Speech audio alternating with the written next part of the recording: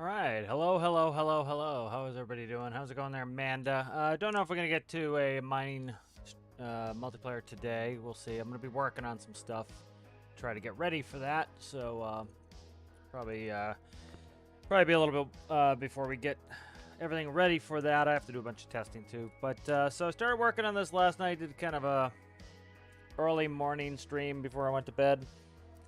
Did a bunch of mining stuff. Let me just work on this audio a second, get the music going correctly here. I'm gonna get all the settings right, or else it's too loud for me and not loud enough for you guys. So let me crank it up for you guys a little bit. If the music becomes too loud, let me know.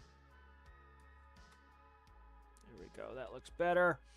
All right, so start working on this last night, this morning, whatever you want to call it, before I went to bed.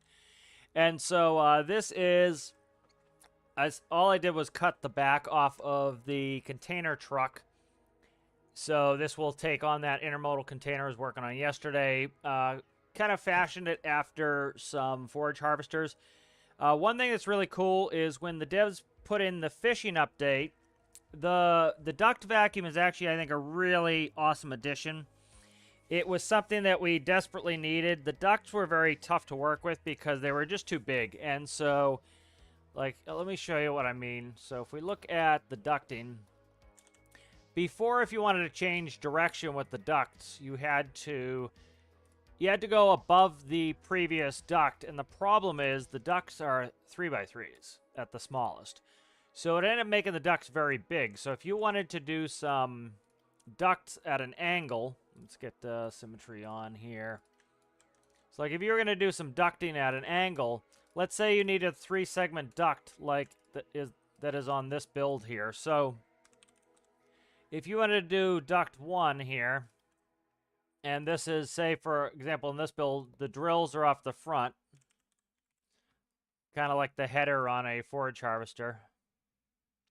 So like this is segment 1 right here. And then what you need to do is you need to do a funnel. And there's some issues with the funnel. So if we look at the funnel, we put this here. And it makes sense because it has to spawn the actual blocks. So you notice we can't put something in front of the funnel. So the closest you can do is 1 block beyond the funnel. So that limits how you can place things. And then what you'd have to do is grab a hopper. And you have to put the hopper but below the first stage. And then you'd have issues getting up to the next stage. So you would then have to angle this. So you'd have to put this in a pivot to get it to angle up to go to the next stage. And so then you would either have to angle this way up or you'd have to go another stage. And so this is a pain in the ass.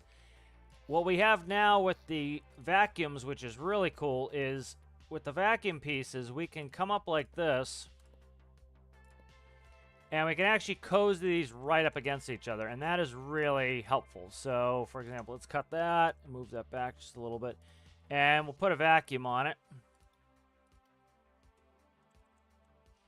And so now this vacuum, which it will vacuum every one of the, I used to call them ores, but they can do fish now. So any of the hopperable items. So you can put this vacuum right up against it like that. So no more gap, and it doesn't have to be below it. It can be right here. And then this can angle. So this can go ahead and be on a pivot as well. And so you can have multiple stages of pivoting. So for example, when I did the vehicle I'm currently working on, it's only that much higher than it was before. And this can angle, and it will still be able to draw the ore out of there. So this is really helpful. And so, like, if we go ahead and let's pull the miner, and I'll kind of show you how it's set up. So this was a big benefit, I think, to that update. Let me see if we'll cut into this a little bit and we'll look. So, like, if you look right around, it's kind of tough to see, right here. We have the first stage, which can articulate. And then we have this second stage here. The camera would friggin' behave itself.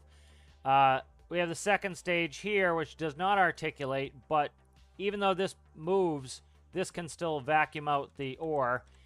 And then this stage here is the final stage to put it in the back. And as you can see, we can get really, really close here. We don't have to worry about a funnel because often you'd have stuff spill out. You'd have to have other blocks to try to contain it, and you'd inevitably get spillage.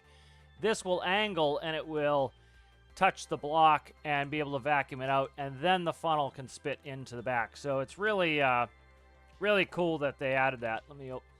We'll spawn this fresh again so I have it. Oh, don't do the autosave, you dickhead. There we go. All right. So worked on this some last night, this morning, whatever you want to call it. And so we've got cab on there. We've got the drills. It needs an engine, but going pretty well. I want to keep working on this ladder. So let's catch up with chat here. 7 p.m. where Amanda is. Yeah, I just started working on. I was trying to do the full song Seven Nation Army, so that's going to take a little while. That's you know, quite a it's an involved process because it you know, the chorus repeats and repeats and repeats. It gets to be pretty extensive to get that to work. So yeah, so this is going to harvest. This will drive, drill.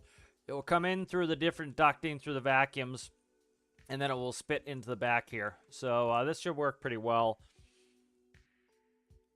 Let me see what I want to do here. Let's start trying to get an engine in here. Might do a little paint. Let's do a little paint first because this is, with it this dark of a color, it's kind of obnoxious to look at. So get a little bit of painting going here. Just make this a little bit easier to look at and see where I am, because I'm starting to already get to the point where I'm all inside of a dark space and I can't tell where the hell I am in the build. So starting to kind of work some of this out and get a little bit of paint on there. So it's going to be Pat branded. Okay, what the fuck is up with my mouse DPI? Mouse is supposed to automatically decrease DPI when it comes into stormworks, and it's not. What are we at here? Let's decrease the DPI there on the mouse so that I can actually not flicky the camera every 2 seconds, and now it's a little bit too low. That's too high. That's better. Okay. It's supposed to automatically change when I go in the game.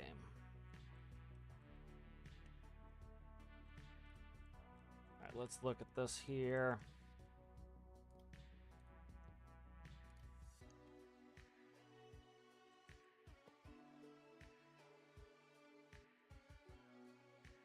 Yeah, probably change some of that, this bottom part of the cab here. Let's kind of redesign some of that.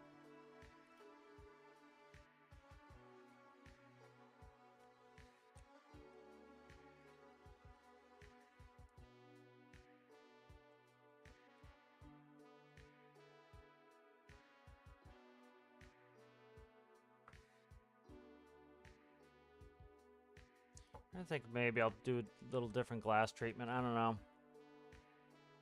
Kind of want these struts. I don't know. Let's play with it a little bit here. I'm going to be struggling with this mouse DPI the whole time, I think. It's already bugging me. Now it's too low.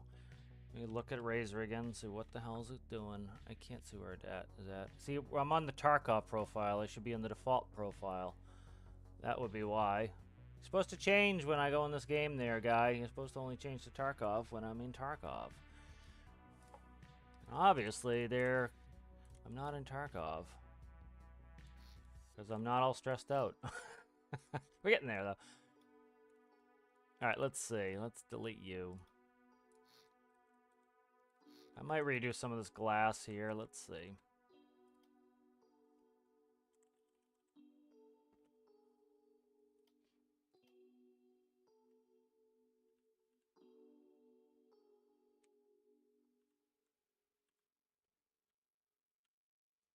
These segments of windows are a pain in the ass because I always takes 900 different rotations to get them where I want them. Alright, easiest way I find is just to drag these out like that.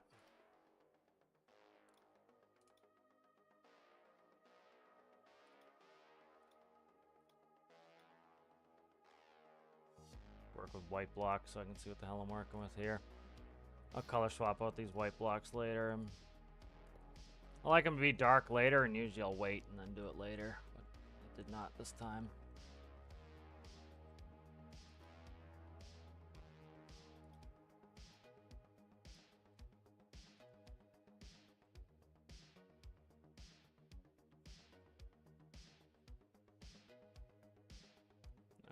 I hate these angle blocks there.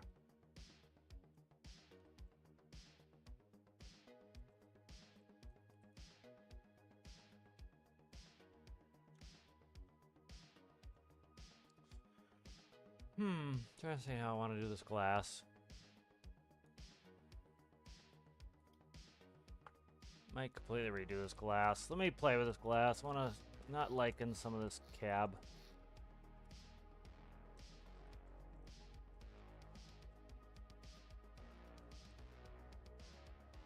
Some of this cab's not working for me. That's too much.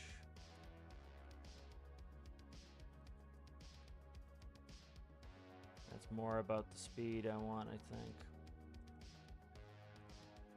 I don't know, let's see. See if I can figure out what I want here.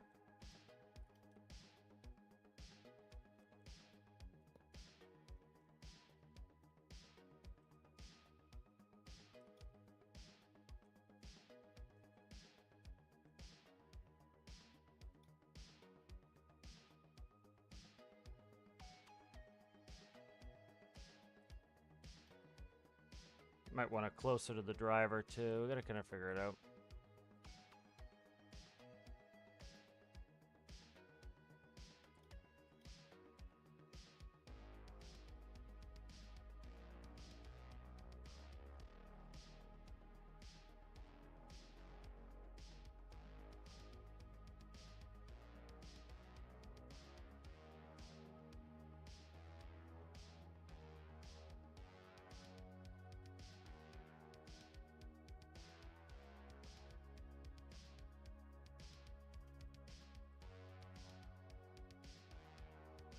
Be the next step up anyway.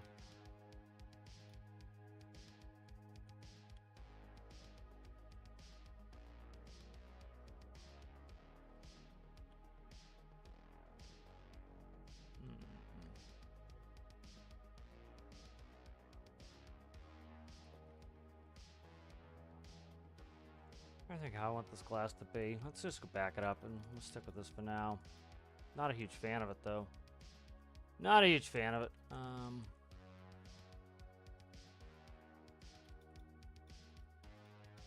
Let's get some inspiration from kind of the real harvesters I was going after.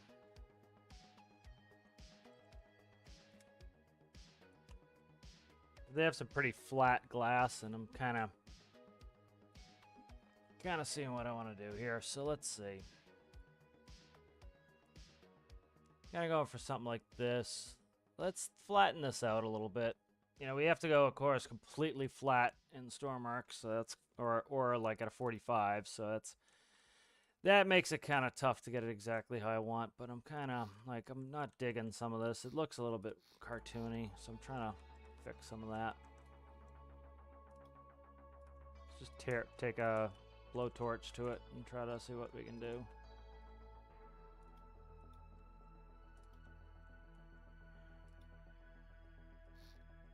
Take the blowtorch to it.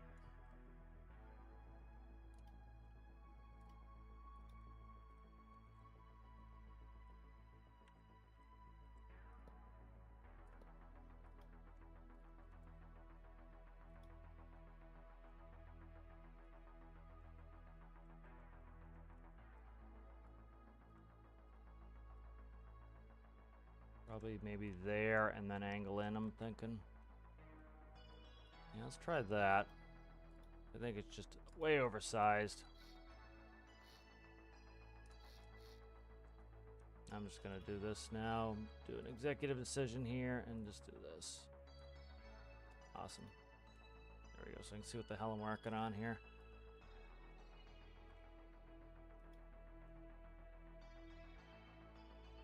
I think that's gonna be better. Just almost even to square it up.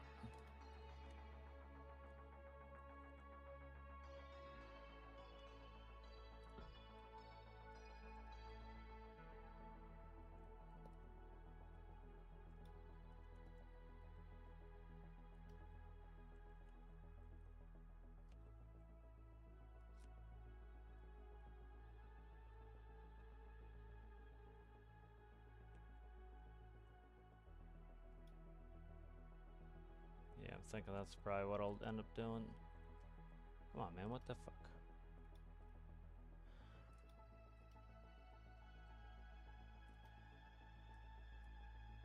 Yeah, I think squaring it up is going to be better.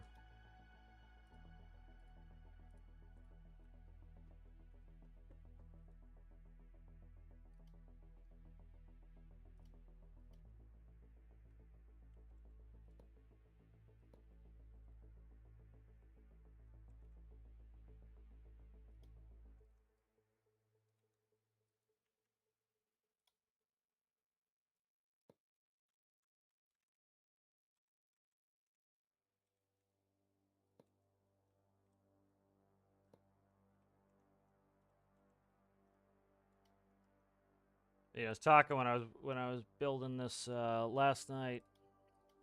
You know, this could easily be like they could use most of the mechanics they already have in game to do farming stuff, and I think that would be really, you know, pretty cool. As you know, I hate to say like, oh, that would be easy because like you know it's it's making light of what is probably not all that easy to add, but like you're kind of talking, you know, last night about how you know essentially what they could do is they could add farming by putting them into static sites at kind of like mining, and all you're really doing is you're changing out the texture. So instead of being a look like you know coal ore, it looks like corn or it looks like wheat, and then you have a bunch of growth stages doing certain things like fertilizing. It will give you more growth stages. So like say it gives you up to 10 growth stages, and so the higher the growth stage number, the more essential crop you're going to get out of it. And so you'd want to do things like fertilize and everything. And so I think the benefit of this, like some people are, you know, will poo-poo the notion of farming, but the cool thing about farming would be that you'd be able to, you know, you'd be able to do things like have crop duster sprayers, so you'd be able to have airplanes that would come and spray. You'd be able to make ground sprayers, all sorts of different stuff like that. And it would just be like an absolute, you know, ton of vehicles you can add. And I think that is really, you know, that's what the game is, the vehicle building game. And so by giving us things to build, you know, and themes, you know, I think it would be wildly popular, and I don't think it would be that challenging. So I think at some point I'll make a video, because like I talked last night about how you could, there's already like an area that has like, it looks like crop on the ground. And so essentially you would go in and you would make that kind of like, you know, the ores that we already have in game, and you would go to the farm area, and you would then, let's see, that's going to add a big bastard there if I do that. Let's see. And then you would, you know, you would have to go cultivate, like you'd have a cultivator piece, and that would give you a growth stage. You would have fertilization and pesticide, and that would give you a growth stage. And essentially, it would just be different liquids, and that way, like you could put it in the same vehicle, you know, with the tanks that are already in game, and it would, you know, you'd just be essentially giving yourself more growth stages, which at the end of the day would give you the ability to make more profit, because you'd be able to get higher yields. So I think that would be reasonably easy. Like I can go over it again, what I was talking about last night for those who weren't watching, but I think that's better. I think that's, and this is going to slide forward a little bit too, and I'm trying to get this down a little bit. Kind of limited by where I put these pivots, so. But this is going to get some facade on it anyway, so. Kind of digging that better. Yeah. Able to shrink it down a little bit, so that's better. You know, and I think that's something that I think the devs can do in a reasonable amount of time. It's not a ton of work for them. It's not huge new mechanics that possibly could be bug fest, you know, 2024. That would be, you know, because they're using existing mechanics. It's kind of like how, you know, they used hoppers for fish, and people give them crap for that, but it's like the thing with that is by using hoppers for fish, it makes it really so much easier that everybody understands how it already works, the mechanics work, they don't have to worry about breaking something. Let me see, I'm trying to get, if I slide that one forward, will we get into paintable block territory? Not here, though. I might do this as 1-bys. Let's play with 1-bys because I'm trying to... I hate it how I can't paint the way I want to. That's always a pain that I can't paint the interior of that like I want. It's like doing it like this, I still get overlap, so I could go out one, and then I can use paintable blocks to paint half inside, half outside. Because I kind of have to make the ceiling color this accent. Fuck, I always miss one. Frustrating.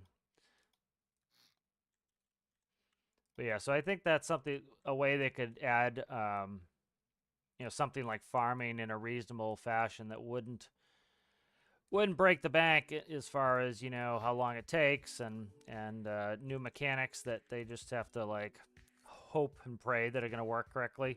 You know, I think it's much easier for them to do something like that. You suck, come on.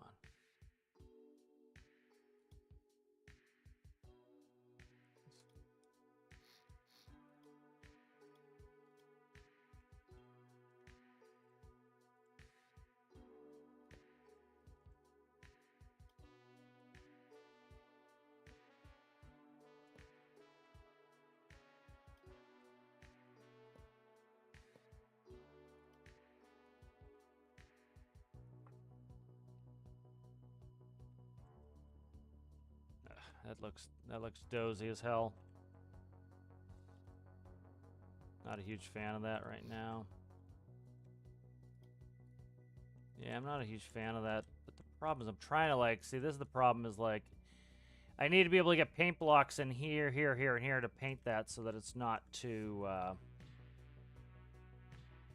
so that I can change the color on it. I do like the 2-bys better, but it makes it a pain in the ass to paint. Really does. Unless I want the ceiling the same color. Because like I can't paint these a different color, which sucks. Let's just do, we'll do a lighter gray on the ceiling and then we'll just kind of live with it. And that will be our ceiling color inside too, I guess. Be kind of the concession I have to make. Yeah, I think farming, anything where it gives us like a laundry list of things that we need to build to be able to accomplish tasks, I think is great. You know, that's really right up what this game is about, is building a ton of stuff like that. I was going to do a rear entry door. I don't know if I want to do that or if I want to do a side entry door. Let's get rid of this ladder. This ladder is kind of annoying me to no end, so get rid of it. Simplify it a little bit. Let's cut that for now, and then let's work on getting this section here fixed. So we'll go down with this. We need to go down at least a couple. Let's see. At least minimum one. Let's go there for now and see if I can make this work.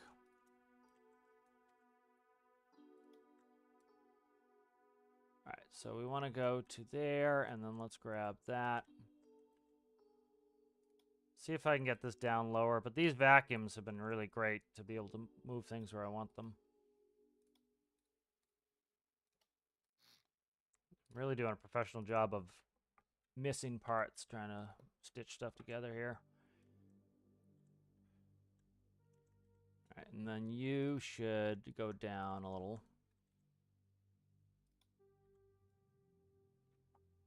Why I want to grab this funnel. Okay, it's got everything. All right, good. Yeah, so we'll actually go up a little bit like this because this is going to rotate down to drill, so that will be fine a little bit up. Let's see if this is touching anything I can adhere to. Perfect. And then this probably will still work. We'll give it a run and see. And then these pivots is one of the reasons I want to get these pivots down. Oh, you suck. Right in the wheels. Crap. It's right into the wheels.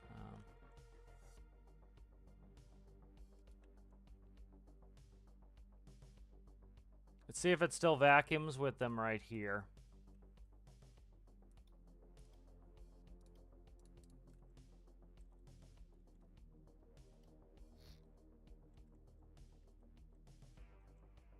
That's the main thing, is if it vacuums. All right.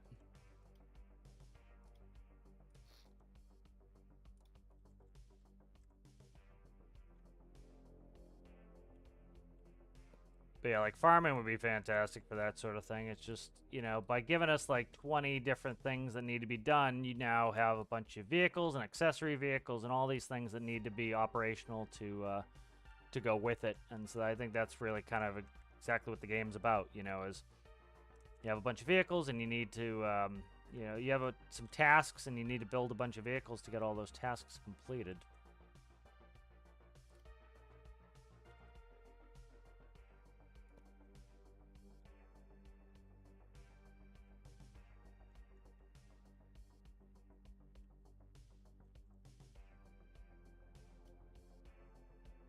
Can we go 4?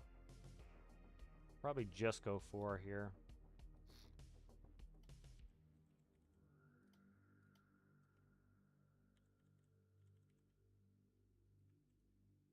Yeah, it's going to screw up my staircase, so what we'll do is we'll do this. This will fix my side stairs if I go like that. And then what do we one off there?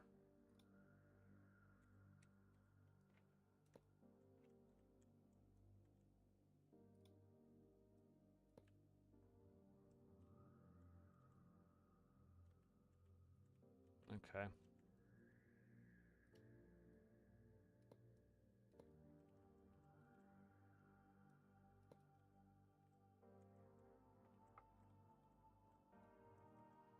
And then that will fix my stairs to get up here. All right, so I think what I'm going to do is like a bunch of these we'll use. They have like a glass door right here, so I think that's what I want to use for it.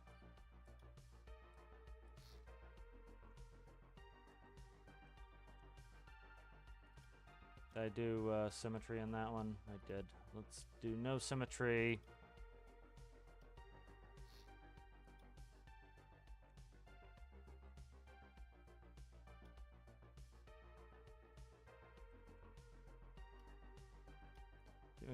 Bring up chat here. I've got one of the chats open. I don't have them both open. Let's bring that up. Sorry, I got reference pictures up over you guys. Let's check in with everybody. How's it going there? I said hi to Citrus already. Oh, Stream Pink, thank you, Citrus, for the reminder.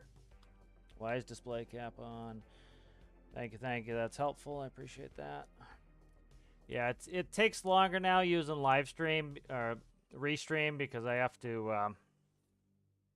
Before it was like it sets it all up in YouTube. Now I have to go back, set it up in each one, and then I often forget now to do it the new way. So let's go ahead and put that in the old thing.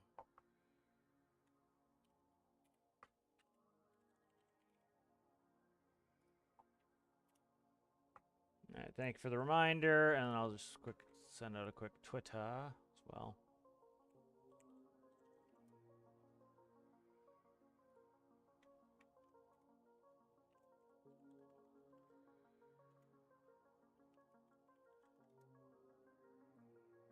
All right, good. Thanks, Citrus, for that reminder. How's it going there, Rasmus? Good to see you. How's it going there, Zachy? Good to see you. All right, so let's put this in here. We'll go... If it lets me rotate it. There we go.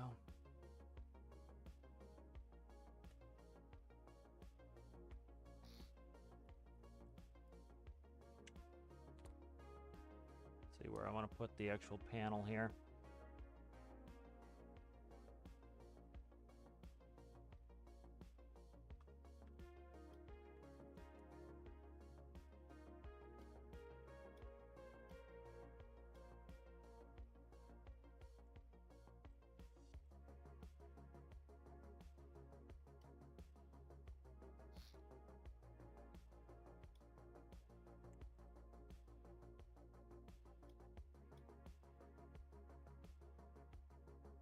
color is that? No, what color that is. Go. Jesus. Having problems right here.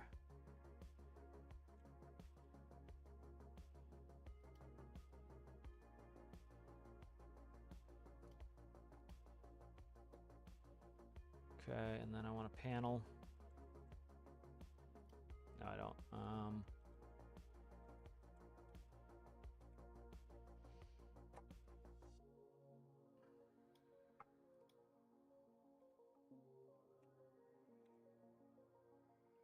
Either there or over here.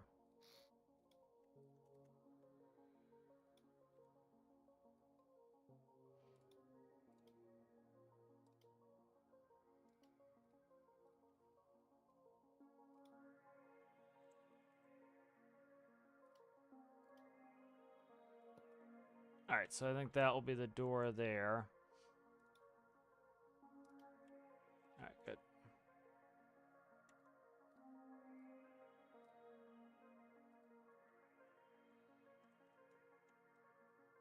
And I'll figure out the interior color later. So that's going to be the door there.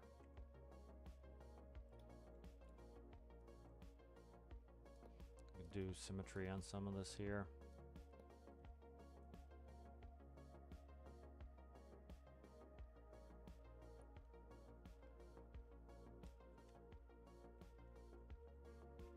I could make the cab a little narrower. That would probably be better. Let's do that. Cab's a little bit fat, so let's go instead of 3. Let's do that. Yeah, let's do that. I think the cab is too wide, and that cuts down on my fender size. So what we'll do is this. And now we'll get rid of that 2 block in there too, so that will help.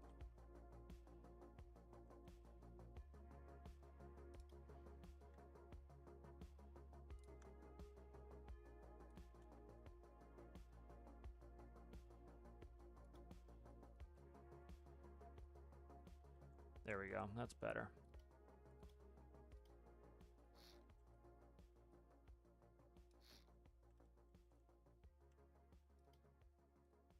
Yeah, I like that better. Okay.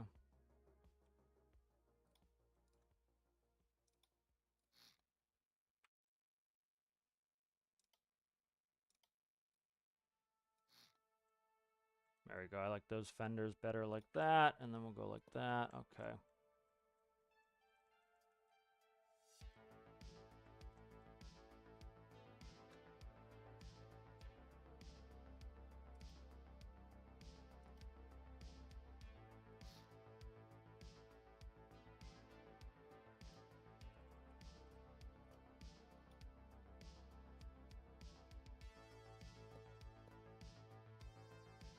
Okay. Let's fix this side here.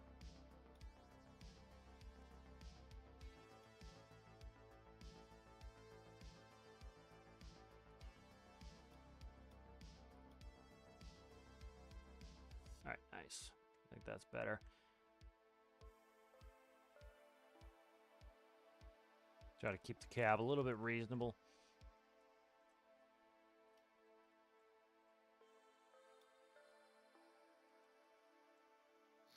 Symmetry back on. Let's rework the roof line.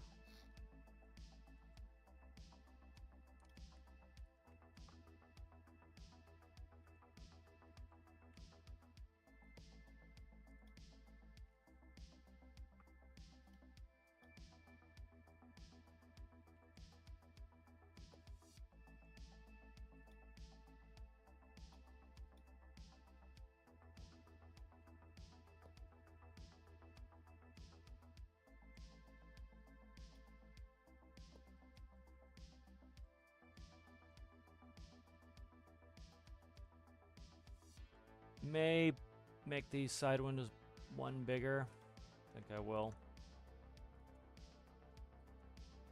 Come on, dude, stop bullshitting me. Okay, I cut that by accident. All right, so let's just grab this.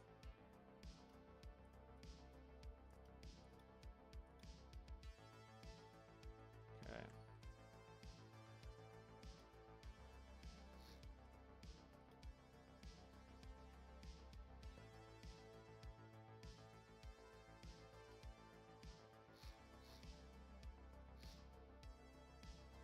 rebuild the door and that side there.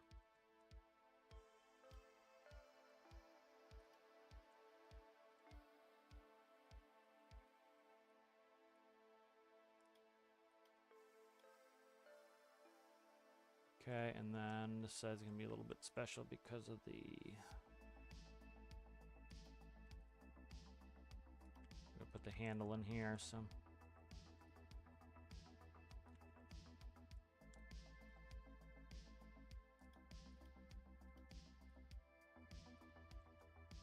And then let's see what I want to do to put the handle back in, or the, the door button.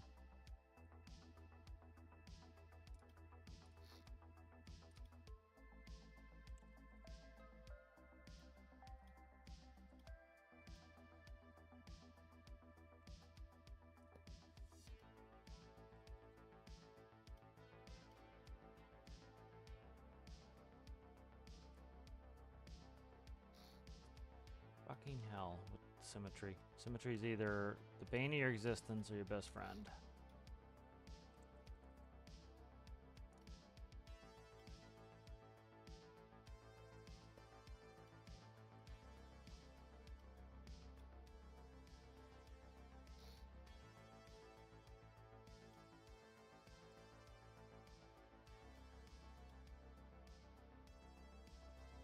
Alright, there we go. So that's fixed. Make sure the color's right. It is gorgeous.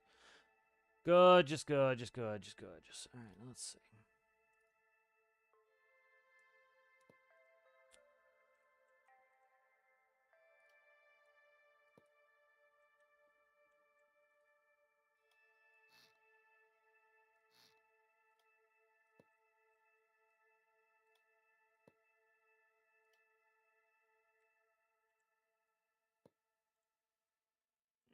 You fucking suck, symmetry. Really do.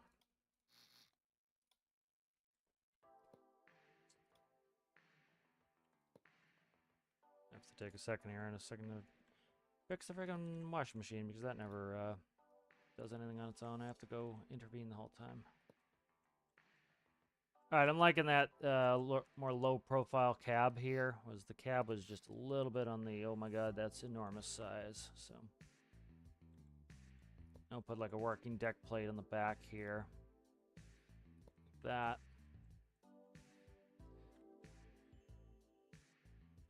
Alright, nice.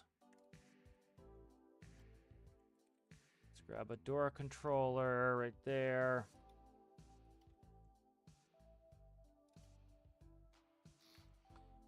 Okay, let's plant it in here. It's fine where it is.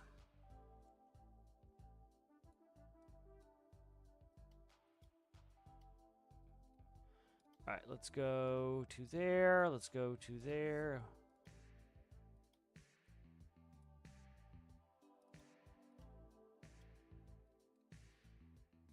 Check the logic on this.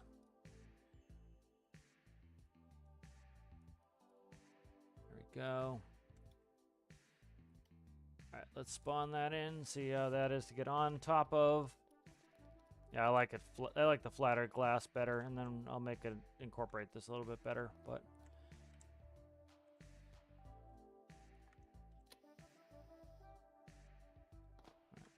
yep, good visibility in the cab. Button kind of sticks out a little bit, but it is what it is. All right, nice, Scotty dog there. All right, I'm gonna quickly just go and we'll grab the. I need to grab a coffee, and I need to fix this friggin' washing machine, and then I'll be right back.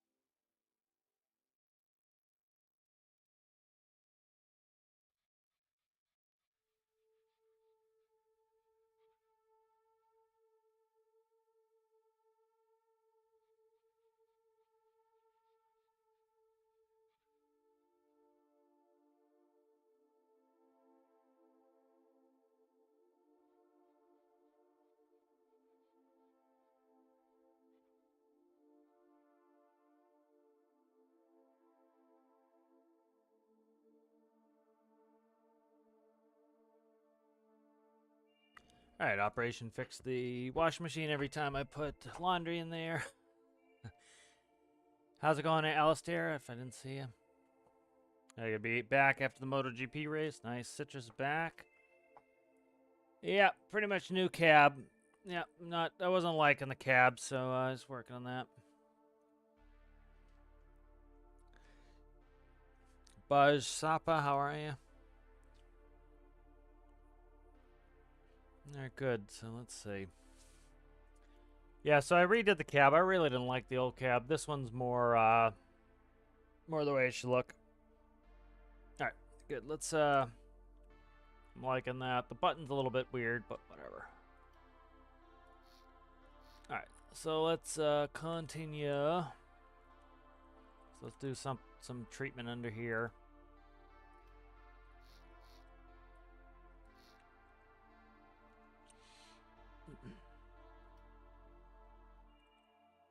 Extra symmetry's on before there are many tiers to be had.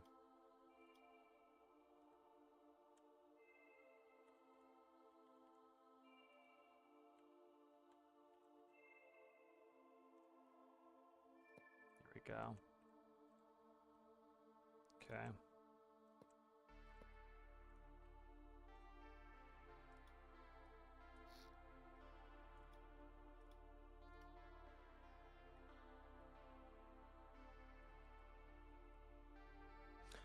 Put your hand on the right part of the keyboard, you'll actually be able to hit what you want.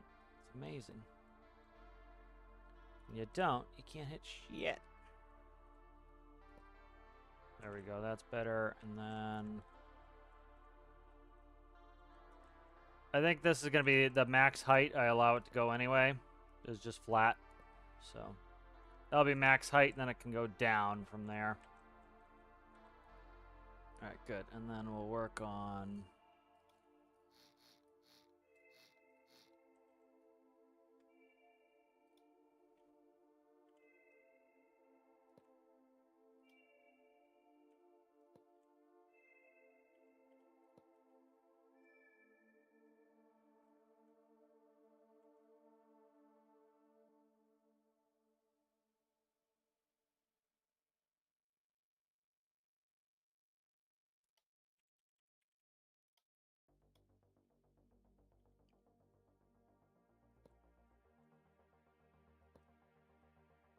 go. That's going to end up being accent color. Alright, nice. That is the drill there. Little back platform here. We'll probably put, that'll be like engine access.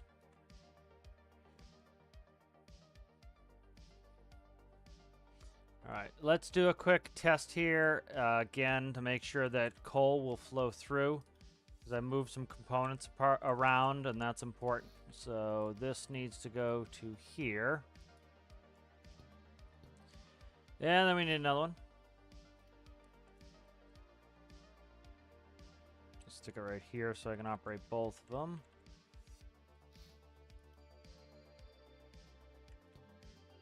Alright, let's check the colors real quick. I still need to make this section the red color, so I'll end up doing that later. Alright, and then I'm going to slow these down. I don't want them moving too fast.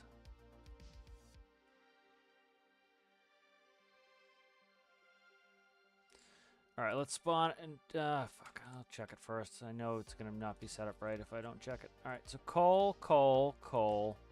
This should be empty, empty. Yep, that's full. Empty. Empty. Empty. Empty. Okay, and then we want to toggle. Alright, so the great thing with the vacuums now is this really solves a lot of my issues with ducting. Ducting was just really a pain in the ass before. Now it's really cool because the vac will go to the vac, and the spillage chances is much reduced. Alright, so we will tip you over. That's hitting, so that needs, is it hitting? It is definitely hitting. Okay, that needs to be fixed.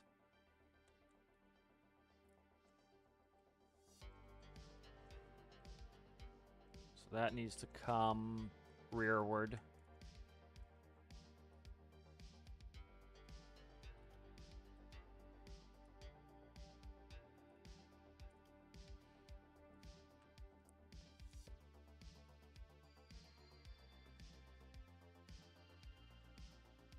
Oh my god. Like every time I do this cut, it's not cutting the other side. It's like, how am I not seeing that I'm not doing that? It's getting frustrating. Alright, this probably will have to go down one, but we'll check it out and see if it works.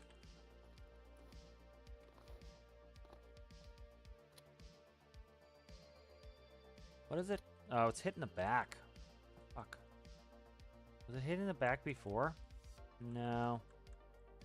What the hell is it hitting? Right here. It's hitting right here.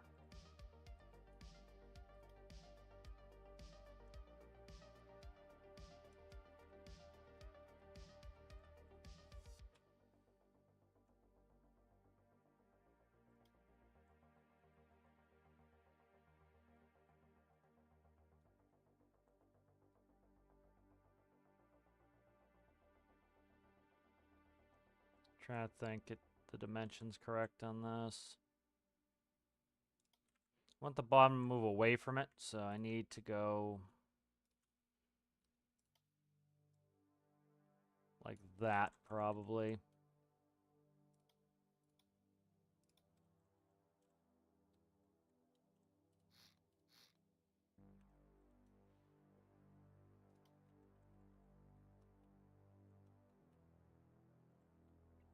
Okay. So I wanted the bottom to move. I need the funnel, Jesus Christ, the vacuum to move closer to it, so it needs to go up like that. All right, so that's definitely touching now, so that's good. So the higher I mount that, the more it will move inward toward the front segment. Okay, and then this, so I want to test this in its full range of motion, so we'll start dumping. All right, coal's going through, which means everything's working. All the way down. Coal is still moving through. Now, we are going to have a problem with this. They like to stack up in the center here, which I'm curious how much, like, us banging around and driving is going to knock them off. So I might put a diverter or a splitter on the funnel itself. Or I could put a diverter on these, so I haven't decided yet. But you see it's going from the front where the coal is all the way through. So that's good. Let's see where this hits. Alright, so it's hitting about... I don't want any phantom forces, so I need to kind of... Okay. So let's see, 0.4 maybe. So mount that up higher so that it goes in more, I think. We'll see. Might bring it up a block. Let's see. Bring it up a block, see what it does.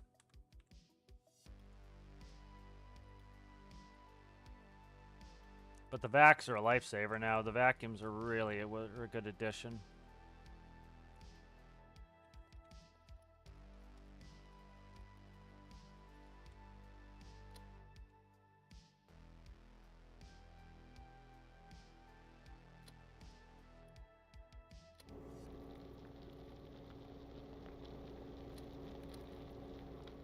Alright, that's no longer touching.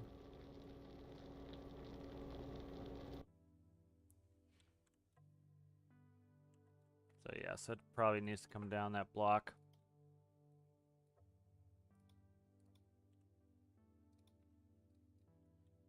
Alright, so that does need to be right about there. Alright. Let's kind of put some facade on here.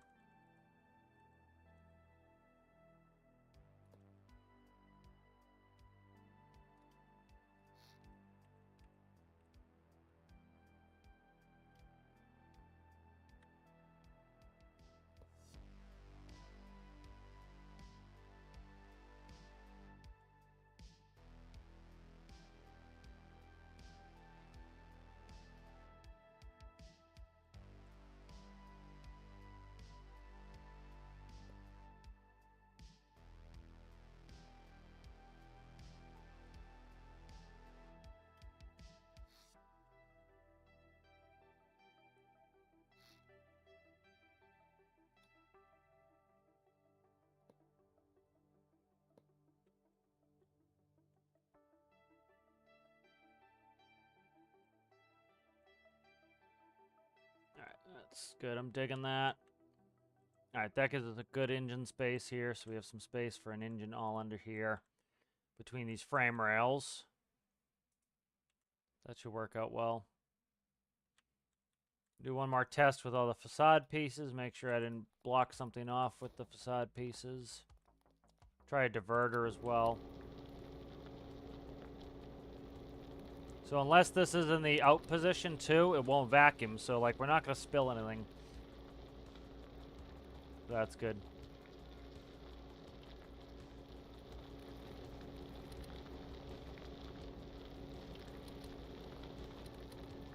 So probably about 0.48 there on that one.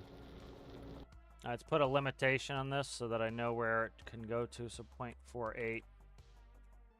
All right, nice. And then this one should be probably like 0.5. All right, good. Let's read some chat, huh?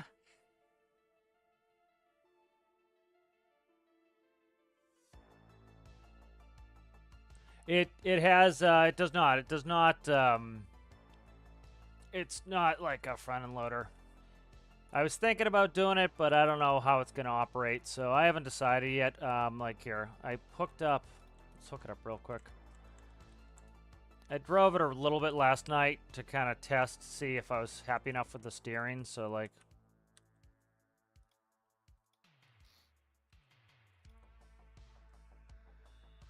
it's you know, it's a big machine. It has a wide turning circle. I was thinking of articulating it, but it could run into problems. So I'm kind of hemming and hawing on how I'm gonna do it. Articulated would be more cool, but so like this is it.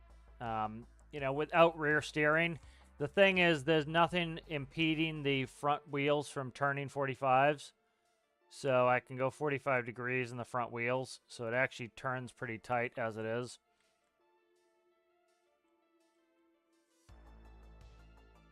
You know, it needs a big weight distribution or redistribution. It needs more weight in the front because it's going to slide. But for the most part, you see how it's sliding. Got a lot of mass in the rear.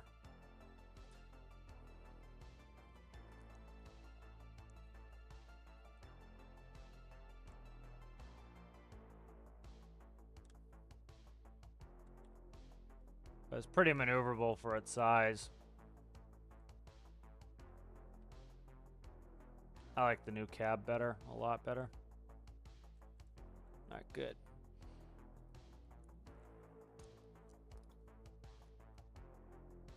Get a little paint on here.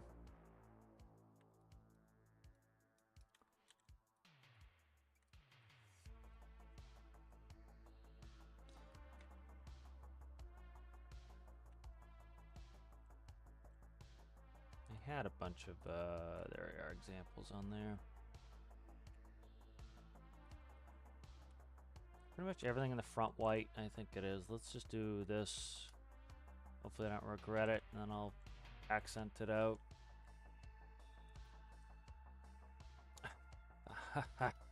Color swap. You're so easy to forget. You really are.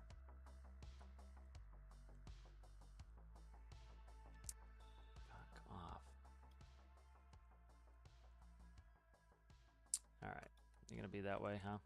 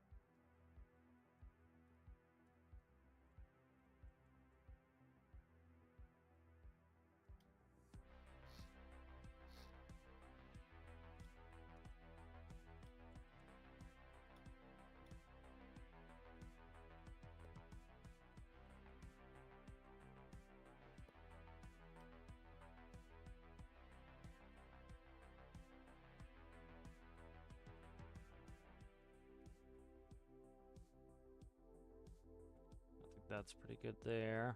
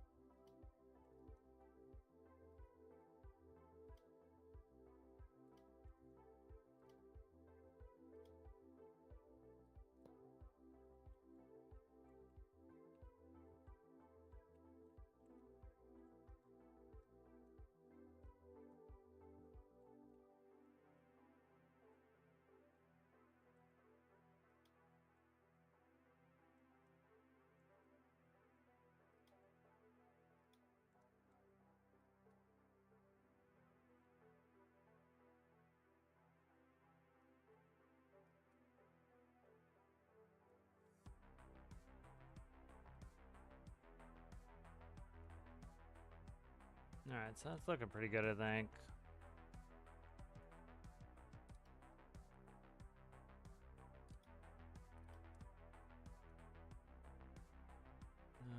See, this also gets in the problem of these. Nah, this corner colors actually work right up here. Oh, let's see, what do we want for floor color? Let's do kind of my new color scheme that I put in everything now. Okay. I think it's this one. Yeah, it's that one.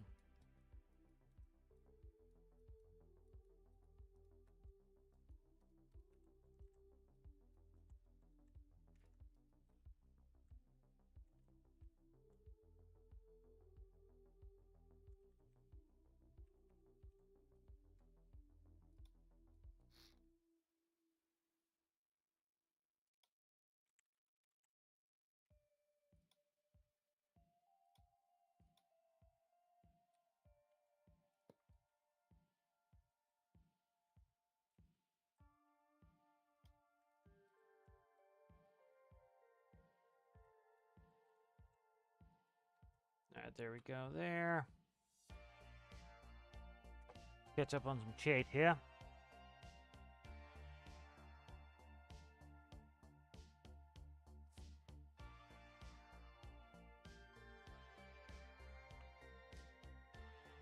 I think the pivot is not connected to the duct on the right side. It's probably way old at this point. Let me see.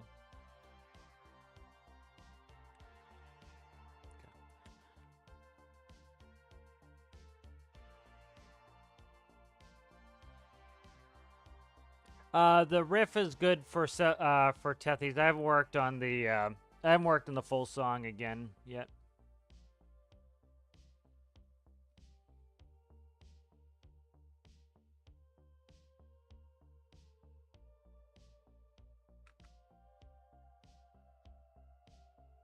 Amanda's still here, announcing that.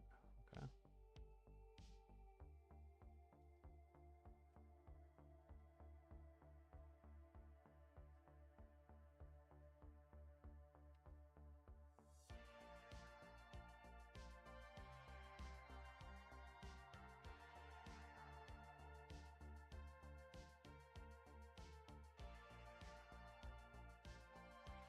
Alright, good. So that's good progress on here so far. We've got some front lighting there. We'll put some more lighting and stuff in there. I just kind of want to get it functional. Let's see if I can put a diverter on here and not make it look donkey duck.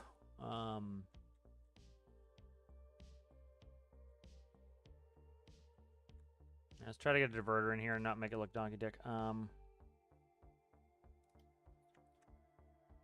Like, dude, give me this gray color. What the fuck? Oh my god, give me the gray color, you scumbag. Clicked on 4 gray colored parts, and you're like, nope. Quite annoying.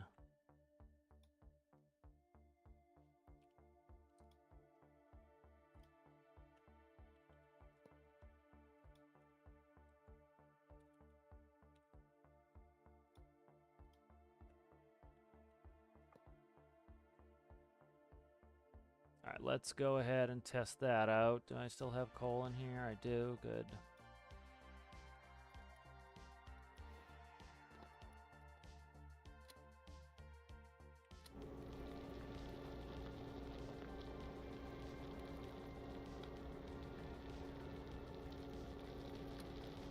Nope. Let's see if it stacks up and pushes them off. That's working. Okay. Yep, diverter's working. The diverter, they'll stack up a little bit, but they'll push each other off.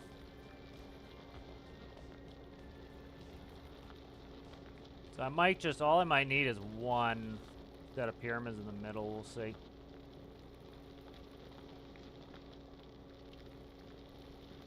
Yeah, we're getting many fewer stack ups now. We just have this one piece of coal that's being stubborn. Nice. So that diverter's working pretty well.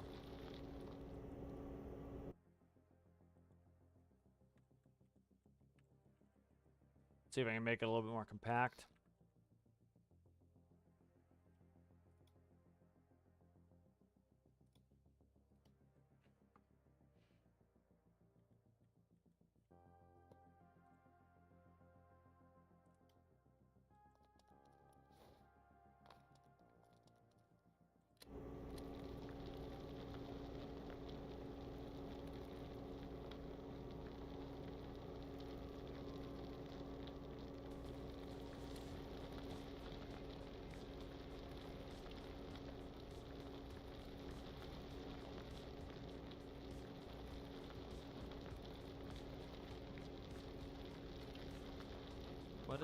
how did the coal get in the back? Oh, it fell off the top. Okay.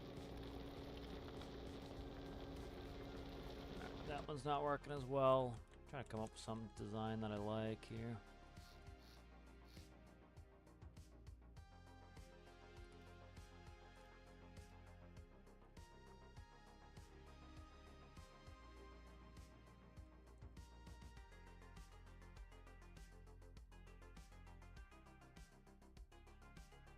Do like an off-center one like that.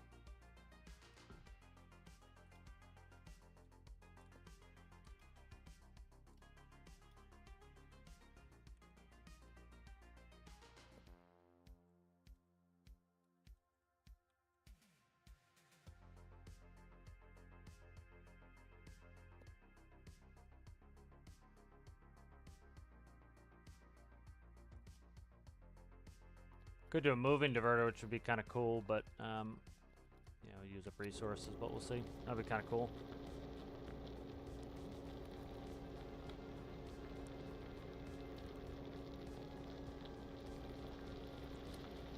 That should work as a consistent diverter. Nope. Still letting them drop in the middle.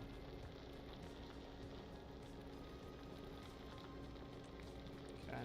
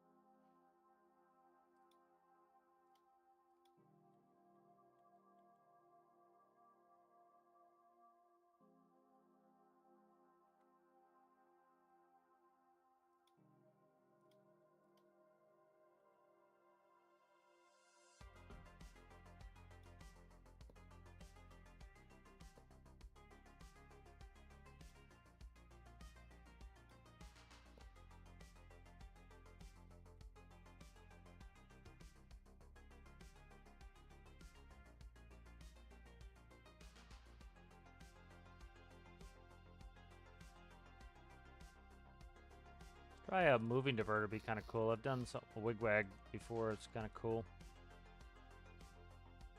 I don't know. Trying to split the middle.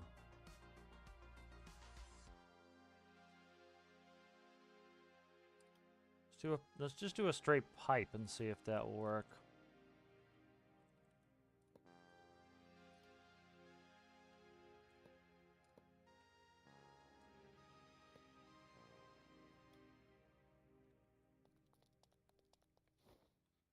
It won't be able to rest in the pipe, I don't think. So.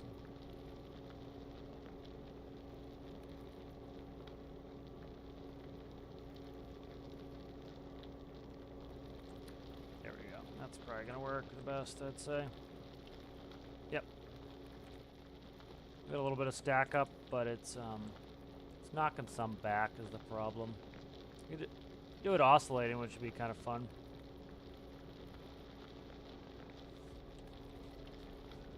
Let's cut the pipe down. It's gonna something's jamming in there too. It's actually working the worst. We suck. Let's see.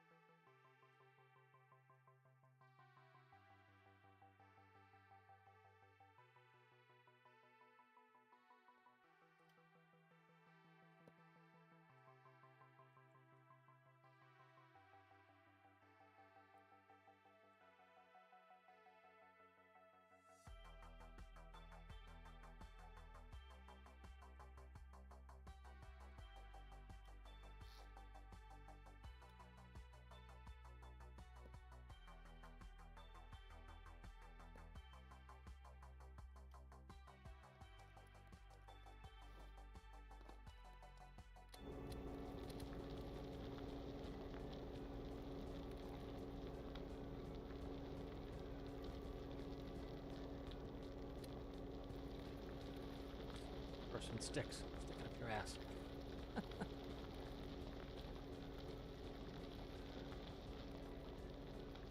It's working pretty well, actually. That's actually working really well. We've got one stuck so far. Nothing on the back deck plate. Nothing I can see. One of the reasons why I really don't think I want to go articulated on this is there's a version for farming that has a... it's pretty cool. It has a fifth wheel on it, and you actually connect a trailer to it. So I want to be able to retrofit this at some point to do that. So I think I'll keep this non-articulated. That worked great. I think this is the best one because it's the only way I'm going to be able to get it so that it's very thin like that.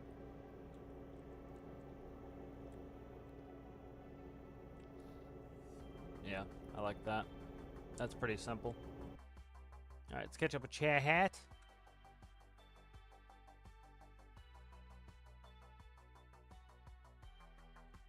All right, catch way up here.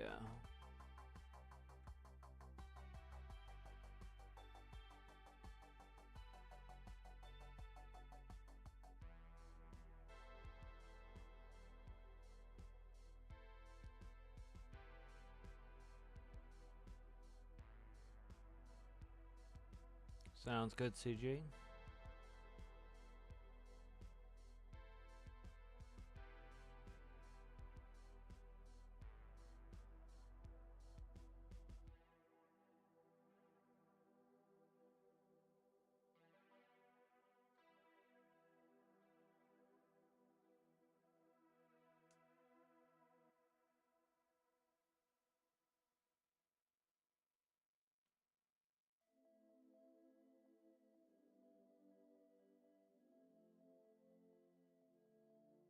The aerodynamics in game are fine. I don't know why people can't seem to figure out the aerodynamics in game. They work fine.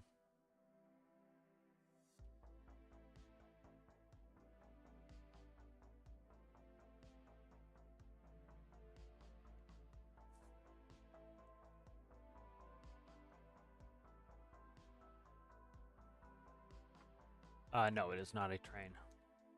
That's the wheels on it. Let's see. Let's start banging an engine in here. Try to get that going.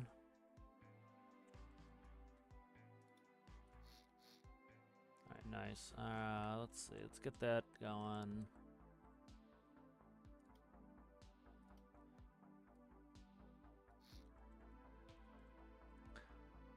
I think I'm gonna... I don't know. I was gonna say, do I slot the engine in later or put it right in now? I think we'll stick it in directly.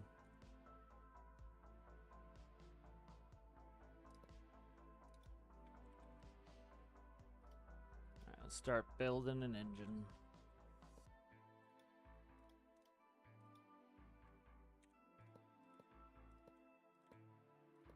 It's gonna need quite a hefty engine because the engine transmission one down. Okay. Gonna need quite a hefty engine because it's gonna run the drill bits off of this same engine. So it's gonna need to be pretty big to be able to run everything it needs. So I'm gonna kind of bank on that.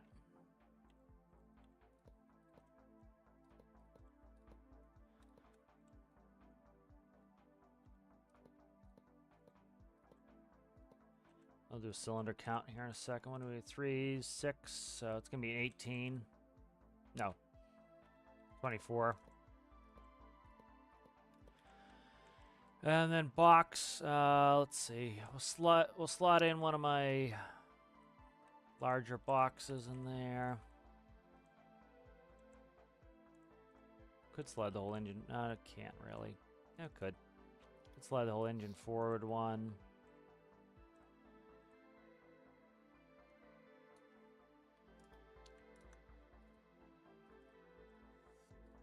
Oh, come on, dudes. I hate dragging these arrows. They're such a pain in the balls half the time.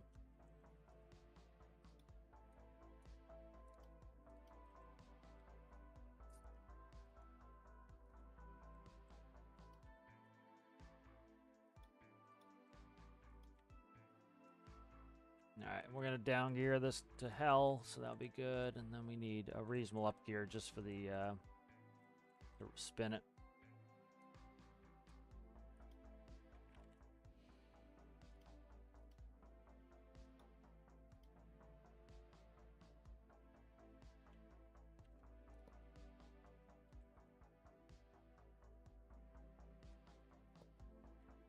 Okay, and then I really want to color the interior of this black. Alright, let's do this. Find the deep dark black here. Okay.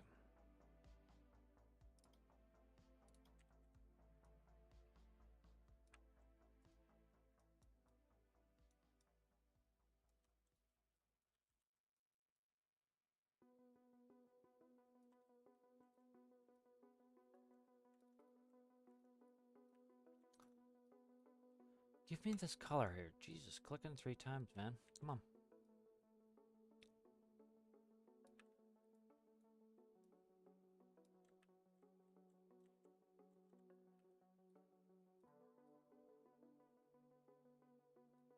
These I swore I was not going to touch again. Let's see.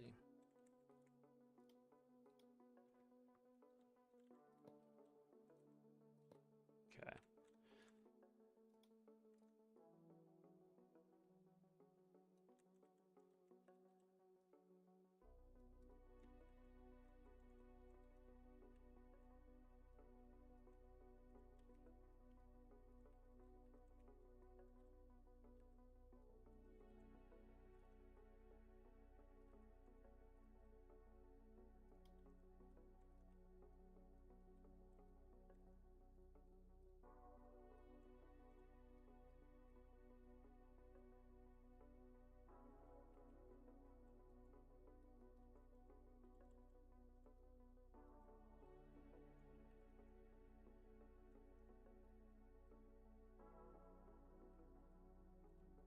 Alright, good.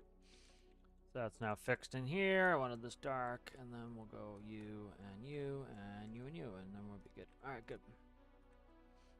Alright, so that's the motor. I'm trying to think, flywheel or no flywheel? That is the question. We definitely have the oomph for it.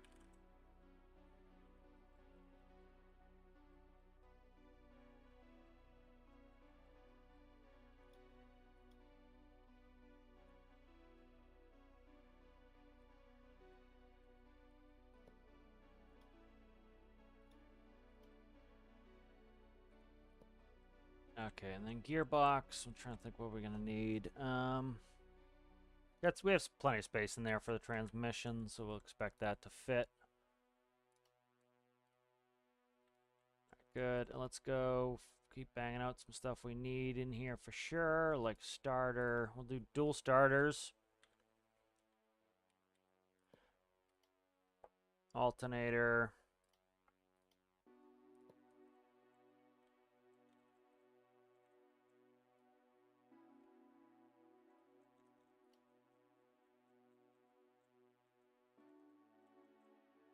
The transmission will go in there fine. I'm trying to think.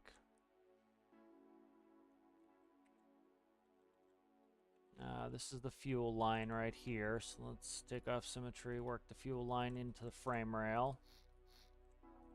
Which it already pretty much is.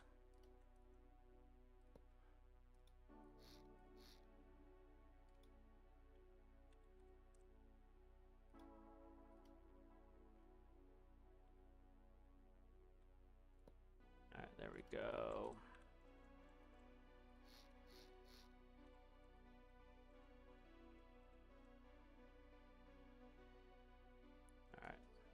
Cut to there, I think, for fuel.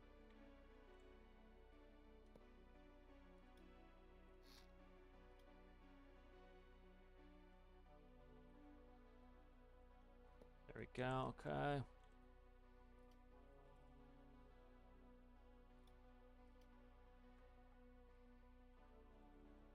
Bingo. Do air off this right side, I think. Yeah, kind of have to route it a little bit. Be a little bit of a routing issue there, not too bad. Okay.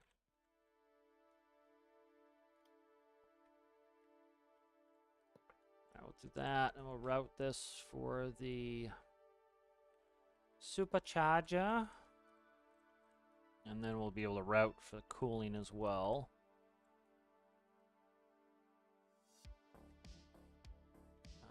Can we take imp there? Let's try putting an imp right here. The supercharger. There we go. Which side are you? Fluid in. Beautiful. That's exactly where I needed it. So that's good.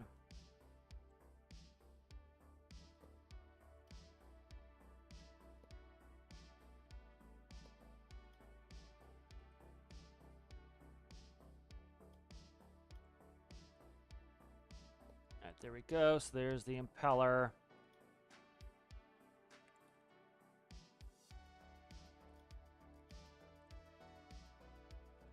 Air intake there. So we're plumbed for air. Exhaust's easy. You can do exhaust whenever. Transmission's going to take a little bit of work. So we'll start getting the gear ratios set up for that. What is this? Is that part of air brakes? That was part of the air brakes. That can come off. I might put air brakes in later. We'll figure it out.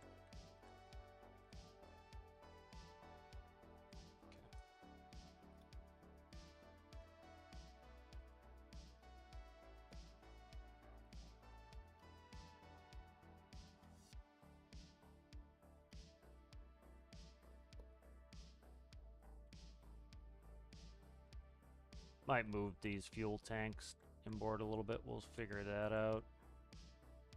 Leave them there for now. Catch up a chat here. Chat's rolling.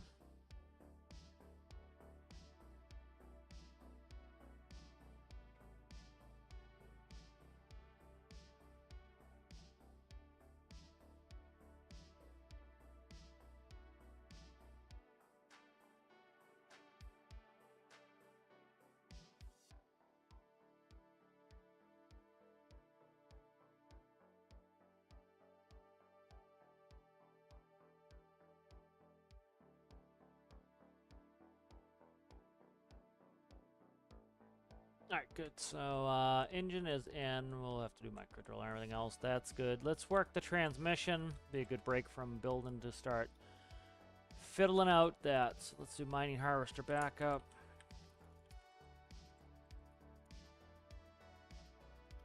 Alright, let's grab the... See if I can grab the right one. This is when it becomes a pain in the ass. Easiest way, I think, is just go to the video and grab the link.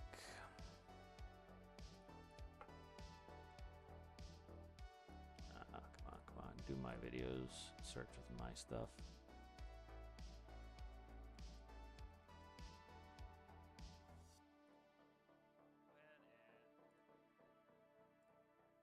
All right, there's the Google Sheets doc, and then I need to make a copy of it. So file, let's see, make copy.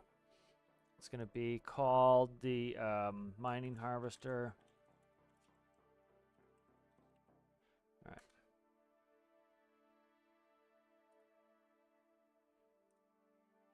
All right, so here is the copy, which is what you have to do if you use a transmission tutorial. All right, so I'm thinking like a 27-1, and then maybe down 5-1, 3-1, something like that for a final. So let's start banging out a 3. Expect those to be low. Let's go another 3 on these. Let's see, we want a constant down gear on this, so 3-1, I'm thinking.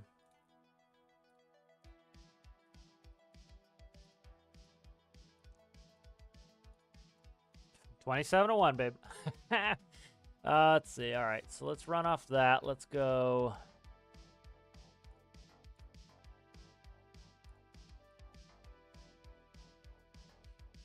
All right, that works there.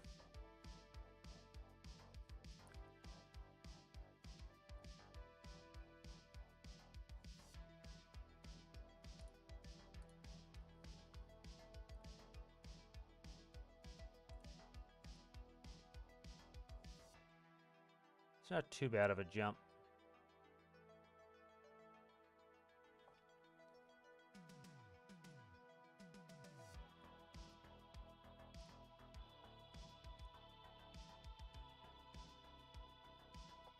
That works.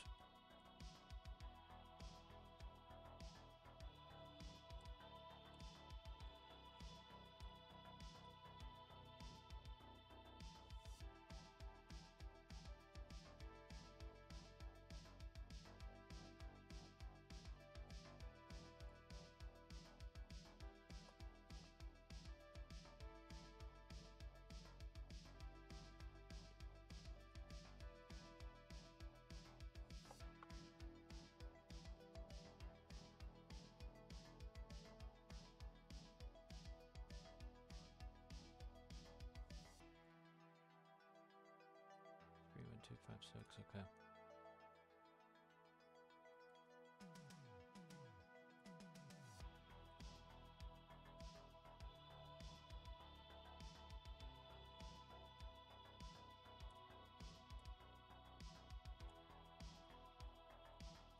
$16.2 on that.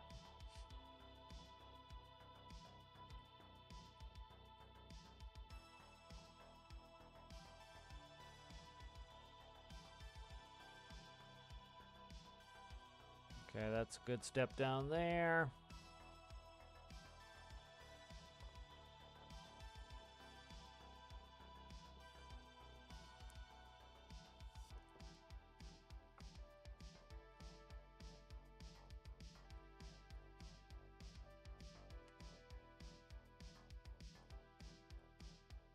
$10.8.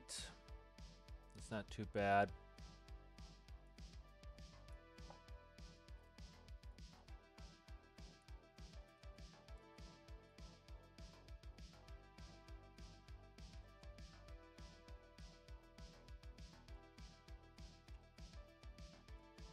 All right, 10.8.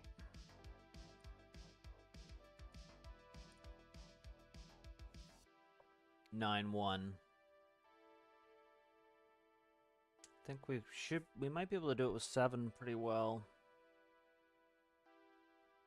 Let's run it with 7 gears. See how that works out for me. These are a pain in the ass to delete once they're in there. All right, and then I can move the whole ratios down. So I can use this 3 here. If I want to move all the ratios down, I can use gearbox 3. So that'll give me 7 gears with 4 boxes, 27 to 9. And then I should be able to run the reverse gear. If need be, I can bring this into play, put in a 5th box for a reverser, and we'll be good. But I think 7 gears should be probably enough. Let's check out chat here.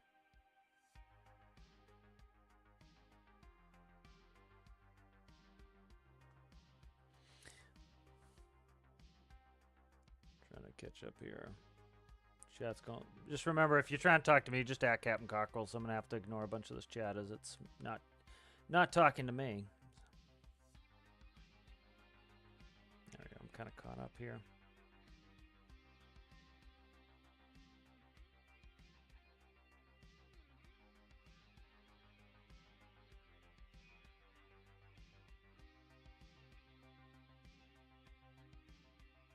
Like, it's probably lower than I need a 37.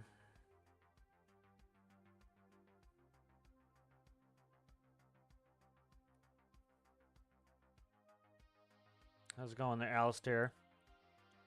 There you go back. You don't have to pull your submission either, Alistair. I take the most. It updates itself automatically if you are making changes.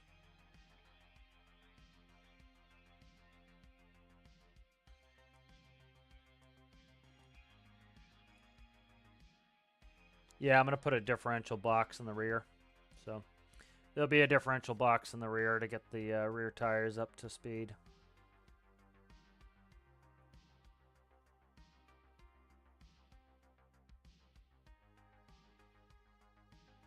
All right, so let's go ahead. So I think we're going to run with these gear ratios. Those seem pretty good. And that's going to give me a 4-box transmission, which is nice and compact for us, kind of not that tight in here, but it's a little bit tight in here, so.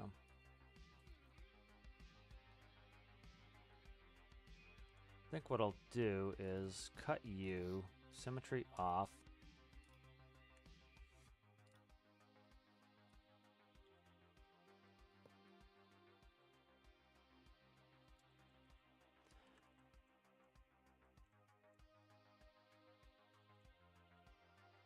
see.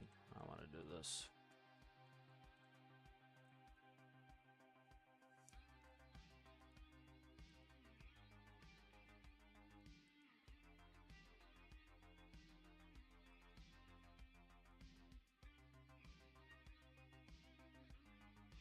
Yeah, I'm going to get $1 on a turnaround if I do it that way. So let's go down.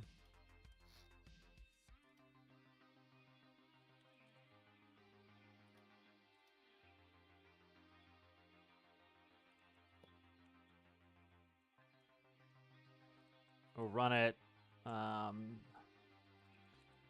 back essentially with a border back. I think I'm trying to decide which way I want to go. I think I will go back with a transfer case going forward. It's got to go forward with a transfer case coming back. Okay. So let's do. Let's actually move this because I don't really want it showing too much. So let's go like that. Cut you, move you. Shit, that's not the right block for that then. Let's do that.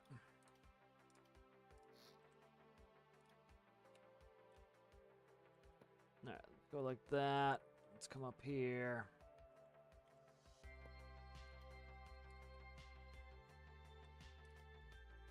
All right, let's go. Away, away, away.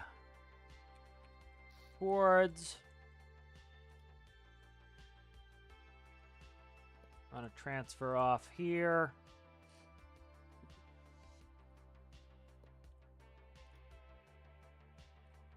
I should transfer on the other side, okay?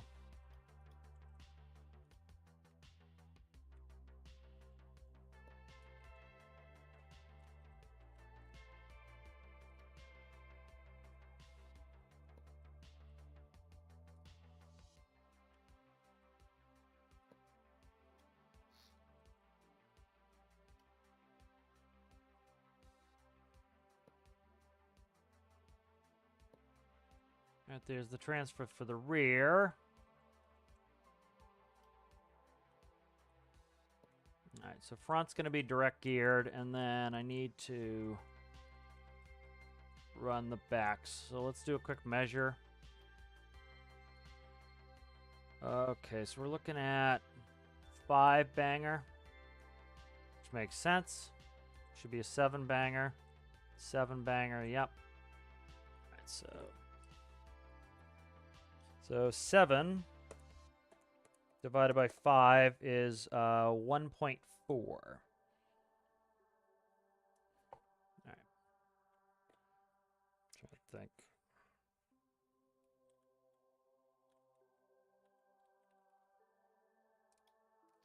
So it needs to be down geared.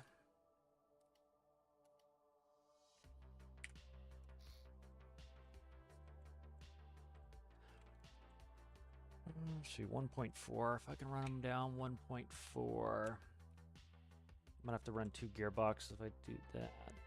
Let's see. 6 divided by 5 is 1.2. 3 divided by 2 is 1.5. So it's somewhere between the two there. Let's run these slower. They're smaller anyways, so let's do a 3-2. So that should fix the gear ratio in the back to be pretty damn close to where it needs to be. All right, that should do that. Let's get some of the other things I need in here. Let's go X host.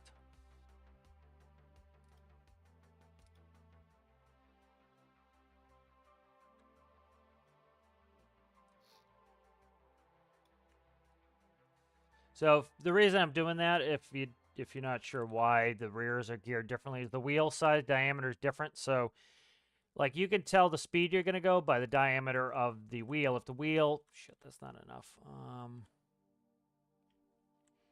For example, if the wheel is going to be a diameter of, in this case, stand by, I got to fix this bullshit that I'm dealing with here. This is just facade and it's taking over my life here. Let's go like that. And then maybe a front exhaust. I think front exhaust. Could put a big stack on it, but I don't know where I want to put it. Maybe we'll put a stack in there. All right, so I'll talk about the diameter a second here. All right, so pretty simple. If the tire was a meter in diameter, so like essentially, let's say that was how big your tire is. For every one rotation, you're gonna go one. So like say this is the diameter of your tire. For every one rotation, you're gonna go 1 meter forward. So if you have 10 RPS, you're going to go 10 meters per second. And so you can figure that out. So the bigger the tire, the longer the diameter is going to be. And so in this case, we have, I'm not doing it by diameter, it's still the same ratio, but this one here is 5, and the fronts are 7s. And so that's 1.4 times the size. So the diameter is 1.4 times. So the rear tires need, because they're a smaller diameter, I actually put them backwards. They need to be upsped, so they need to go this way. So they need to be sped up so that the rear tires are moving faster because, you know, their diameter is smaller, so they have to move faster in order to get at the same rate as the front tires. That's why, like, if you buy a Jeep or something, you can get the gear sets changed if you're going to put bigger tires on, because you put bigger tires on, it's going to change the top speed. It's going to change the gearing. So you'd want to down gear it with the bigger tires. Because part of the reason you're getting bigger tires often in a Jeep is because you're going to be going off-roading with it. Yeah, I already fixed it. Yeah, I didn't really even think about it. I just did the math, stuck a gearbox in there, and then I went back and did it. Yeah, Rasmus is ahead of where I was, and I usually don't read chat before I end up doing something, but I get it fixed. I see Rasmus's commentary now.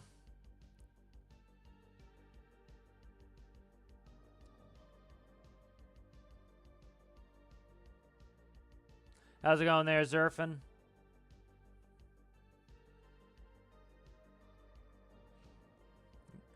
Just building a mining vehicle.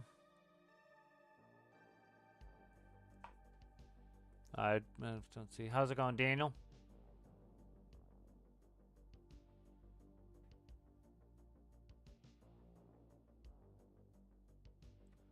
Just watch a tutorial there, Baha Shapa.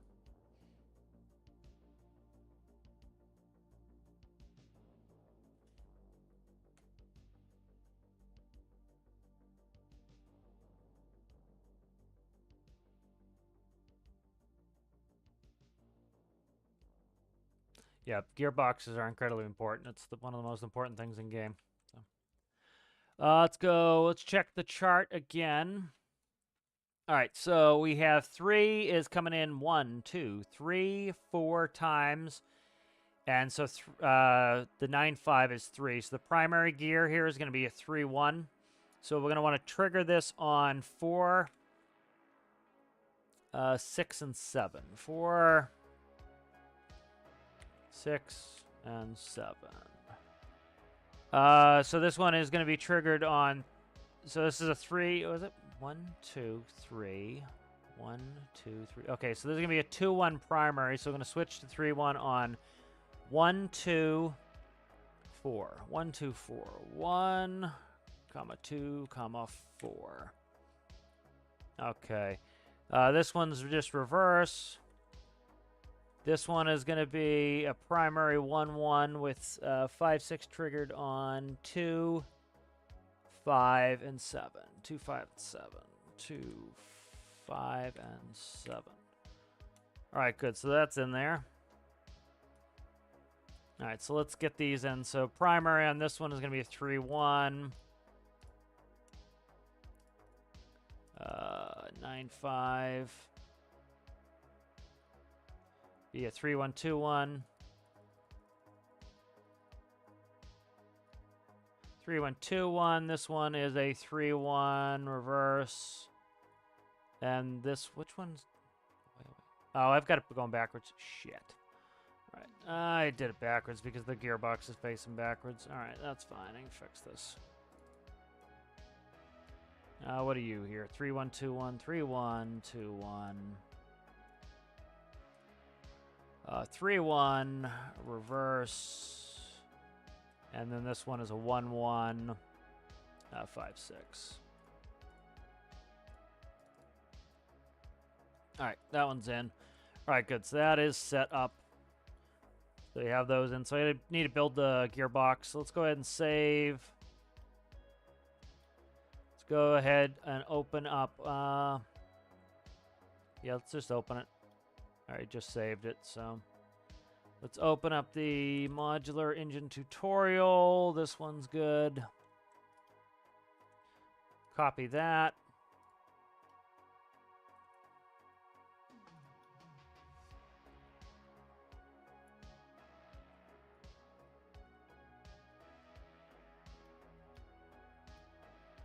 And let's save that again. Let's open up the transmission tutorial.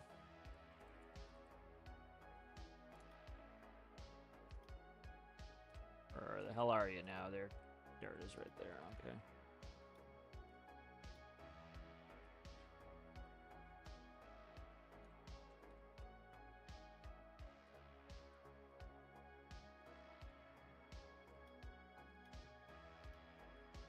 All right, good. Let's catch up on chat. Chat's going crazy here. Let's catch up.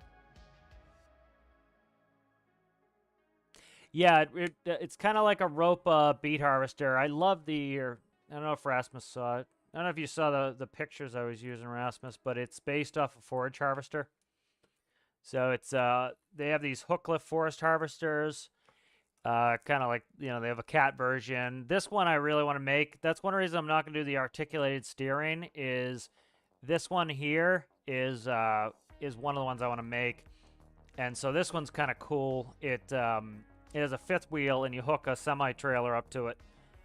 And so kind of do the same Johnny there.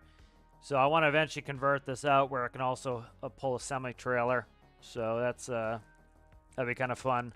And then this one is doing sliding tilt deck instead of a hook lift. But that's kind of what it's based off of. But like Rasmus talking like a rope beet harvester probably looks like it because of the yellow. But looks kind of like a rope beet harvester. But these are cool too. They drive diagonally because you don't want to drive on the crops. So the rear will kick out and it will side steer a little bit. But kind of cool. That's kind of where some of the inspiration's coming from for that.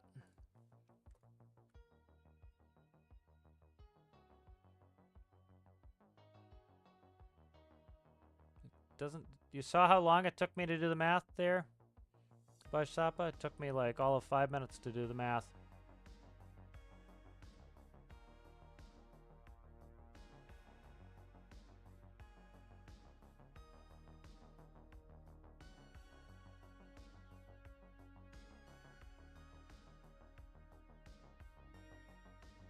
Watch the tutorial and I'll tell you how to do it.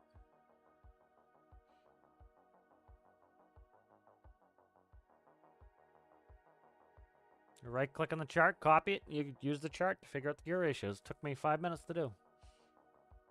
Yeah, I like those.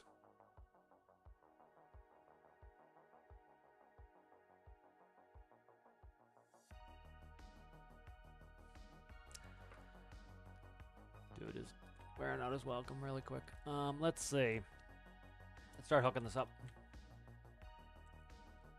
Well, Bashop, you either want to learn it or you don't. If you don't want to learn it, then I don't know why I complain about it.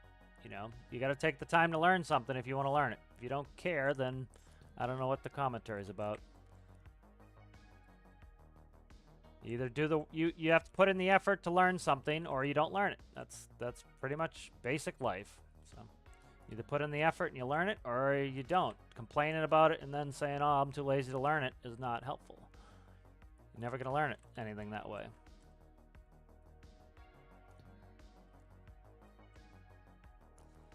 Radiator fan starter. Starter's going in.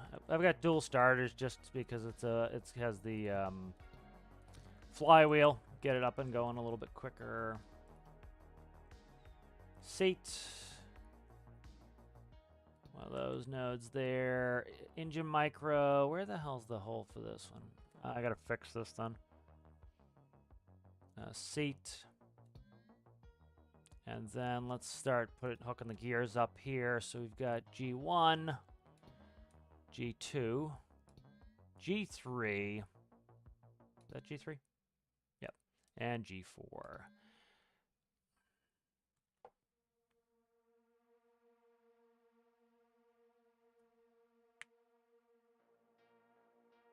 Yeah, that's the whole thing is, you know, you can invest an hour and learn something, or you can spend 3 hours trying to figure it out on your own and then complaining on Reddit for 4 more hours and then saying, oh, I'm not going to watch an hour tutorial. I see this all the time. People complain about a hour-long tutorial. Well, you'd learn it in an hour and you'd be done. Instead, they'll spend 6 hours just throwing shit against the wall, seeing if it sticks, and then they get pissed off that it doesn't work. All right, we fueled up. We're all hooked up. We have fuel in there. Let's see if we can get a crank and a start.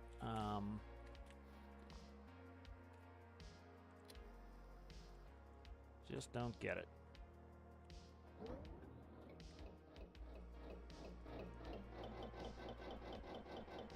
Right, what are we missing here? Something's missing if we're not breathing. So, we're not breathing. Exhaust. I still have not done the exhaust. Okay, I keep forgetting to do the friggin' exhaust. I was moving stuff around to do the exhaust. I was thinking about putting in stacks. That's why I abandoned that. Let's put a stack right here. Let's finish a little bit of paint. And then we'll put a stack on the side. I kind of, at first I wasn't like feeling I needed stacks. Now I kind of want a stack. Might do stack for the air as well. But put a stack in here. So let's cut right there. That's off the tire. That's right there. Okay, that will be where we come in for the stack. Okay, let's figure it right there for the stack.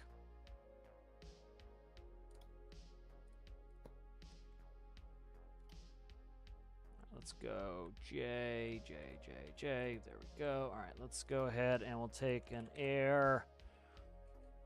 One of these liquid heat air. It's going to be one off, isn't it? If I do it like that.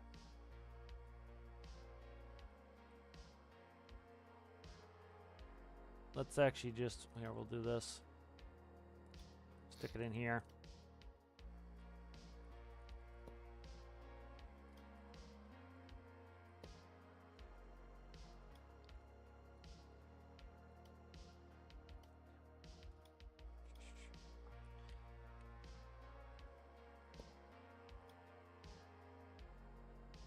That's going to be flipped.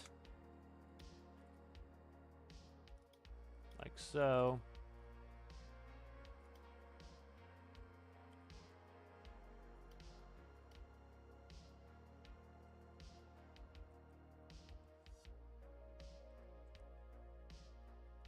It's too much. Two's too tall. Not doing 2.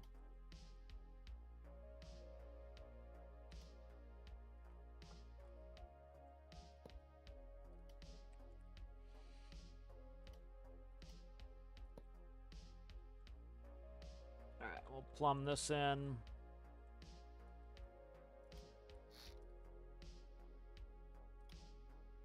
Let's grab this. I want the dark black there.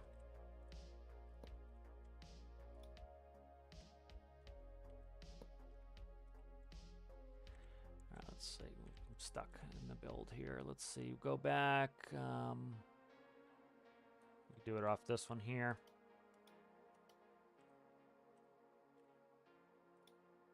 I have reduced particles on at the moment, so. Not that it matters that I need a cat, but because of the reduced particles, I don't really need a cat. But at some point, I may want to use reduced particles. I'm trying to release the stuff that I make in the live series, so I do want it so that people can not have to deal with particles. So it's not too smoky, but got the reduced particles on because they, you know, get any sort of CO2 is coming out as exhaust, and it's looking funky, so. Okay, and then air. Where's air? Air is back here, right there. See where we're at. at here with air? Right, perfect. That works perfectly. I like it. Okay, good.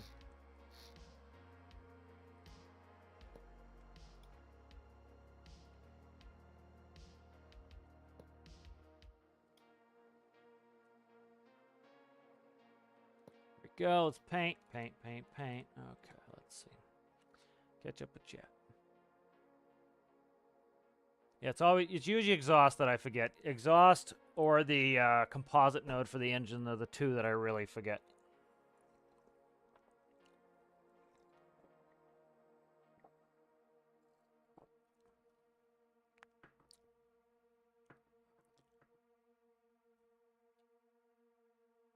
Bruh, before I beat your ass. Bruh, you're gonna get booted.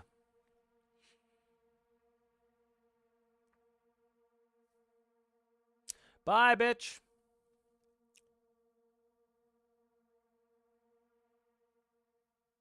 You want to go or you want to stay? Let's see.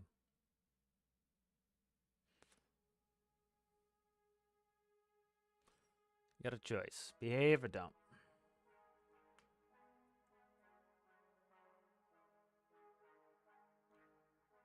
God.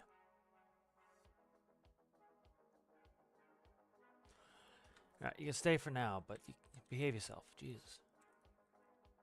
Don't like to have to take a break from doing this stuff to babysit. Let's see. Probably do you, and then that.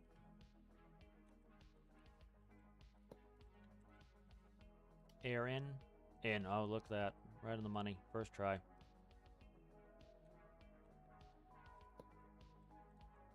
Air in. Air out.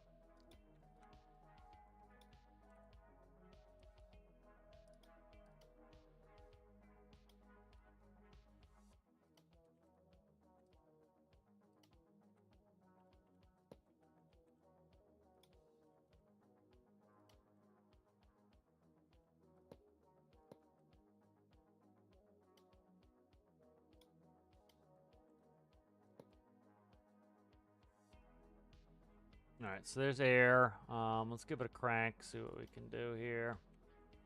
I don't have any cooling in yet there. We'll deal with it later. Shouldn't have any issues cooling it.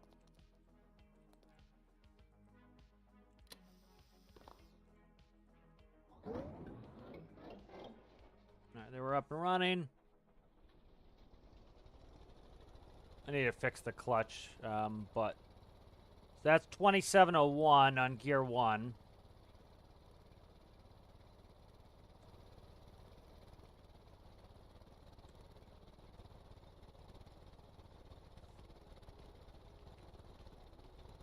I tell already we're gonna have to work the p-value a little bit. Let's go ahead and see why.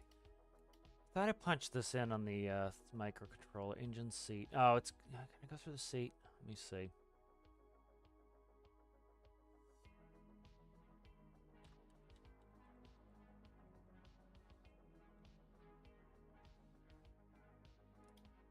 Check this. Where are we at here with this? 2 engine micro. Okay, 2 engine micro, channel 25. All right. So let's go like this.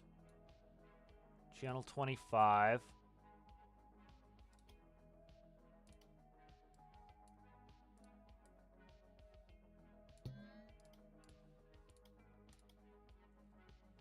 All right, there's 6 for starter. Where are we at for? I need a 0 off the clutch. So let's go channel 25. I need the 0 on the clutch. So let's see, channel 25.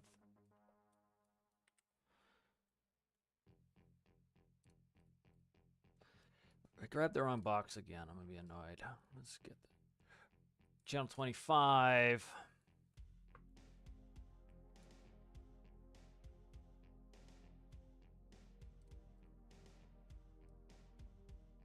I know, I have it as, it's an on-off. I have it as an on-off, I believe. That's why I keep gravitating towards the on-off, as it says it's already reporting. So it's just reporting when we're in neutral. So the transmission will say we're in neutral, and then I need to then zero out the clutch. So the clutch should be disengaged when we're in neutral. That's what that's about. I need to tune in this PID likely with a flywheel in there. It's going to have to be a little bit of a higher P. So we'll up it just a hair, and then I'm going to run a panel so I can tell. I need to configure the seat. Seat's not configured. That's why I couldn't shift. So reset 100%. Shift up / down. All right. I think we're good there. Let's go ahead and let's give it a run with a dial for the RPS so I can see what my RPS is doing. So I can tune that.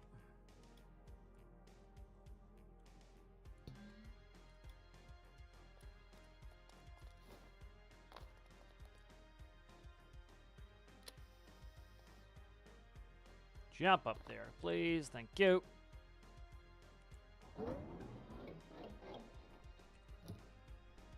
Watch the tutorial. Auto clutch is in the tutorial. It is also in the timestamps for the tutorial. How you figure these things out. All right, you can see here how that's all over town. That's because it's hitting the rev limiter. So that's actually not... So it's hitting the rev limiter. It's not a p-value issue. It's maxing out the revs.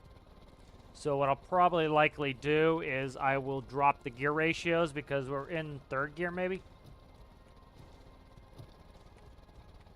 So now we're in seventh. We're not in seventh. We're in fifth. I have to change it so that we can go up to 7. So let's bring it back. I got to do some configuring.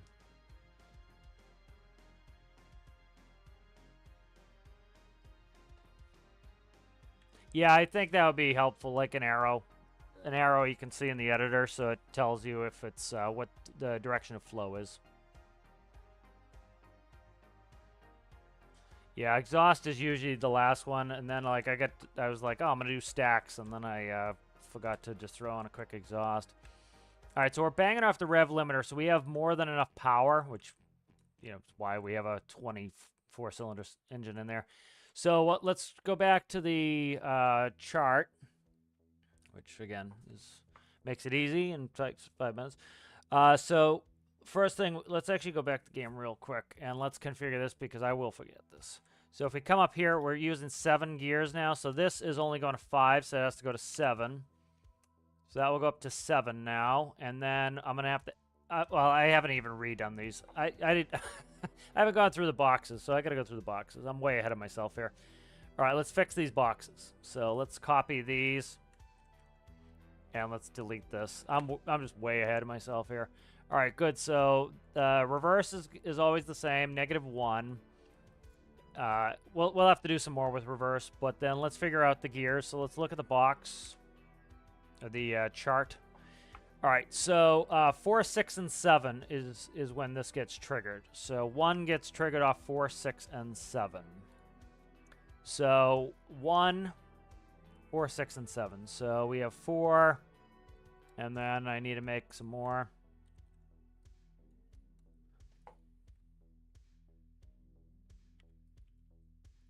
Seven. All right, so it's 7-speed transmission. 6. And 7, and likely because reverse is going to also trigger this. So, we want reverse to be as low as possible, and so this gets, this is a non-trigger, so we can tell by looking at the chart again.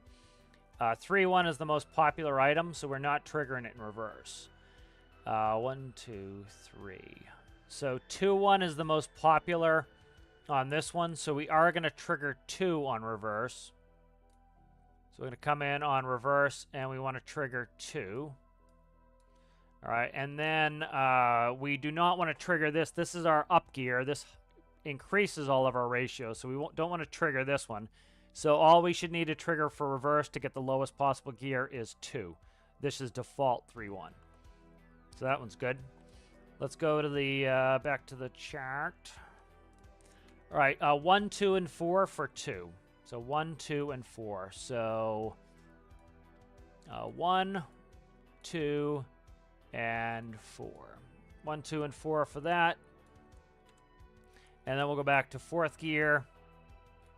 4th gear is going to be 2, 5, and 7. So 2, 5, and 7. All right, good. So we should be all configured now for the 7 speed. I didn't even have this geared up correctly because I didn't get to that step yet. I'm so distracted. All right, let's go ahead and let's try to test out this gearbox. All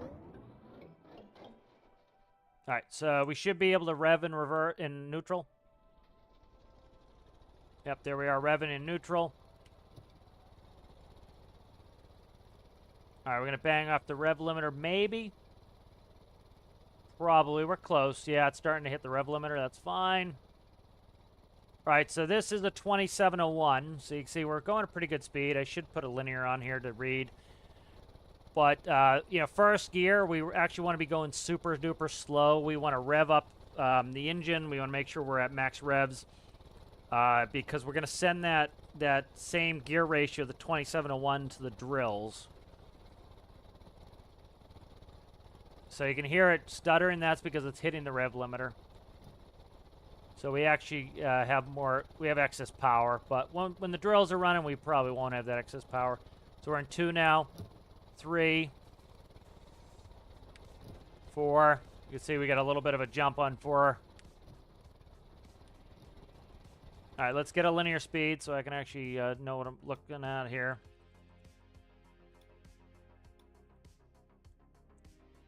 And then I'm just going to put in a quick dial for a gear indicator just to make sure that I didn't screw up something in there. All right. So I kind of want to see what the speeds are. Like, if our top speed is higher than I'd like, I'm going to drop all the ratios. But let's go ahead and start.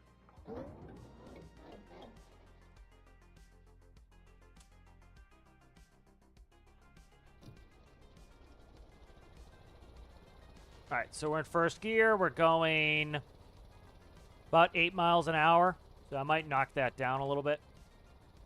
8 miles an hour is a little bit fast for first gear.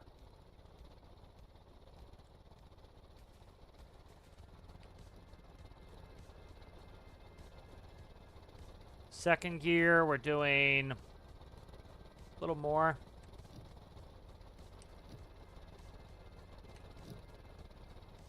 Why does this one step us down? I screwed something up here. Third gear has got us slowing down here, so something is up with third gear. Gotta fix these. Fourth gear, where are we at? That's why we're jumping in fourth before. All right, fourth is higher. Something's wrong with third gear. I have to check third gear. Okay, something is up with the reduction gearbox, I think. I'm sorry, not the reduction gearbox. This gearbox, I think. All right, let's check that. Something I think is wrong with that one. Let's see. We have 2, 5, and 7. Let's see why this one's being funky. 2, 5, and 7 on this box. 4. I think that one seems like the culprit to me, but I'll check it. 2, 5, and 7. Okay, that's running off the right gear ratios. Let's see what the problem is here. It's not performing correctly. So third is a mess. I gotta see what third's supposed to be. Something's wrong with third, so I screwed something up here. All right, let's look at these. 3 1's default. Then we have 4, 6, and 7. 4, 6, and 7. Let's go through methodically. 4, 6, and 7 on 1. So we have 4, 6, and 7. Shifts that out. Okay. 4, 6, and 7. Let's check the box itself. Make sure the box is set up right. 3195. Yep, that's correct. 4, 6, and 7. Okay. Check the next one. 1, 2, and 4. So 1, 2, and 4. This is probably where it is right here, actually. That's where it is. Right there. That's the problem. That's backwards. Okay, that was the issue right there. That gearbox was backwards.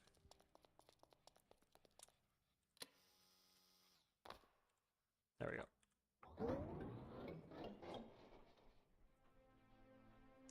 3 is not hooked up at all? 3 is reverse. So, yeah, 3 is reverse. What do you mean 3 is not hooked up at all? Right here. 3. 3, reverse. What? Looks hooked up. I don't know, looks hooked up to me.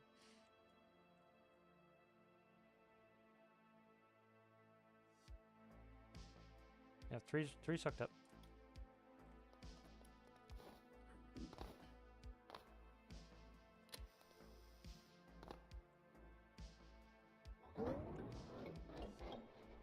Try to catch up with chat a little there. I got the chat's easier to read on YouTube than it is on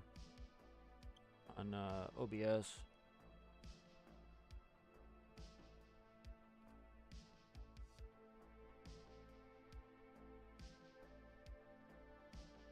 Yeah, I'm gonna do that. I'm gonna hook up the drills.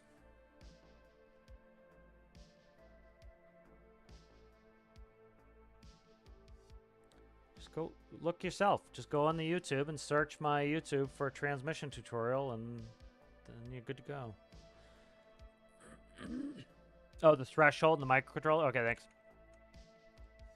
I see what you're saying.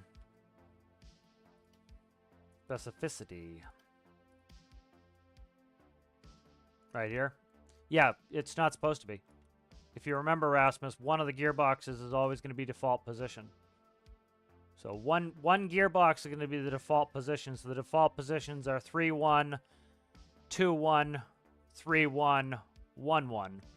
And so in gear 3, it's 3-1, 2-1, 3-1, 1-1. So whenever you're in all default positions, one of the thresholds is always going to be disconnected. And so then some of my gearboxes, like 5th gear, might be default positions. Or 4th gear might be default positions. So you're always going to have one threshold gate that is not connected because this is the default positions. And then if I change the ratios, then this one might be default positions. And so one of them is always going to be disconnected, as that is default positions. Yeah. But yeah, so that should be disconnected. Because there's no reason to connect it, because it doesn't actually change anything. That's the one with default positions.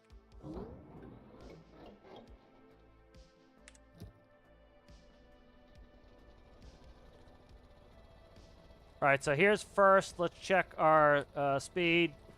So we're doing about 2.6, which is good. This is about 5 miles an hour. That's what I want. 2. Yeah, this makes more sense now. All right, so now we're up to around 6 and change mile an hour. 3. We're up to about 8 miles an hour. 4. Oh, you fucker. The wall definitely changes the way things work. Reverse works. I don't have brakes, so I gotta just force it into gear here. What gear are we in? 2. Let's check 3. 3 is about just shy of 8. 4 should be just over 8. Yep. 5.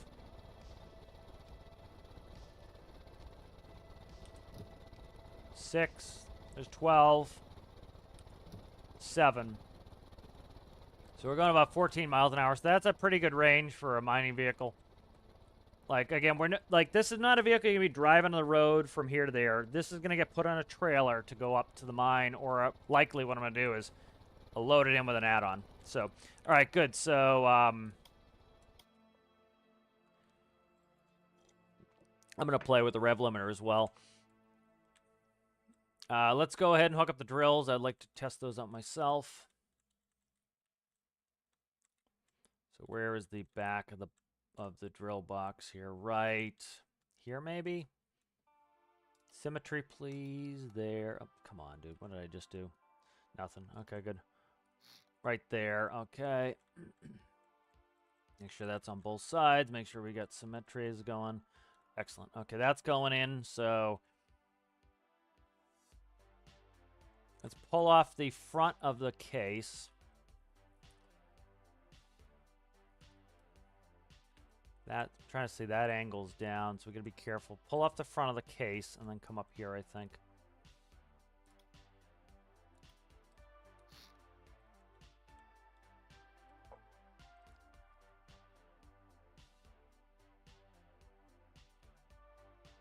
Alright. Alright, so I want this T-piece corner enclosed.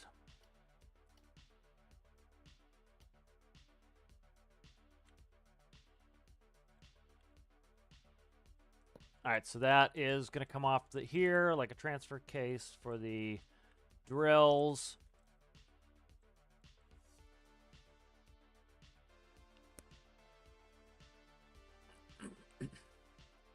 And then, see, I don't have space to put a single clutch. The clutch is oversized at being at 2, so I think what we'll do is we'll back up that. We'll cut here. I'll put a T-piece in here.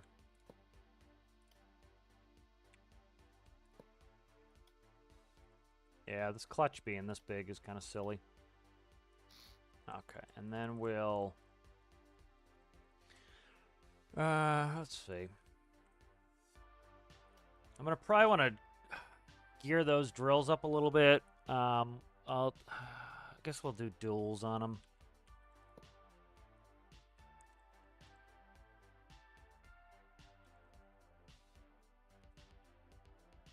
Where are we at here? Way the frig back there. It's alright.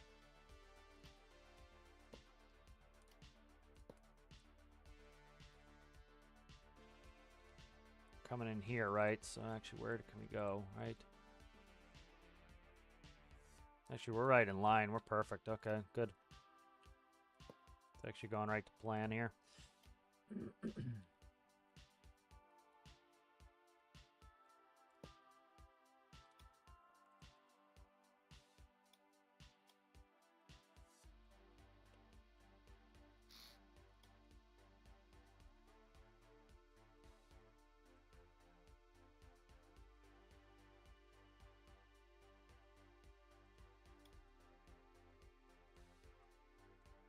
You can see this. Did we get in the tire? I can see it. All right. All right, there. So that should be drills, and then I'll just take a throttle here.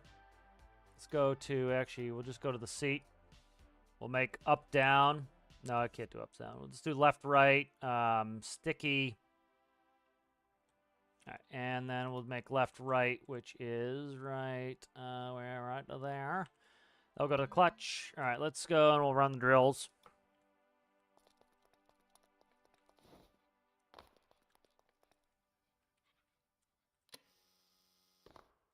All right.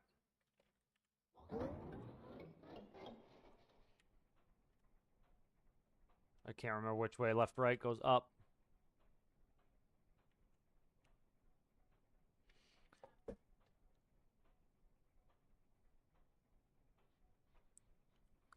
The problem is the clutch. I'm going to have to do a separate clutch for the drive system. Yeah, I'm going to have to do a separate clutch for the drive system. That's fine. Okay, we'll start with the drills moving while we're moving, and then I'll do a separate clutch for the drive system.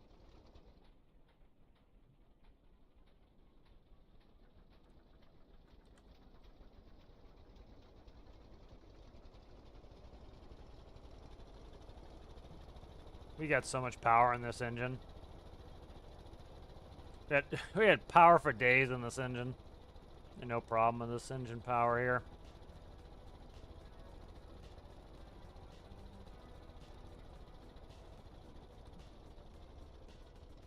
Good.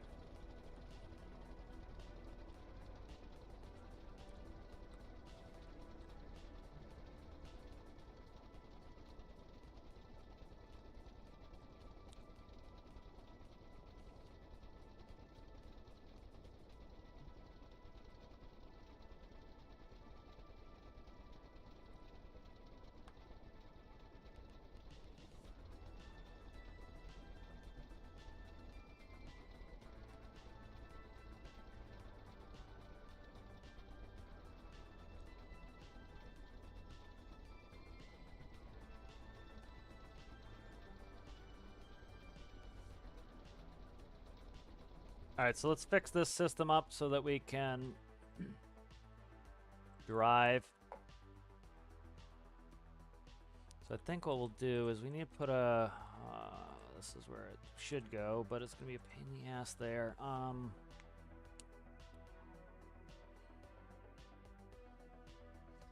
This is where it should go, right here, but it's going to be a pain in the ass to put it in there. I guess I can make it work.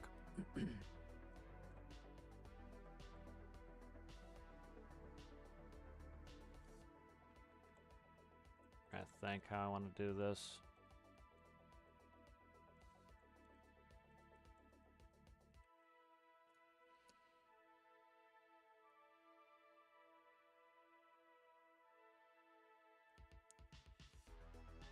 I can disengage the drive if I wanted to. That's not a good way to do it.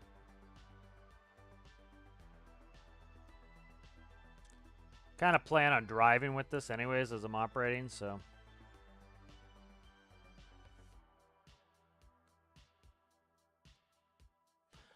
All right.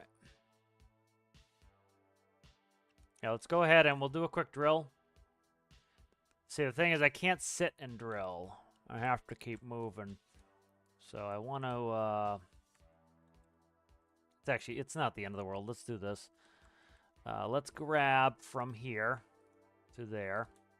Cut this. Move this up. Right there's 2. Right there is 2. Okay, put that like that. Merge you. Okay, then this is going to get a clutch. Alright, that gets a clutch there for the drive system. This just gets piping. Alright, that gets piping. Alright, this now goes from the engine clutch, wherever it is, to this clutch here.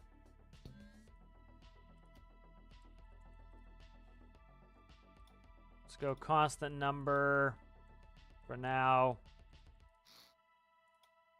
Of a 1 onto this clutch here.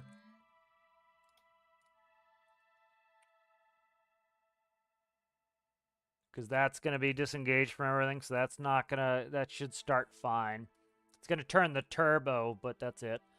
Or the supercharger, rather. That should be fine. That should hook up nicely. Alright, I think we're good there. So let's do that. So now I should be able to run the drills independently of the drive system. If I want, so we should be able to start those drills up. So let's go ahead and start the engine. All right, engine's up, and now I want to start the drills. So I'm gonna just go. See, we're in neutral. I'm gonna rev up, and then we'll clutch in the drills. I think it's left. Oh, shit. That's off the drive. Central drive shaft. That's not going to work. I got to move it. All right. It's off the central drive shaft, so I'm already have that screwed up. Let's fix this. So that's not a big deal. I can go off of this. So that's got to go off of this. Where are we? I got to pass the power through earlier. Shiza. That's not the end of the world. Let's do this.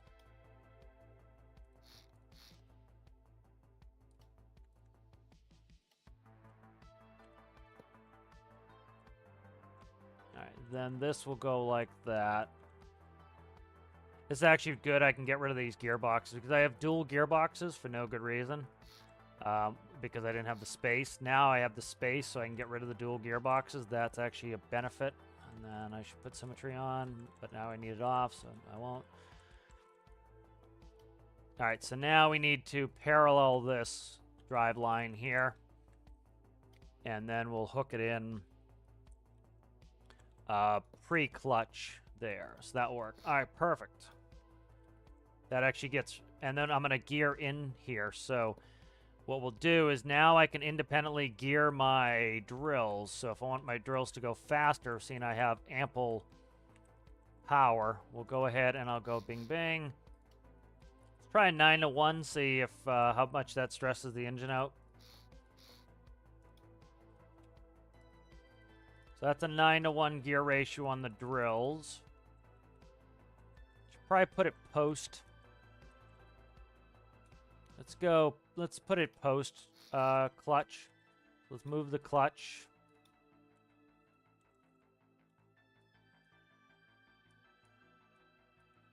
Right there. And then I'll put the gearboxes here. So these are going to be the drill gearboxes. So I can configure the drill speed and we can change them independently, which is nice. And so that's going to run out a 9-to-1 to the drills. Probably too high of a gear ratio, but we'll test it. So this should work out nicely now. All right, good. Let's spawn that in. Check it out. I like the routing, too. The routing's better.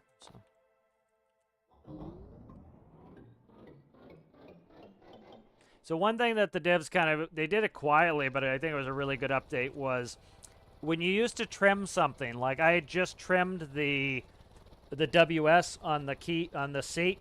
I just trimmed it to 1.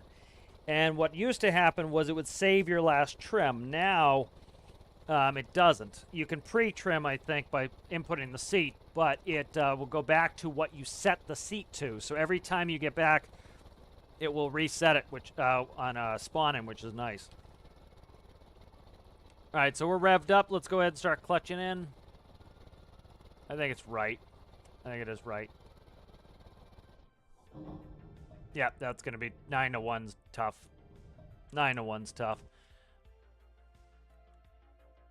It's probably 3-to-1's probably too much because I was already down gearing, and then to go to 3-to-1's probably pretty unreasonable as well. But let's go to, like, I don't know. Let's go. So we're doing 20 RPS.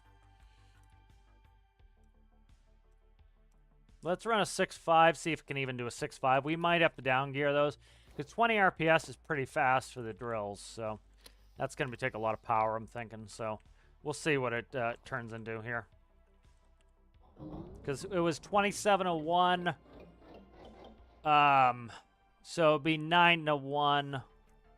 Yeah, it would be a 9-to-1 is what we were running before. So this is going to be going the opposite direction, so this could be tough.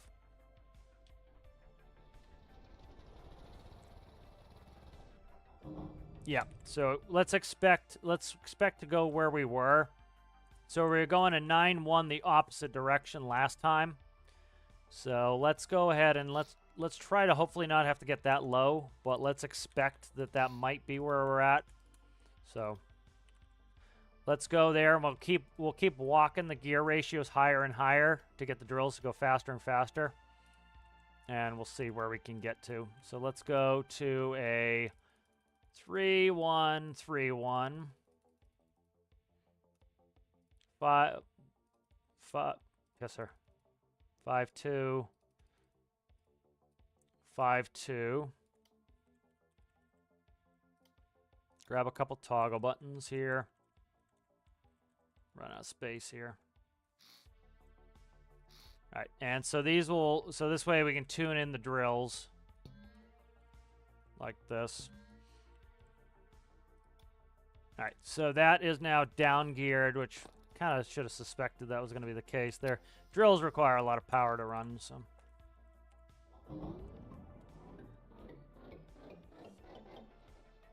Now rev up. All right, now clutch in.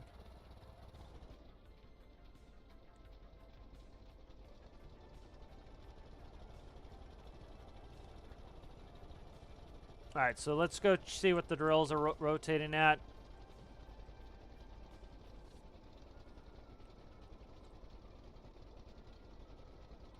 I don't know what speed they're running at. Really, it's hard to tell. Oh, I can do the math. Let's just do the math. It'll be easier that way. We're around...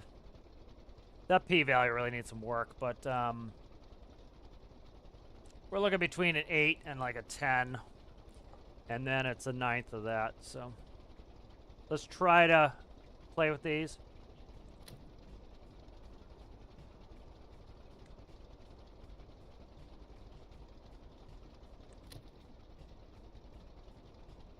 All right, so this is putting more stress in the engine, but it's moving the drills faster.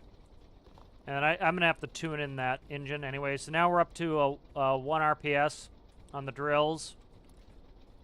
All right, so that's working. Let's take a second to tune this in. Because that's gonna be my nightmare if I don't get this fixed here, so. Let's tune in the engine.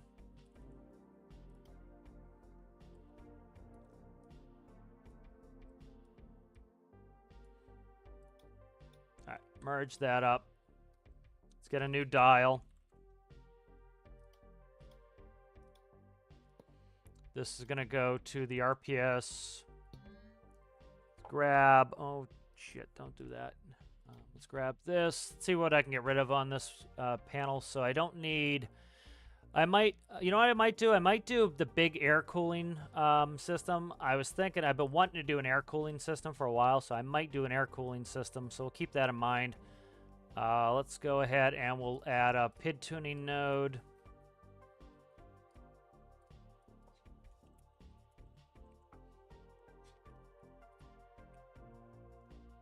Okay, let's go take that. Let's add... Nope. Yep.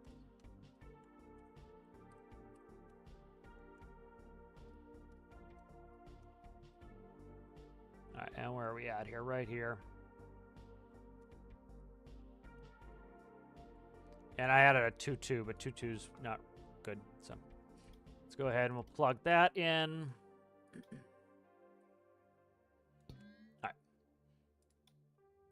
So we'll just run it with the drills, and I'll try to get this kind of where it needs to be. What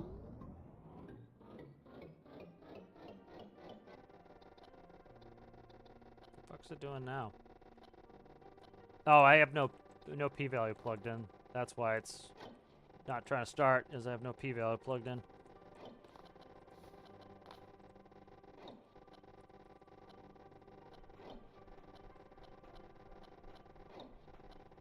Okay, what the fuck?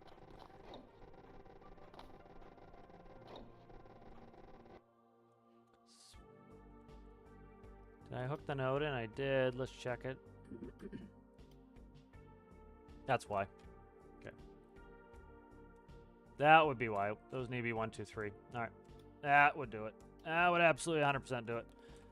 So it's P value, D value, and an I value. That's insane. There we go.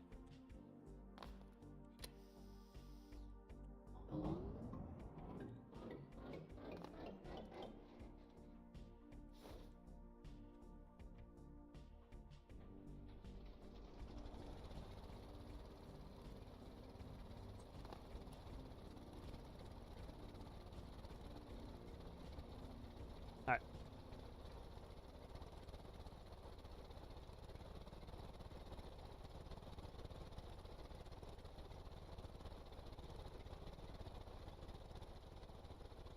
Try to gently tune this in here.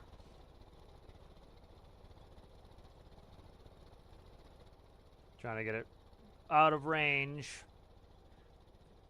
Not good. That's way low. Let's go 0.2. Okay, let's start putting in some D value. That way too high. All right, let's do 1.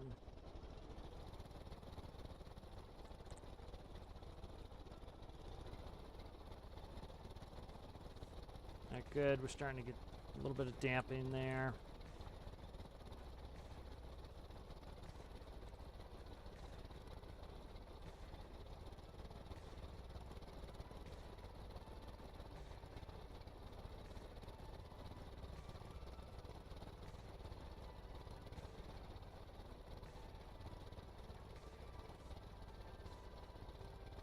All right, we're going to test it under load, too. It's... All right, let's start putting it under load.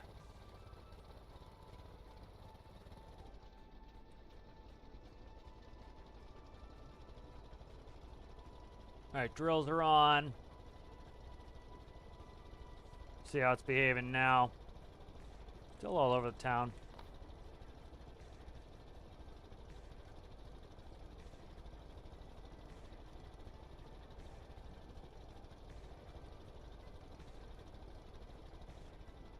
Drop that I value down a little bit.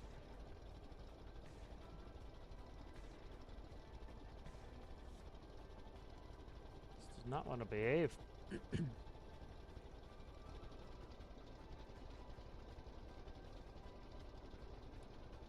Alright, we're getting better behavior now.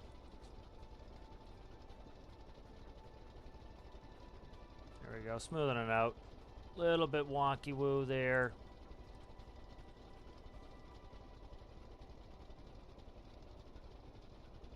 Getting close here.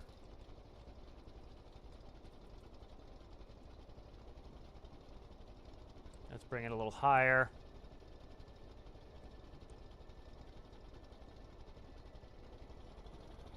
There we go. Gets big oscillations going though.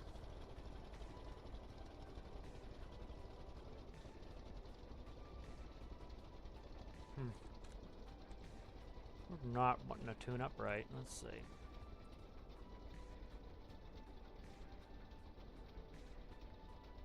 Starting to behave itself a little bit.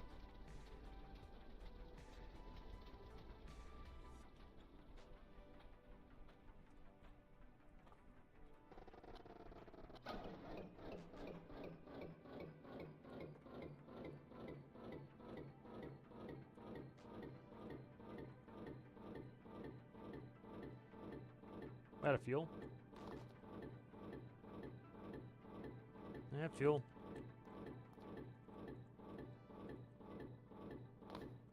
Got infinite electricity, so that's not a problem.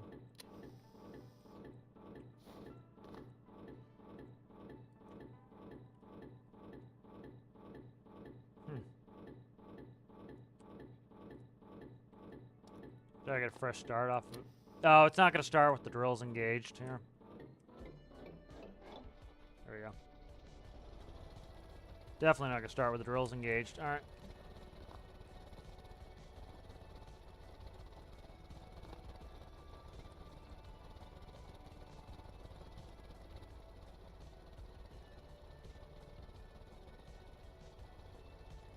Try to drop it low and see if I can't get the I value to bring it up to where it needs to go here.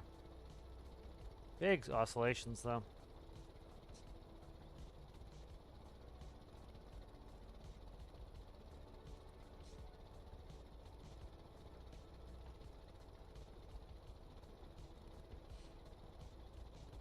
It's not horrific. It's just when it hits the rev limiter, it doesn't like it.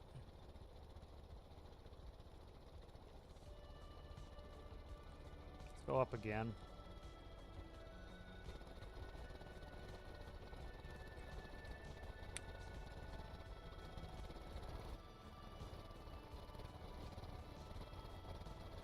All right, start damping this out.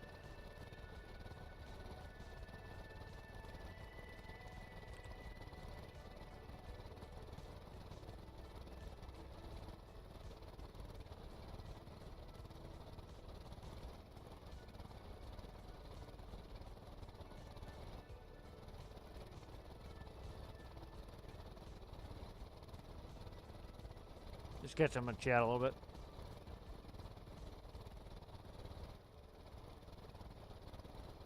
I would not add extra water to your cooling system. Unless you're doing like air cooling. Let's go for a drive. I want to see how it's behaving when it's driving. It's banging off the rev limiter, which sometimes can be a pain in the ass. Let's see what it does under load. Under load, it's going to behave differently. It's hitting the rev limiter. Trying to get it off the rev limiter and see what that looks like. Definitely not hurting for power. We have tons of power. It's like, that's why I don't understand people putting 3x3s in.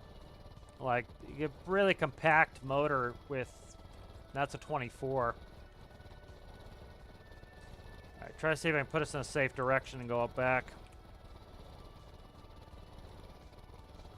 It's got a lot going on, which is kind of, could be why it's misbehaving. Let's start fresh.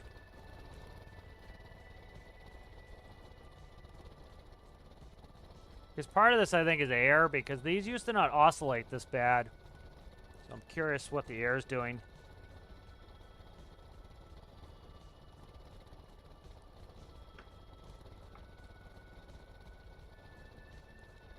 Wonder if it's the supercharge causing some of this oscillation. Because used to like these oscillations.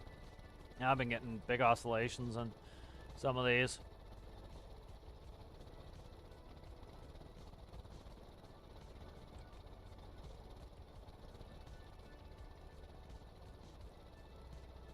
See, I can way undershoot it, and we're getting better. So maybe I'll just do a big undershoot method. I think that might help us out here. Let's just do a big undershoot. I think that's what we'll do. So currently we're at 0.1, which is a pretty big undershoot. 0.01. Let's go 0.02. And that's got us within 2 decimal places, and then I'll crank the max. Starting to get a little oscillation in there, but that's also, we're going over hills the whole time, so it's changing the load of what the vehicle's running, so can't put that into the factor there. Yeah, so I got it pretty much within 2 decimal places. You know, it's hard to test it when we're not on flat terrain. We're finally starting to get out in flat terrain. Let's see. That might be too much. Let's see, 0.005.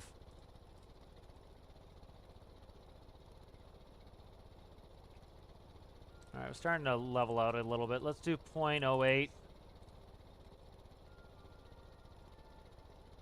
All right, we're starting to get it a little bit. So it looked like the p-value is a little bit on the high end. Started adding some d-value back in, 0.01. There we go. That's rock solid now. That's within 2 decimal places. Please fucking hit something. What do we hit? 0.08, 0.01. Of all the shit to hit. Annoying. Right when I'm doing testing. 0.08, 0.01, I believe. Let's try running these numbers and seeing what we get. It needs to be able to start. It needs to be able to run well.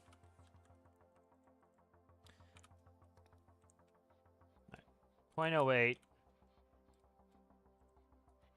0.01. Should not need an I value unless we're really hurting for power, but we're not hurting for power, so.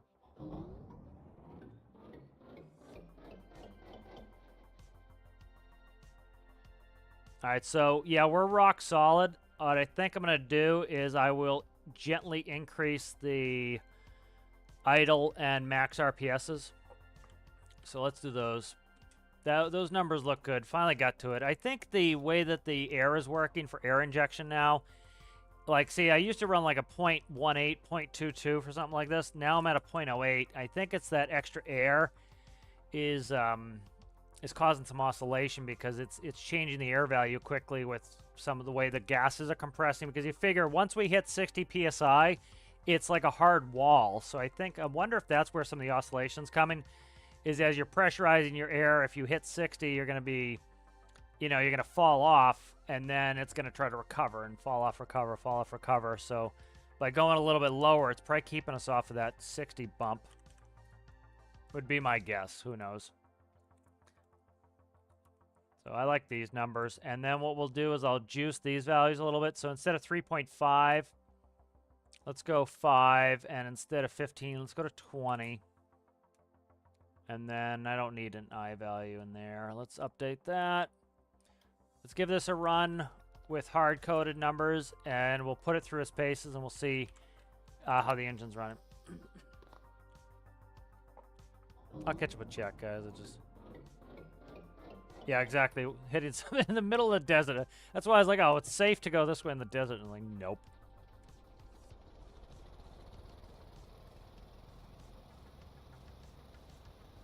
All right, beautiful. All right, good. I've got it within 2 decimal places. Let's see what our speed is. About 6 miles an hour, a little bit, you know, about 6, 7 miles an hour in first gear. A little bit high for me, but it's not bad. Getting a little oscillation again.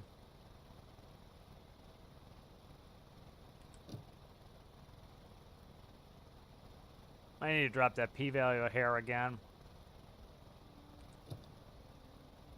So there's 10 in, what gear are we in? 4th gear, we're at 10. Yeah, I'm getting oscillation again, but it's not too bad. There's 12 in 5th gear. There is 16 in 6th gear. And here's top gear. And we're going 20. Yep, I'm happy with that. Because again, this is going to be for mining. It's going to be trailered up. You know, you don't need ultra speed with these things.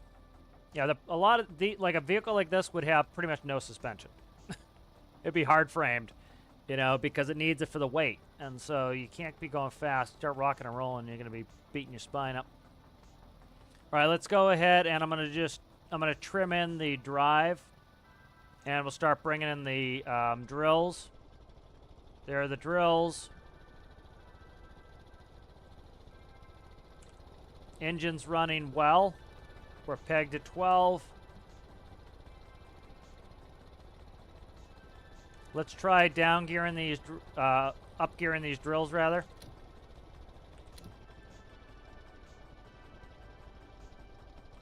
All right, so I have to do the math. So let's see, 9.5. Are we down gearing them? I am 9.5. Okay. So that's a let's say 9.3 divided by 9 is a 1.03. All right, so that's a 1.03. This would be a 3 times 5 is 15 divided by 2. This is a 7.5. So that's 11 divided by 7.5. That's a 1.46 RPS on the drills.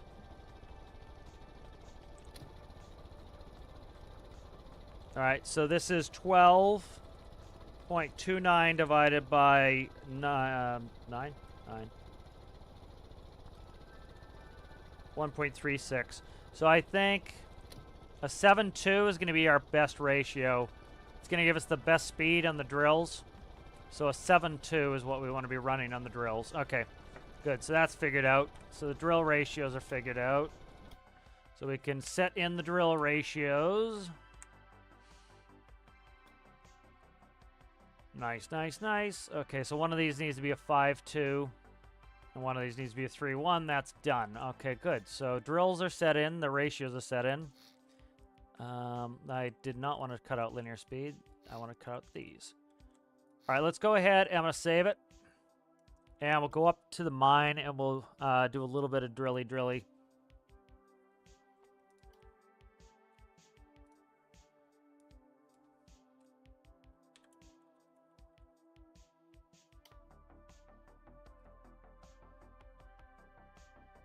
See if I can find it.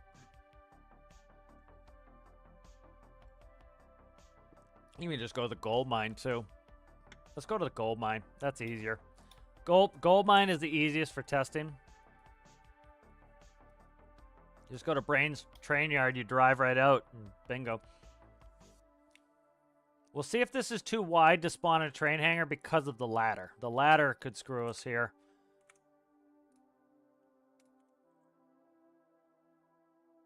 It spawns beautiful. Yeah, sometimes the ladders, they're 3 blocks off of the side. So sometimes the ladder can screw you. So that's actually works pretty well.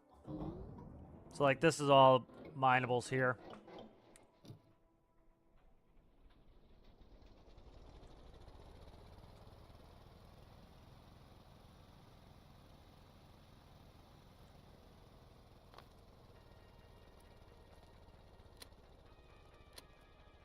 I still have coal in here.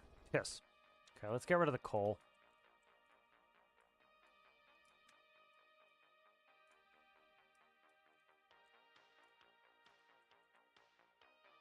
I have to check the funnels too. Okay.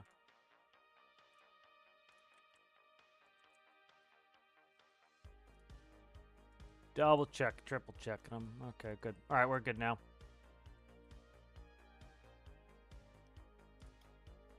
All right, let's get this set up for, I do like the vacuum sound too, that kind of adds to it. All right, good, that's set up. Fuck. Hopefully we'll get everything ready that I need to do this test. All right, let's see. Stick it right here. I need to be able to put the drills down.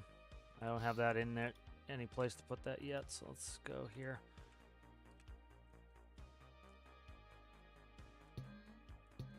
And what was the limit on this? I just put a 0.5 on there.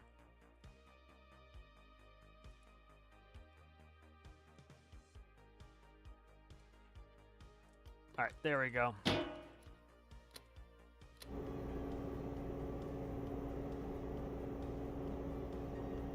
Yeah, again, if you want to talk to me, just do that, Captain Cockles, because it'd be hard for me to see with chat, so much chat, to see if somebody's actually talking to me.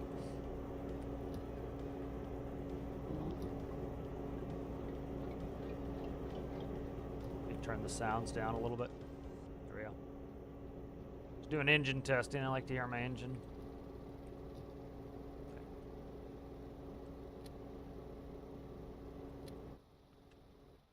I like the look of this too. This came out nice.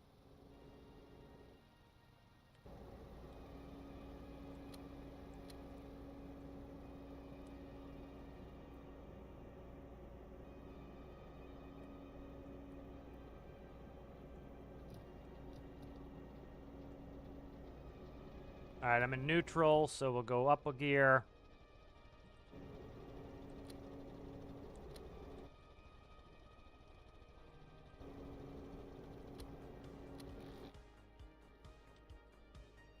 There we go. We got gold going. I don't have brakes, so I have to keep it in gear. If I put the parking brake on and run it here.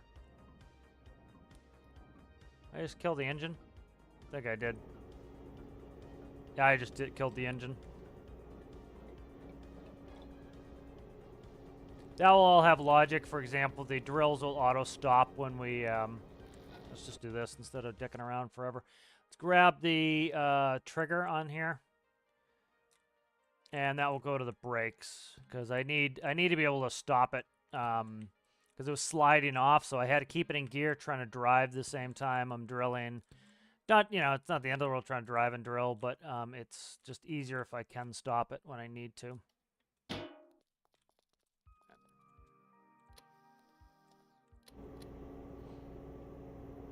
So likely what's going to happen is they'll have a single spout button. I'll press the button. It will automatically push it back to this amount, and then it will start the vacs.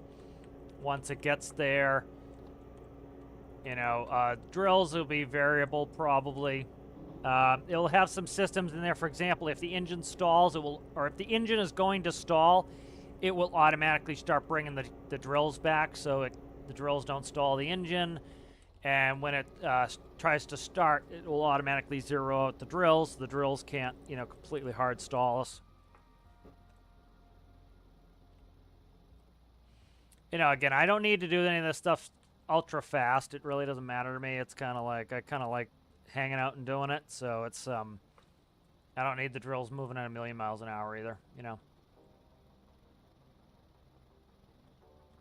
But now I can set the parking brake. So we'll set the parking brake. Go up a little bit, maybe. There we go. All right, let's put the drills down. Let's go down a gear into neutral. Let's start clutching in. And I accidentally just stalled the engine again. Shit, I shouldn't be doing that. All right, let's go. All right, now the engine started up. Let's try to get it to rev up. All right, so once we're revved up here, it's the added resistance of actually drilling. So doing the test without drilling, that ratio is too high now, the 7.5. Okay, 7.5 is definitely too high now because of the because of that. Let's see what I want to do here.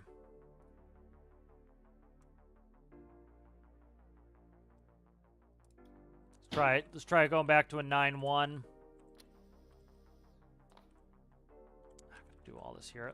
Start working on some of this logic because it's going to be an absolute bastard to keep doing this 900 times until I get the logic kind of played with here.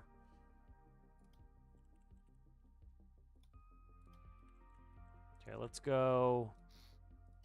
Let's see, what number did I set here? That is 0.48. Okay.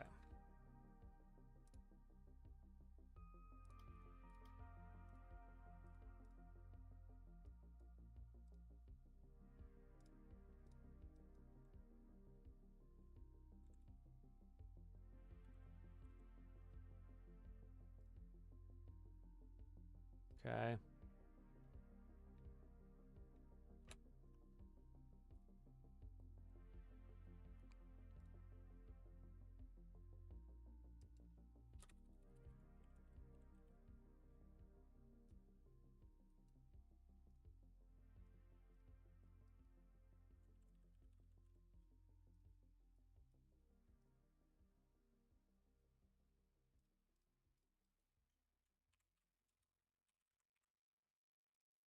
All right, so this is going to be for the spout.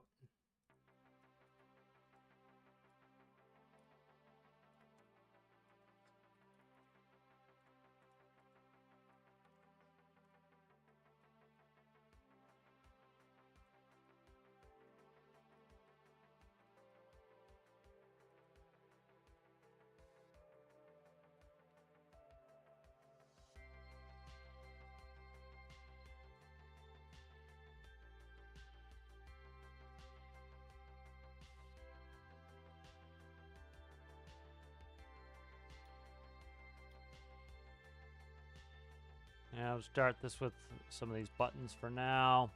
I'll change them later. They'll go on panels. So this is going to be spout, toggle. I'll go to here. This will go to the funnel and the vacs. All right, that can let me get rid of this, and that, and these. That can go. That can go. All right.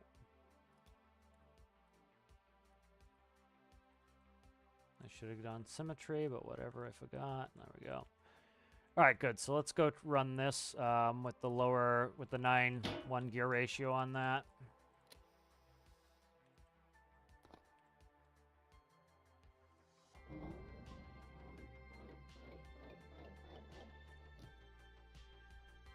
Let me knock the music just a little bit. It's a little bit on the loud side. It's a louder song. All right.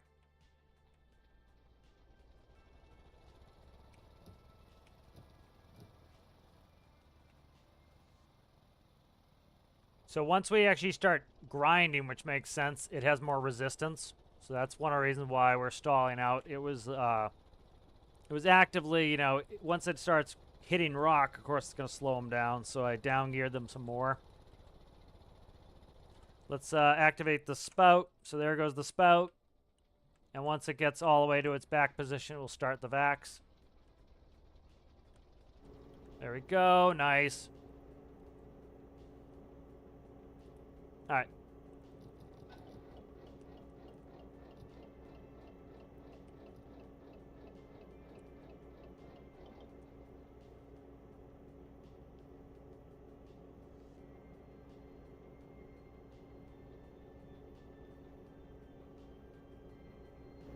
See where our engine's at.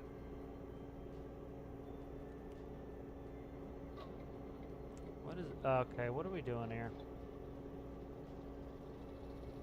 Probably in gear still. Let me see what gear I'm in. Alright, I'm in neutral now. Alright, good.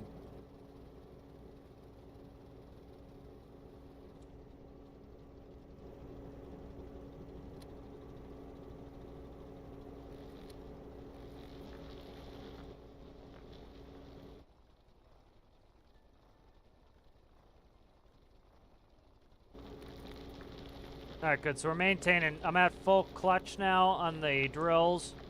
And we're maintaining 9 RPS on the engine, so that's pretty good.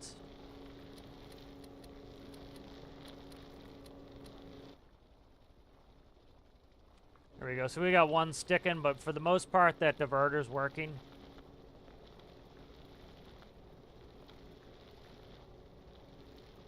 Could be cool if I made something like that moved like a flapper.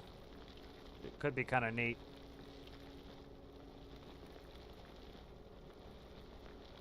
Yeah, kind of having a moving diverter could be kind of cool. Like, I can divert left side, right side. That'd be kind of cool. But, like, see, we have one piece of ore sticking there. Like, that doesn't bother me.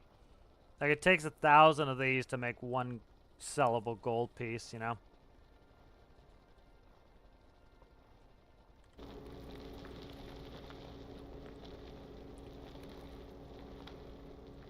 Would be nice if it was a little bit faster, but, you know, we'll see.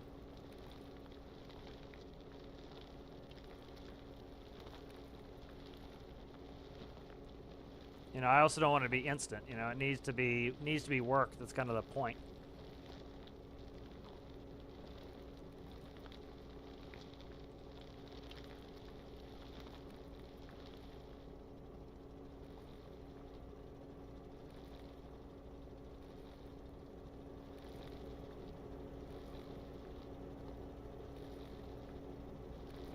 So I'm just letting us roll back here.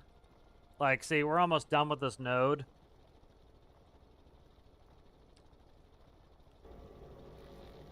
So let's do some driving, see what it's like with us driving here. Because, like, these are quite a bit, you know, pretty far from one another. So it's like, you know, and I don't want to just print money either. So, like, theoretically, we could, you know, let's see about getting the drills sped up a little bit. I don't know, though. We'll see.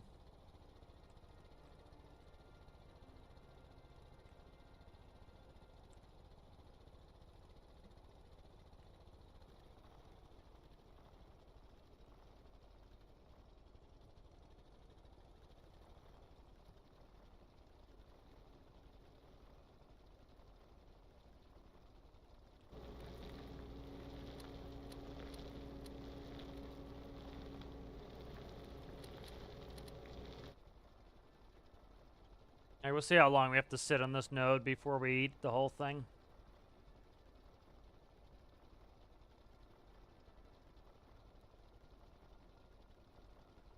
And so what I'll probably do is I'll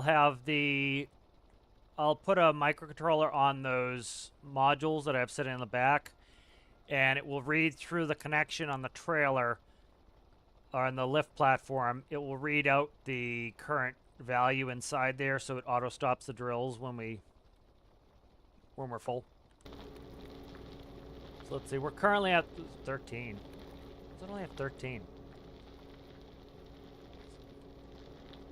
Oh, these aren't connected. Okay, that's why. Okay. Okay, that's actually pretty fast. These aren't connected, left side, right side. Okay, that's interesting. All right, so I might put a manual diverter in. That's actually kind of cool because in real life, like, you'd have to move where the spout goes to get it to fill the hopper correctly. They're not connected in the middle. I forgot about that, so. The other thing is, I might change the way this is set up, too. So, we can go play with that, but yeah, that's actually not too bad. So it's 13 on this side, and we've got 235 on this. So that's actually pretty close because this is 600 something, 675 total on this hauler. So that is, with it being 675, we're already about a third of the way there. That's not too bad. All right. So move to the next site.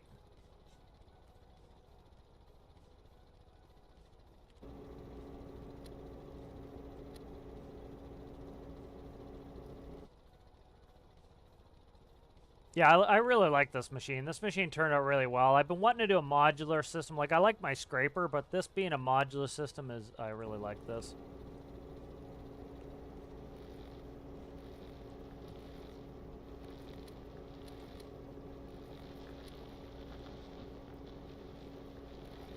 Yeah, so, like, we could probably even go faster on the drills because I'm still maintaining 8 RPS. The thing is, though, as we increase the gear ratio, we're going to be increasing load, and so eventually you're going to get to the point where you're overloading it so much you're actually going slower. And this gives us a little bit of slack. So I think what I want to do is do a flapper diverter. So what it will do is it will divert left, it will divert right. That'll be kind of cool.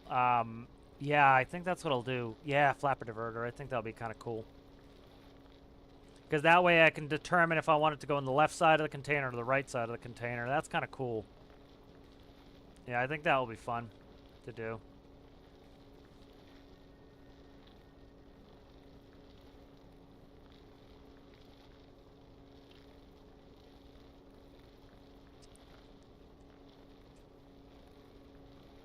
Like, let's see where we're at right now.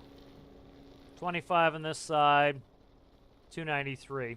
Yeah, because these would all connect if they're together, so that's good. Let's bring this back.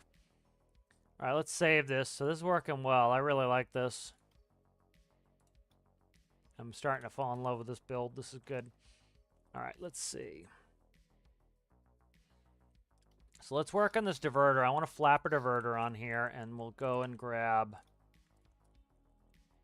I want this color. Give me this freaking color guy. Jesus. There we go. All right.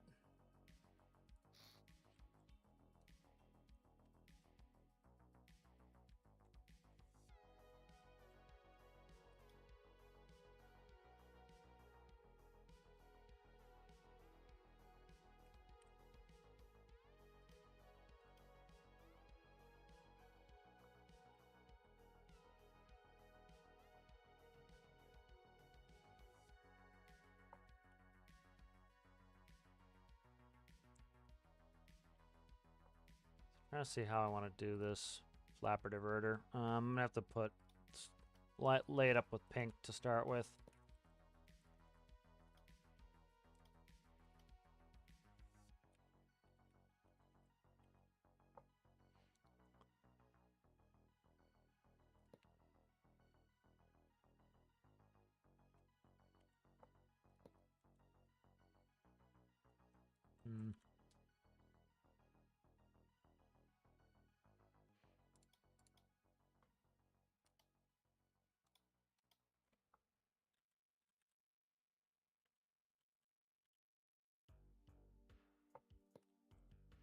Gonna have to rise up one anyway, so let's go up one.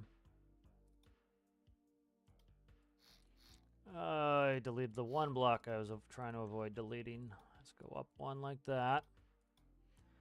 Put a support on there. If you remember, I have one of my piece of mining equipment. It had oscillating arms that would feed. It had feed arms, so those were kind of cool.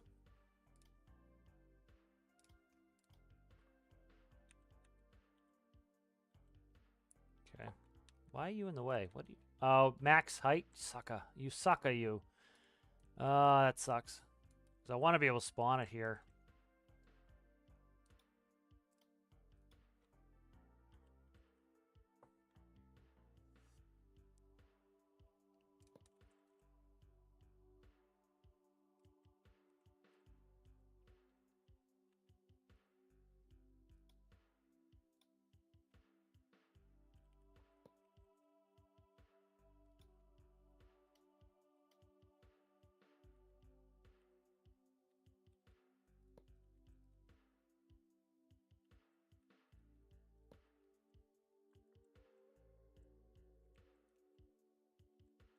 All right, so I want to get this oscillating. Let's see if I did a windshield wiper tutorial that had oscillation in there, so let's see. Somebody had asked for an oscillating tutorial, so I did a windshield wiper kind of to demonstrate it. So here's the windshield wiper. So like if we, oh, excuse me, pardon me. So you see it's,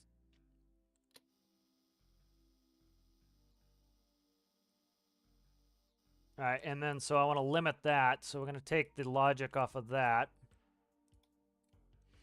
And this one will be negative, let's go 0.5 to 0.5. Let's grab the oscillator here.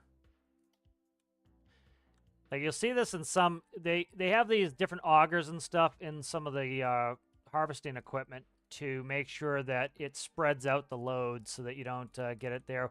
With the forage harvester, they can spray wherever they want. So they'll spray like back corners, fill up the rear, come up to the front. So kind of cool. And then we want, button 1 is going to be the oscillator. This is going to go to the pivot. And then I can get rid of all this crap here. Let's just do zing. See ya. All right, let's try that. I need to make that cab, the red part as well. But let's try the oscillator and see how it functions for me.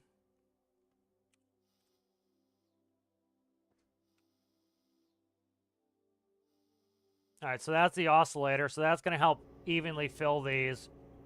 It spends an even amount of time on left and right, and it should hopefully be kicking them on the sides where they need to go. So let's start it up and try it.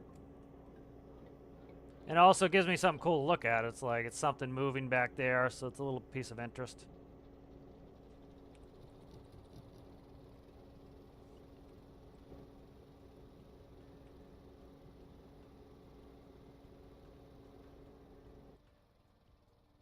I like the oscillator. It's cool.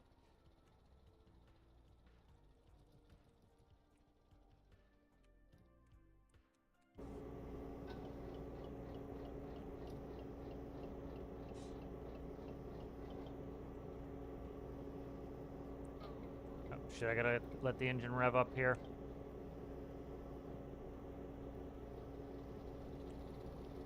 So there's something you have to do IRL is when you're like, I've run bobcats and front end loaders and all sorts of stuff and forklifts and the, telehandler forklifts, and you have to rev up the engine to be able to operate the hydraulic system. Like this would probably be either, they probably do hydrostatic at this point because it's, or hydraulic drive motor, hydrostatic is the same thing, but, they'd probably do hydrostatic drives on these types of things because it's a lot less likely you'll break something like that. You can also bend the lines pretty easily.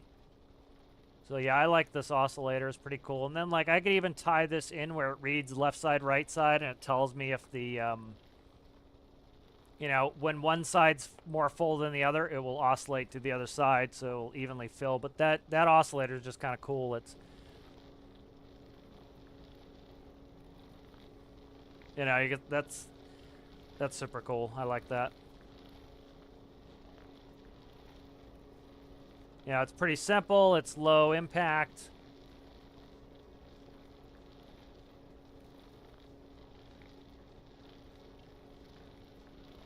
Yeah, because this is like a real treat that this will spawn in this base, because that's it's kind of tough when it won't spawn in the base. And sometimes, like with the ladder's 3 blocks, so if this was too wide, I wouldn't be able to spawn it in that base, and so this is really good for testing. So that oscillator is awesome. Like, we've had a couple that have ended up in the middle, but it's minimal, and I don't really care. Like, the nodes regrow pretty fast, so it's like, I don't have to redesign the whole system, but that's awesome. I like this oscillator. All right, there we go. We've got that. Let's go up. Nope, wrong way. Go to the next node. But I like the oscillator. It kind of gives you something interesting to look at. And you can see how this one's already diminished. This was where we mined last time.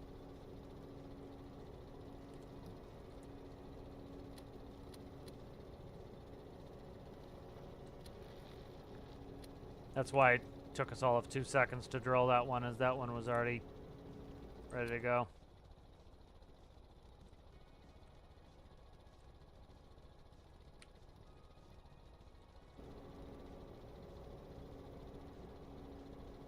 So hopefully, with this getting close-ish to being done now, hopefully we can get some of those multiplayer streams in pretty soon. It's I've got to get them. Oh shit! Did I stall out? No, I didn't stall us. We're good. What gear are we in? Okay, this is the problem, is I put the parking brake on while we're still in gear.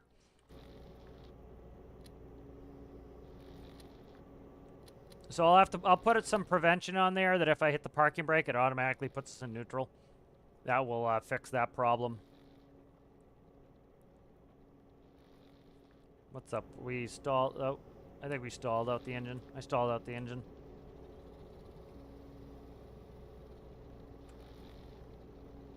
I did. I stalled out the engine. So there'll be automatic prevention on that. It'll be like an auto clutch. So if I click on the drills, it will automatically start to ramp up the clutch on the drills.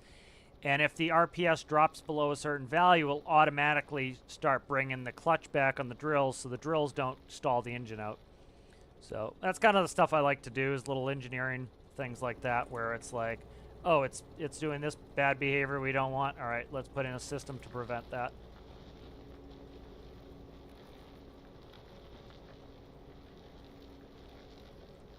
One thing I'd like to do is put a float on the drills.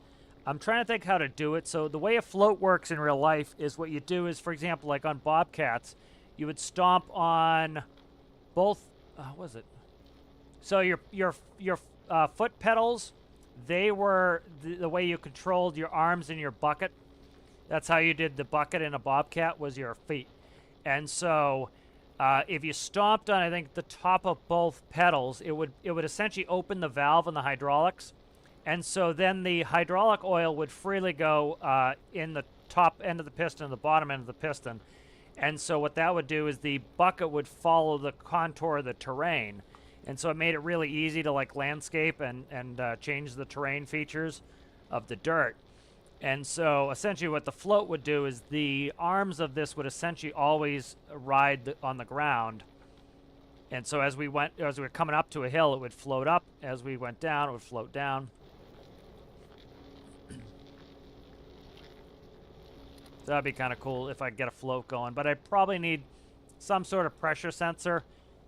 Like it would do it if I could shut the electricity off to the pivots. I can get it to float probably. I could also do a distance sensor between the drills, and that could do float contouring.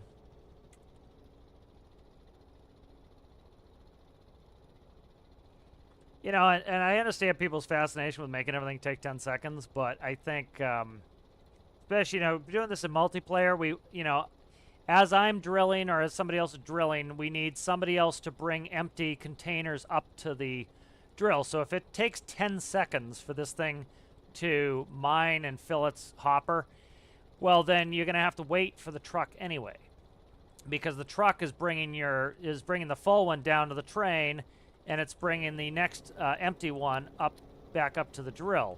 And so you have the drill sitting around doing nothing. You might as well just slow down. And so that when the truck gets back, then you're, you want to be filling up as the truck gets back.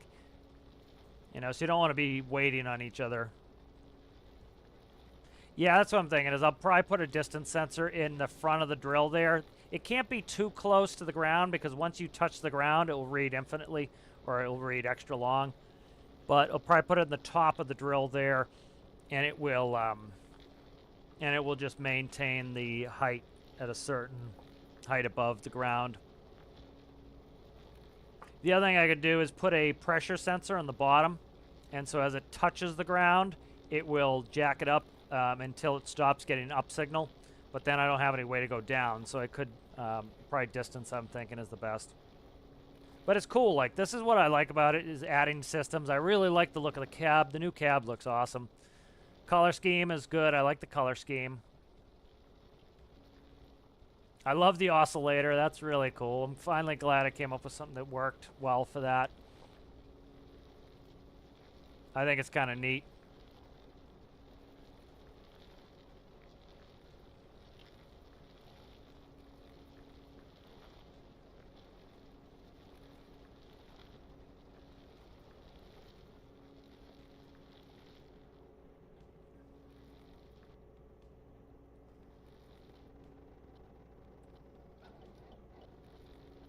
What did I do here?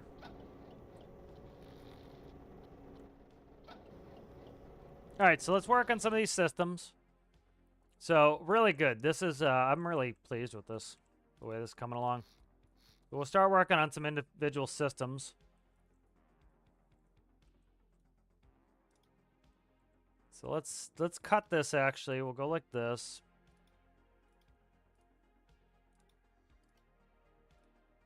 Yeah, but this is one of those, like, you know, this build is gladly taking a while. I like this. There's a lot of good stuff to do on this. So what we'll do here is I'm going to go ahead and change this up. This will be composite. This will be drill panels.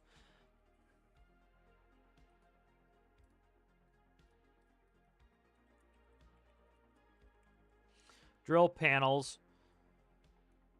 We want a number input, that's RPS. Number output, That's going to be drill clutch.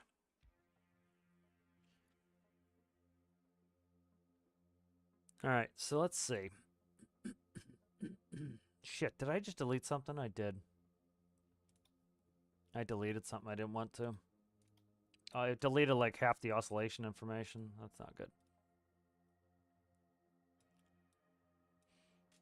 All right, so this should be composite drill panels. Not dill. Drill. There we go.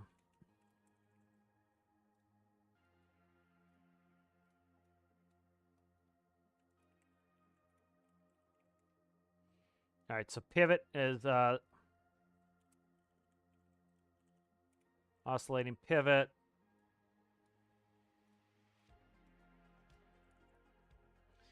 All right.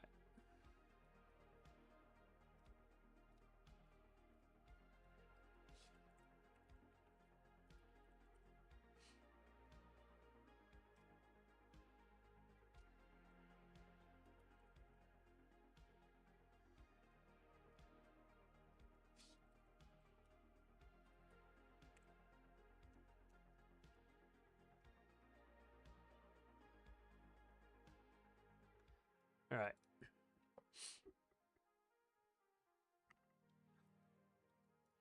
Now I can just go to that blinker. All right, let's go ahead and...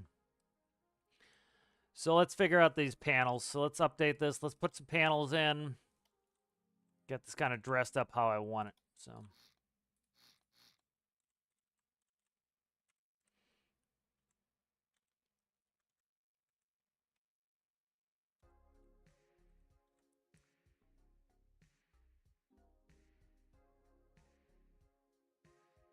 I think I want to do. So one thing I could do...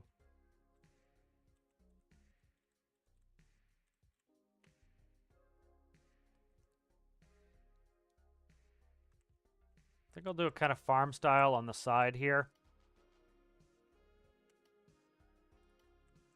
And maybe make it an armrest on the other side that will drop down when the door closes. I think that's what I'll do. May not need that much, but here. Because you can only get in one side, so the other side will be mostly the panels. Is that too high? I don't know. We'll see when I get in there.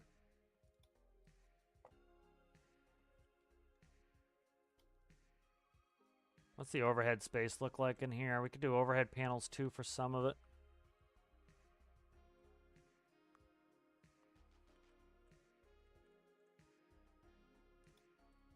So let's go. Master power, flip switch.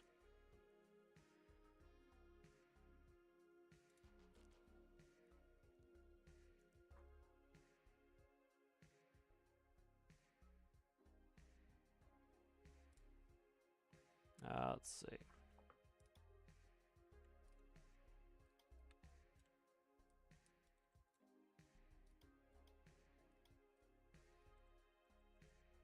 Work on this drill panel first, and then we'll work on other stuff later. So this is going to be... let's see.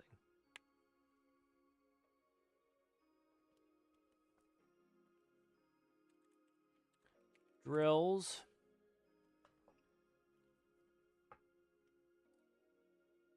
We'll do a button. We'll do a toggle button 1. Spout. We'll do a... Let's do arrow button facing up, and then for... I don't know, I'm trying to decide if I want to manually control this. I'm trying to decide if I want to manually control this or not. Because I want stuff to do as well. Like, just sitting there doing nothing is kind of boring. So let's go, yeah, let's go drills, up, push.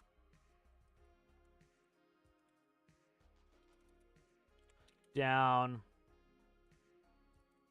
down, push 2. And then I'll have a mode for terrain follow.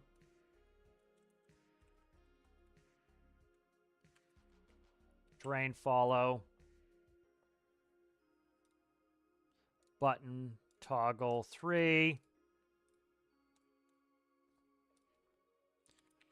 Drills, flip switch, I think, 4.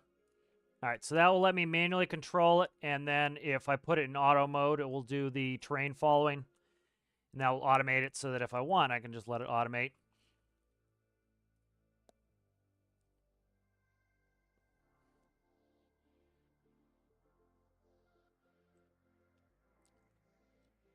And then, so we'll do our, trying to think. Let's do this as drill RPS.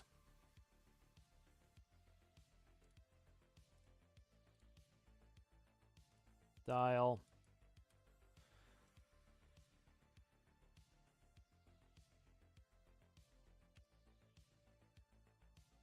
Okay.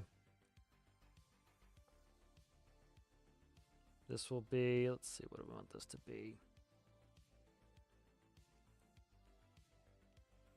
This will be a container.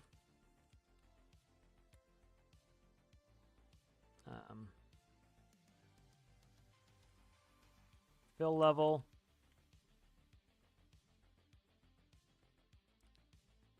Gauge. Vertical. 0 to 100%. Okay. 6 on there.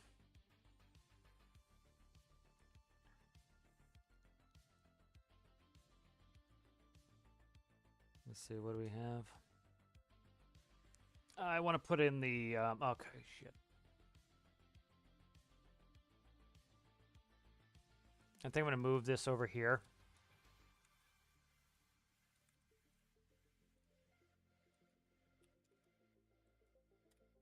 This will be 7.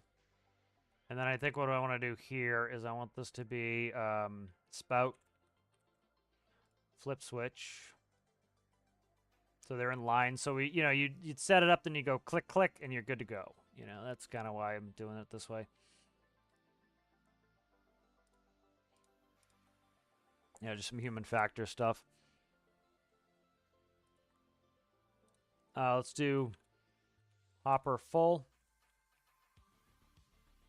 And that will trigger the vacuum to stop and the spout to, that will trigger the vacuum to stop.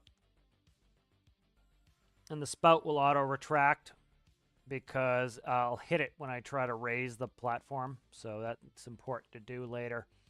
Hopper full indicator, that will be 8. So, nice. All right, good. So that's...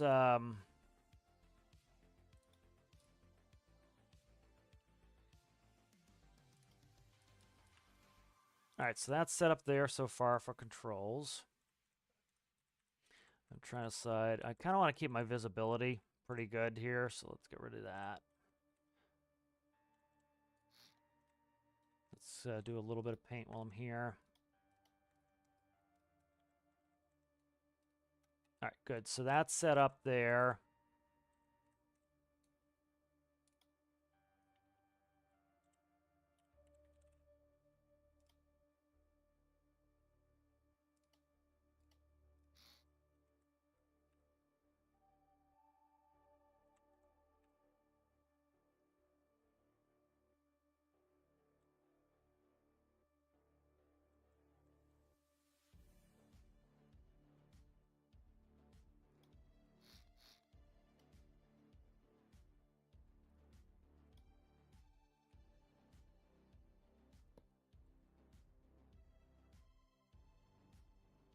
And then I'm thinking maybe like I think I could do overhead for the actual running systems here. Let's try something here. If I go like this, is this going to be a pain in the ass? That's gonna be too far ahead of me to do it, so I can't do that.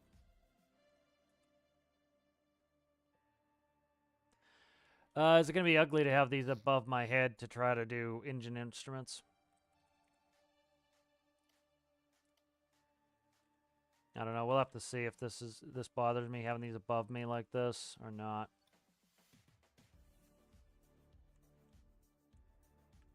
Let's try something here first. Let's go like this. Let's go like this. Let's go like this. Let's jump in there. Let's see how it actually feels when we're inside, because that's kind of important. All right, so I don't lose any visibility putting these here. This is all reachable. I don't have to worry about reaching behind me, so it's easy to go. Drills up and down. Terrain follow mode. Flick, flick. Read, read, read. Okay, good. I'll do indicator lights above me. So that will be my indicator lights above me, I think. So we'll do all like enunciators up top. These will go vertical. Okay.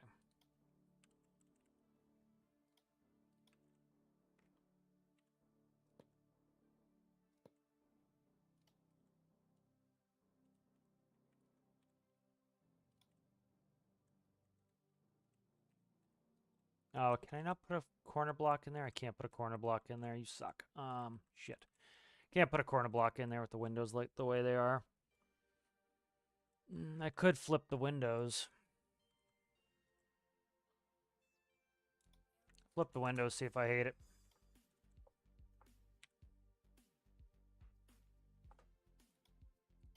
That'll just give me some more space inside. And it's not going to... That will let my overhead panel be a little bit better too.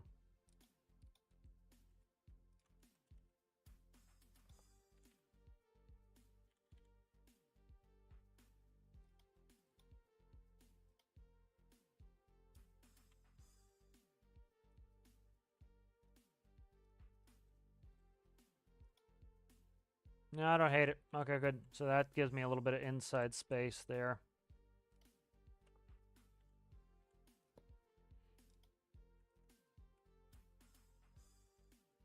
Kind of wrap around like that, I kind of like, so. I already color that? I can't tell. So close in color, it's hard to tell.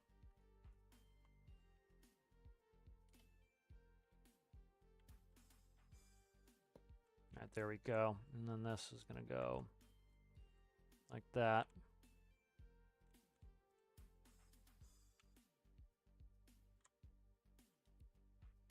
You can redo without that.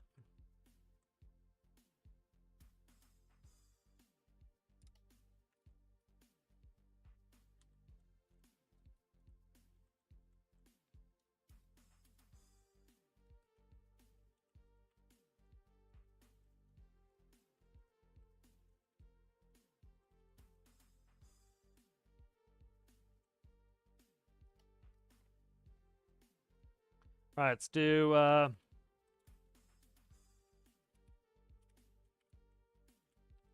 master power. Okay, let's go flip switch.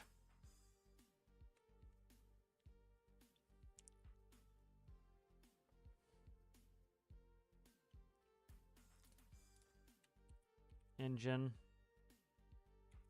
Start slash stop. Flip switch 2. This will be volts.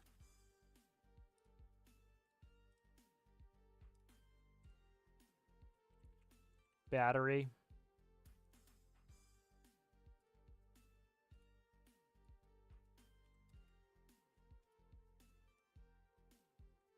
Okay. This will be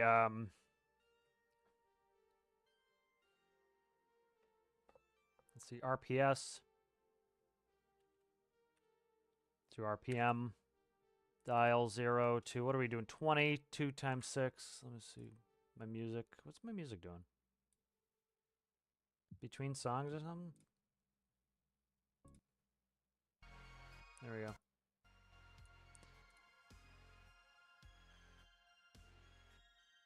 All right, we'll see you later, Zachy. Sorry, guys, I'm far behind on chat. Chat was going crazy for a while there, so I kind of had to let you guys talk to one another. Let's see. This would be 5 a finner. RPM should go, what are we talking, 20 times 60.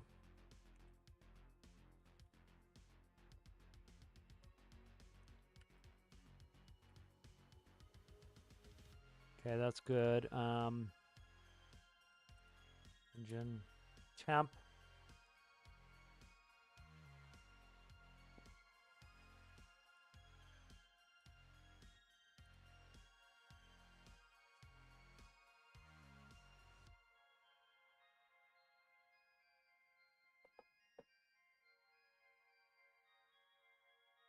What else do we need on the engine? We've got batteries, we got electrical, we've got that.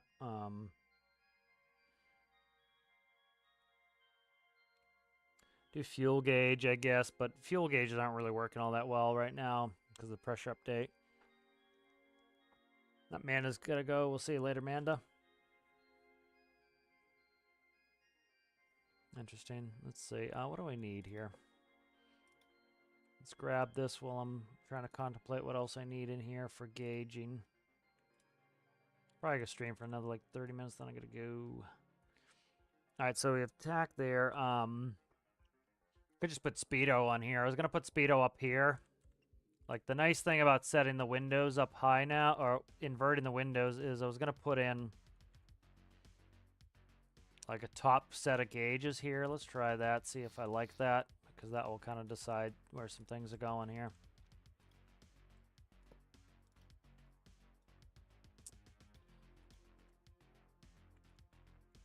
Okay, let's try something here.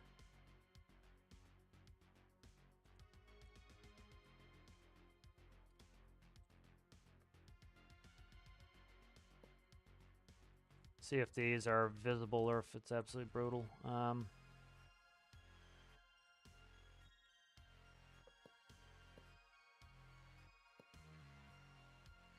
See how that looks when I get in there and sit.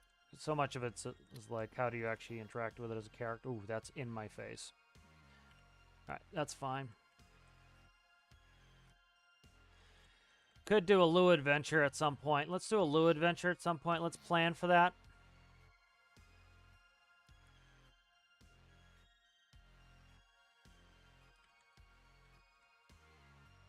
I don't want to go more eyebrow than I already have on there, so let's go like this.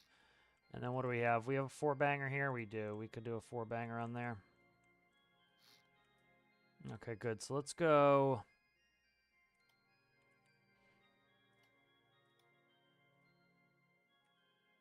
So I could just do, like, set up cameras, too, because we're going to probably need cameras.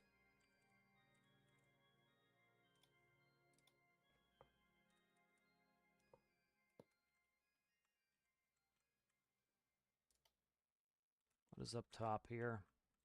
Beautiful, beautiful, beautiful. Let's grab this.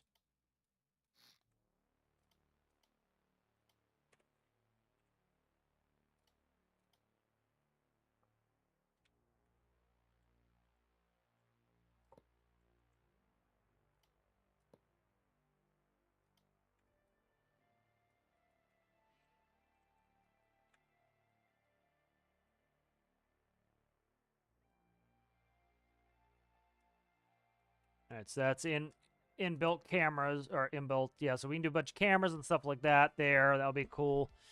You do minimal information there. Let's do, let's do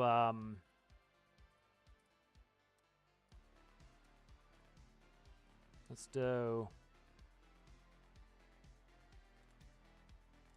put the speed here for now. Let's leave that as RPM. Let's do speed here.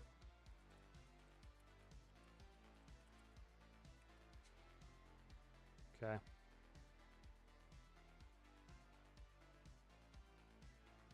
Engine temp. Let's do a gauge, vertical 0, 120. Or 7. And then let's just do an indicator for high temp.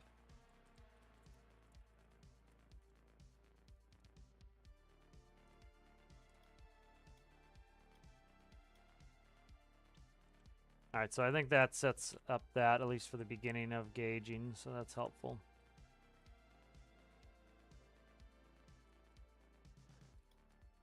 Oh, come on. Stick it right up your ass. There we go. All right. So I think that's a good place for the panels. And then we'll deal with those later, cameras and stuff. All right, good. So that kind of gives me a place to play here. All right, so let's go ahead. We'll go composite. We'll go from you to there. We'll go from you up to here. We'll feed back in there. So let's see. We have tip, auto, start. Tip, auto, and start. All right, so now I can start working on these.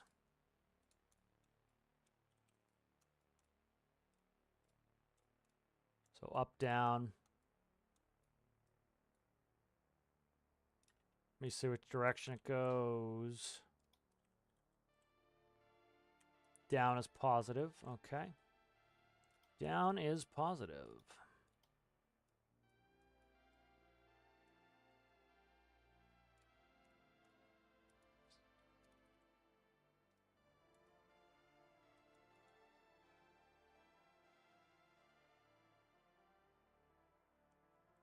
Let's do 3.5. I think it was pretty minimal tip that this actually can use and need.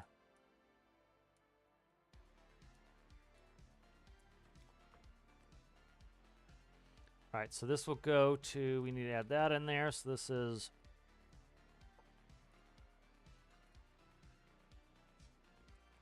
drill pitch.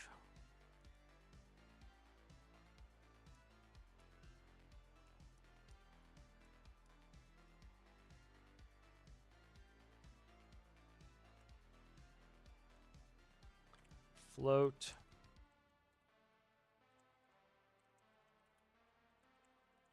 Float distance sensor. All right, so we have up, down, then 3 is going to be auto mode. So if 3 is on, that will reset this. And it will take over control, so.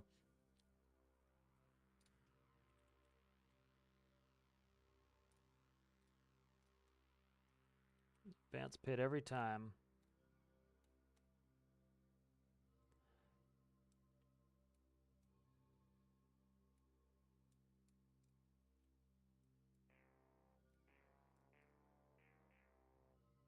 Of course, these are backwards, but whatever. Not that we're ever going to see it. Okay. And then this is going to be the set distance, which I need to enter in. So this is drill float set point. And I'm going to set that later. And then we need to do float distance sensor is going to be the process variable. Float P.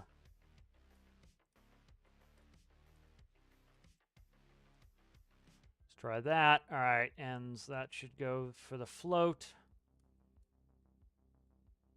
And then we need to work on the drill clutch.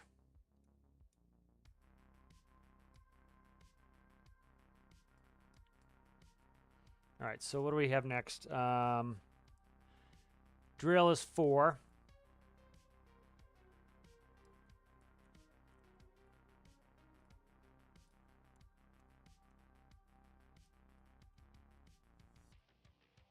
Oh, come on. I hate it when I drag something like that. I don't mean to. Sucks. Let's see.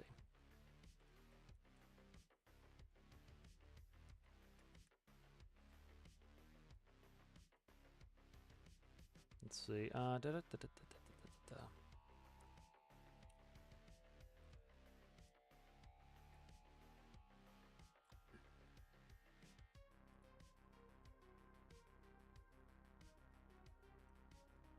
right, so we'll do a great RPS. Let's see. Drill min RPS is going to be 4. So if the RPS of the engine is less than 4, I want to back off the drills. So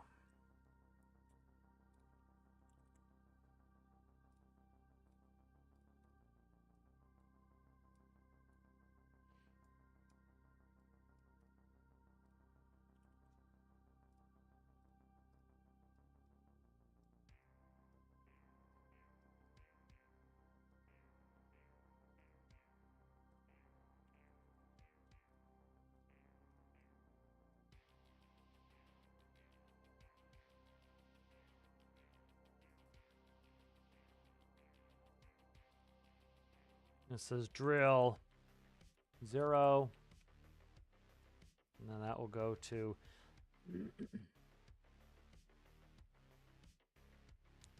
let's see, what do we want? Drill 0 will be 3.5. So if the RPS is less than 3.5, it will automatically completely zero out the drills so we don't stall our engine. Drill clutch goes there. Nice.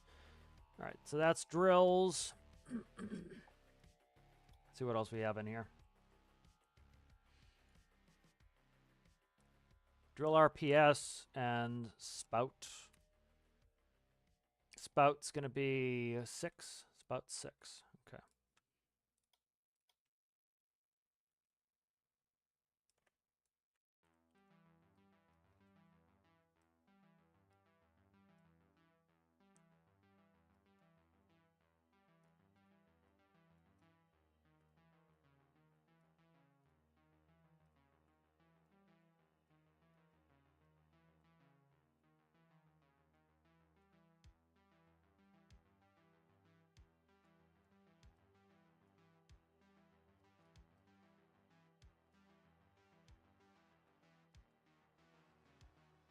All right, so that's all set for the drill spout there. That's the oscillating pivot there, so I need to do the spout as well. That needs to go in as well. Okay, so we'll make space for all that.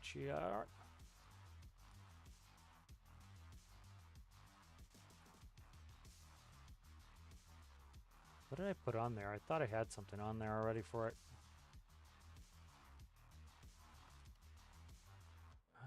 See if I can find the node here.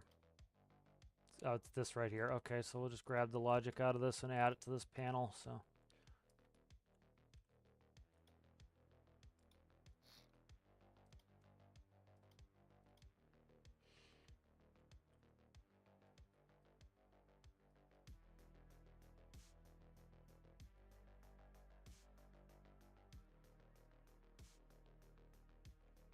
And then that's got to go out to the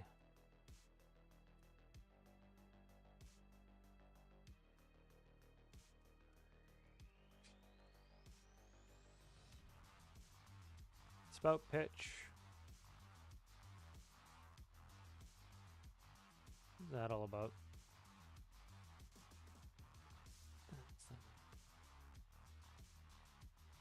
Oh, okay.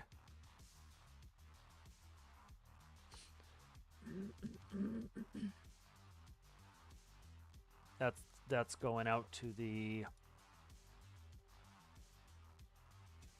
back and funnel.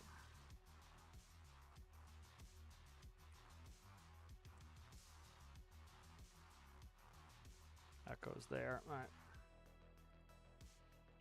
Our backs and funnels there. That sets all that up. So that's pretty much all the drill stuff. Let's check these. We have container fill level and hopper full. Okay, so I think it's 675. Oh, Jesus Christ, don't do that.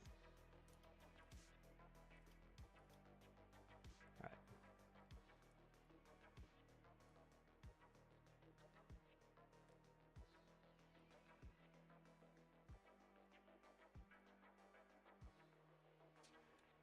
From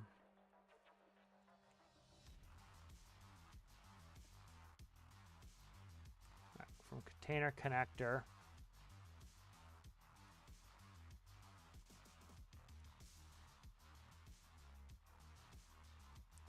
And that's going to be what, 7, 7.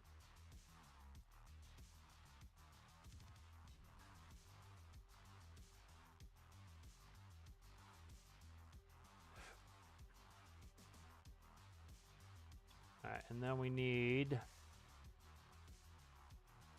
Yep, that's fine. Okay.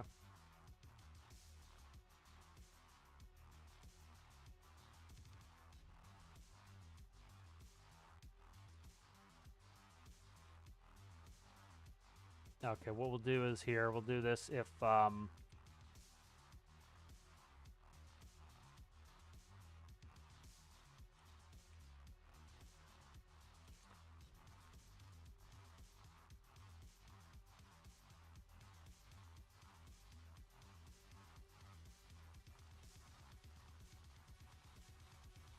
So what we'll read out is the capacity of the container, and we'll read out the fill of the container. So if these two numbers equal, that will turn on the light with a blinker. And we'll probably do a buzzer too. And that's going to 8, I believe.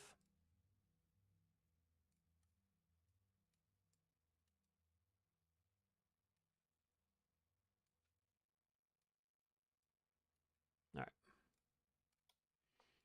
Let's get all this hooked up.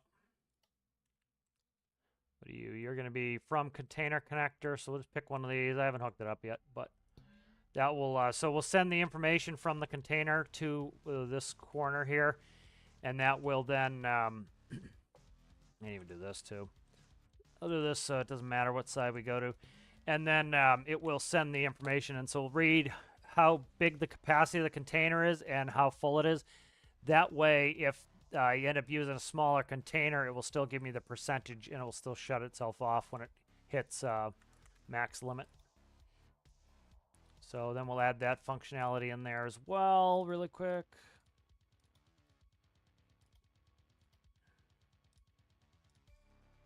This is drill. Okay. And where are we at? Drill here. Drill.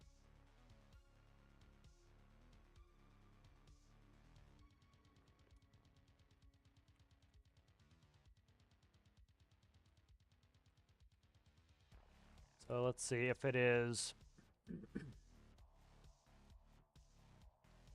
not X,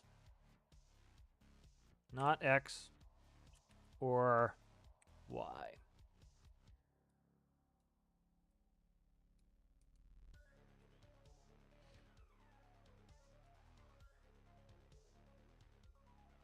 No.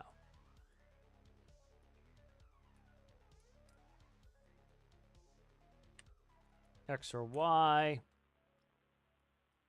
So this will shut the drills off if we reach max capacity. So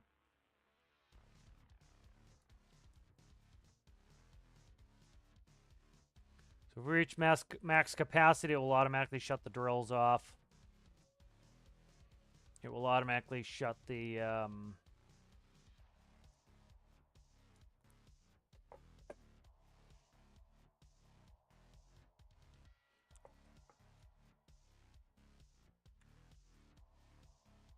so if it'll be let's see, Y and not X.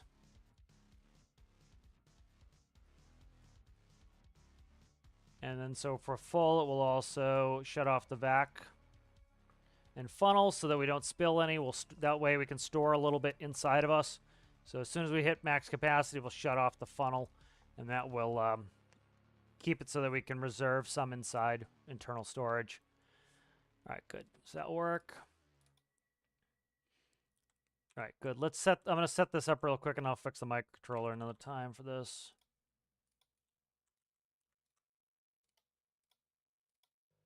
All right, so let's go ahead and we're going to read.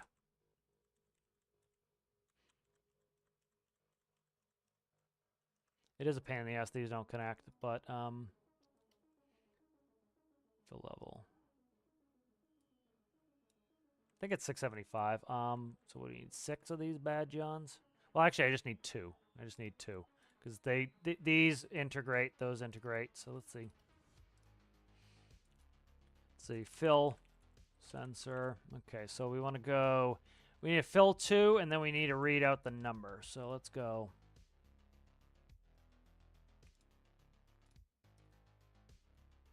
Let's do port. Starboard. Number input. Output that as a composite. To connector. All right, let's go in here. So we'll do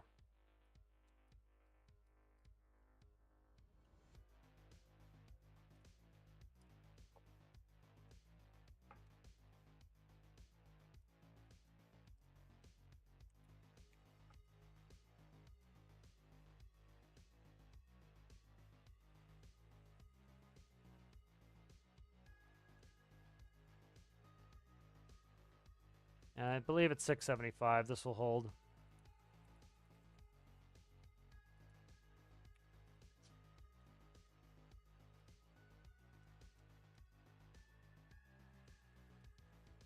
All right, there we go.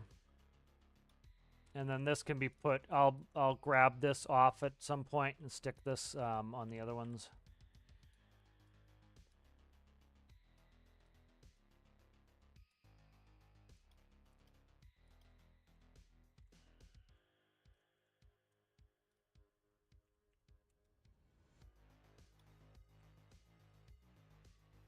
Starboard. And port. And then this will go to here, which will read out to there. All right. Let's see what that's drill. That's container fill level is 0%. Hopper full. The hopper's not full, dude. Why are you reading hopper full? Let's see.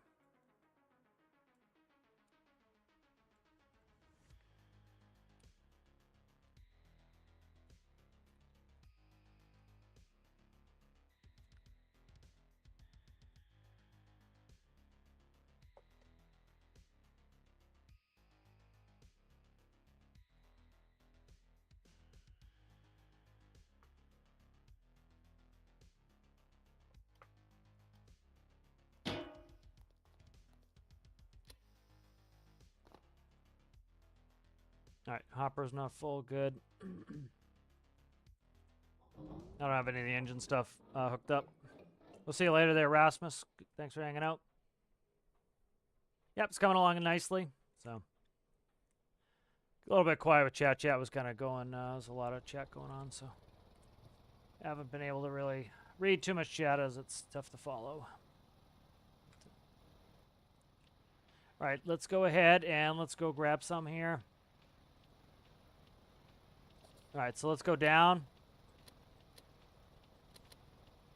Why is that? Oh, I didn't hook it up. I didn't hook anything up off this panel. All right. That would be why, huh? Start hooking everything up. Spout pitch. All right. That's float distance sensor I need to set up. RPS. So I need to go do the first test to do that. So there's that. Vac. Vac. Okay. Let's see where we're at here. That's drill pitch.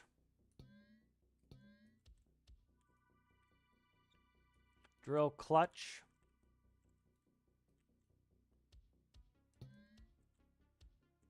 Okay, drill clutch is right there. Is that the drill clutch? That's the drill clutch. Okay, that's fine. Oscillating pivot. Okay, that's all set. And then I need to do a float distance. So let's throw it on for now.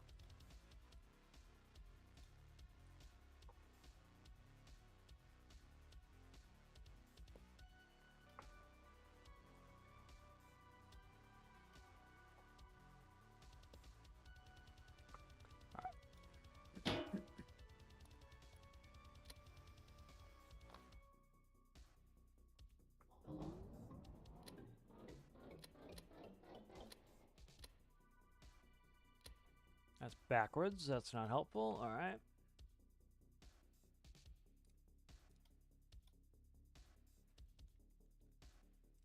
What is going on here with the pitch? Where in the hell's that? The pitch. Why did I put that as a negative 35? That should be a positive 35. Okay.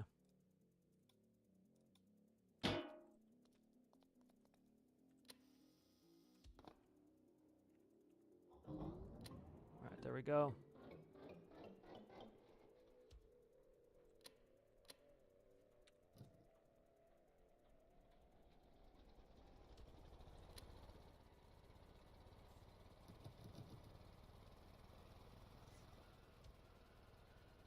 Nope. It's a tortoise. I thought it was a piece of gold. It's two tortai. Much as people bitched about the animals, I kind of like seeing them, you know? You know, it's funny. So the same people ask for the world to be more alive, and then they say, "What are you putting animals in for?" To make the world more alive, there, donkey. It's like that's why they did it. Right. So drills are coming on. Theoretically. Gotta. Okay, there go. I was not revved up enough. So once I get this on site, we'll be good here.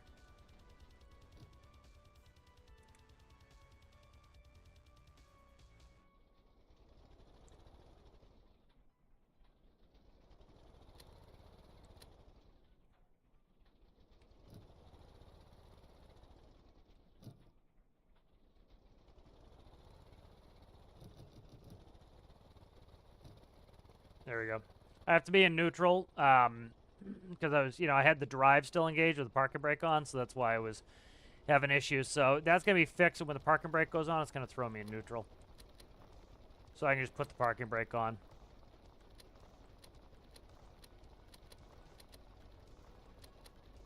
All right. So I want to, like, that will drill at that rate, at that height, but I don't want it to. I want to get it right on the ground a little bit. That's better. Let's see what the distance sensor shows. So the distance sensor is showing 0.84. All right, 0.84. Make sure I'm drilling. Okay, the spout's not on. This does have internal storage, as you can see. Does have internal storage, so it can go past a little bit. Turn the spout on. What the Christ is this doing?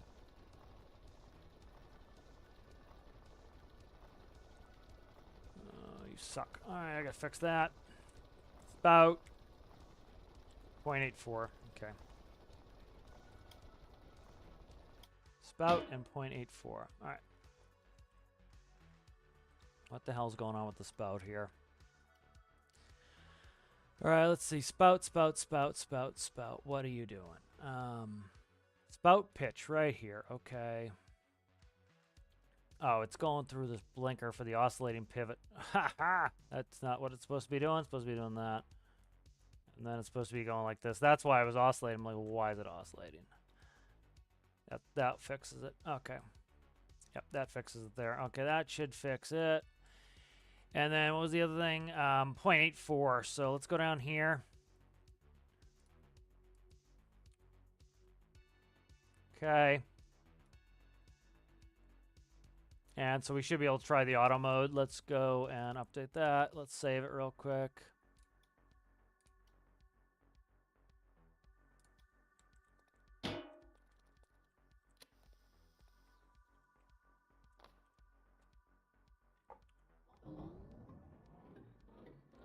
All right, down, up.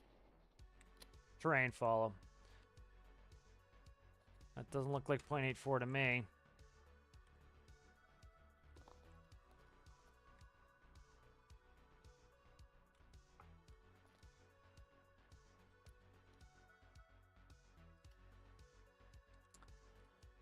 Let's see. Just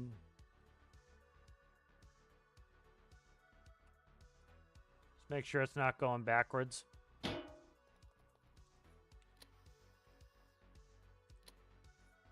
Nope.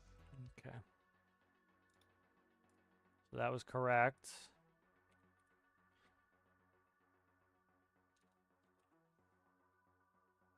Let's not go that extreme. I gotta plug in the distance sensor. That's part of the problem. But, okay. Test it in a second here. What was I gonna do? I need to clamp it too. It needs to be clamped out.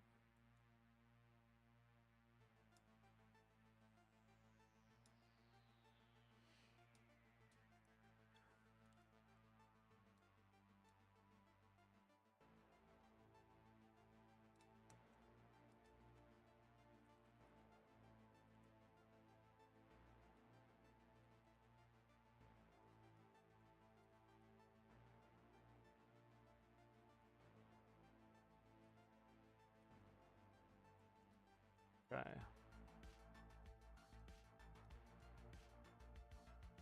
What the fuck am I doing? There we go. Okay. Alright, so that's it. That fixes the drill pitch. Let's go test it again. P-value is probably going to have to be tuned in, but... Alright, so probably is negative now.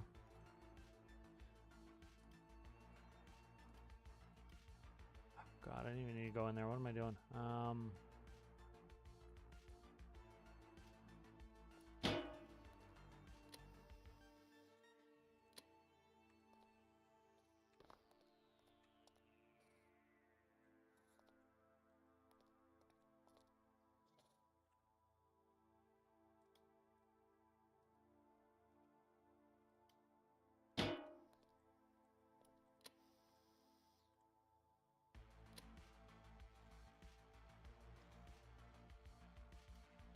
You're annoying, aren't you?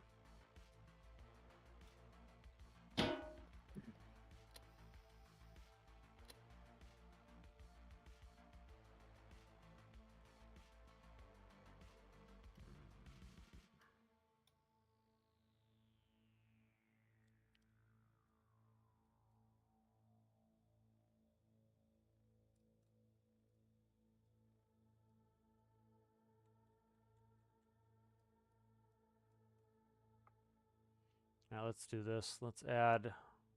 We gotta get going here soon. So let's go and add in a number. Jesus.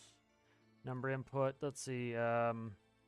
Float P value.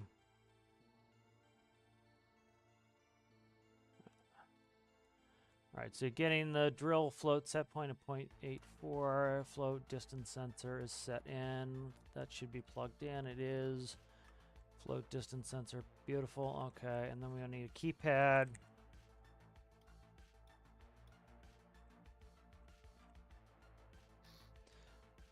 This will go in here. All right, see what's up with this float and why it's not working. Gauge the float.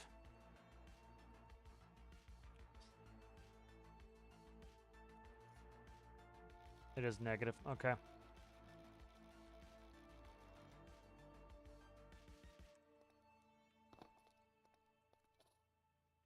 All right, that's obviously not enough.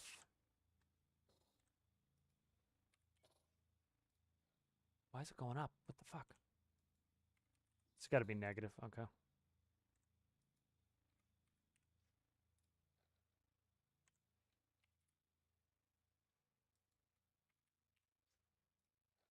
Okay, let's see how close we are. We're still too far off.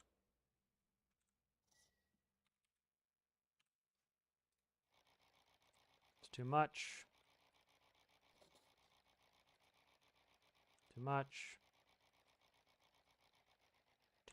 Let's get in there.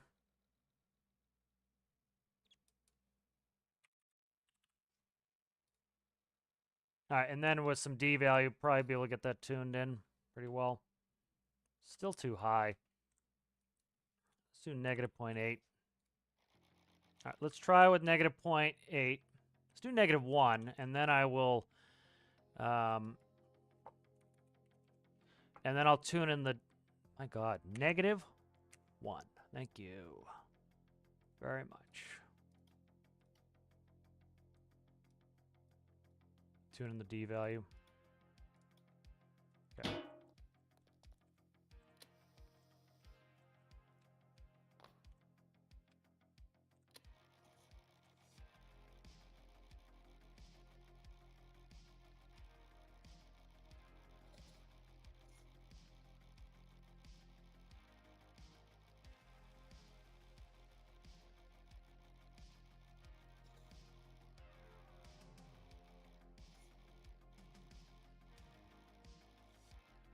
That's funny. That's actually moving us. That's an interesting way to move.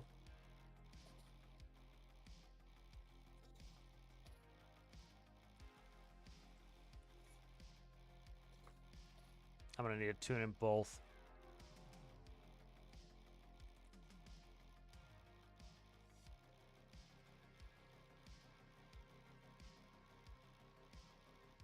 I have to tune in both. Now let's go.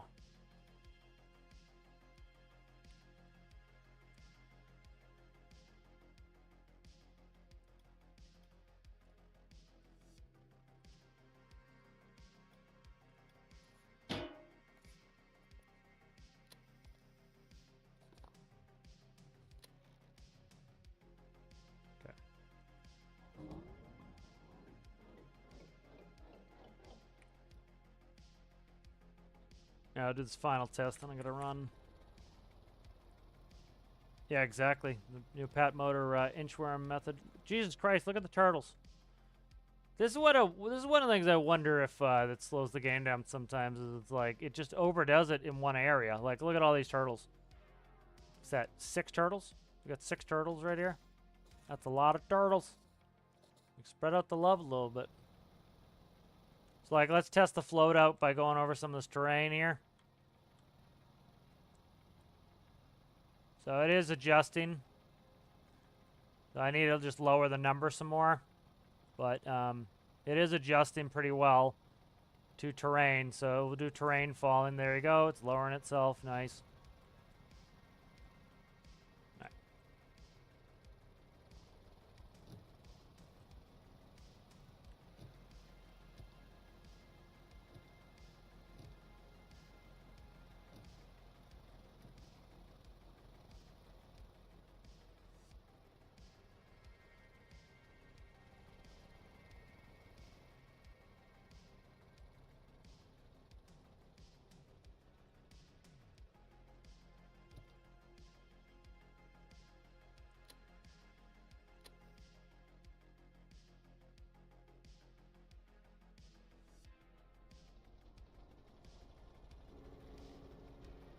Alright, so that is low enough to drill, but I'll just lower it some more.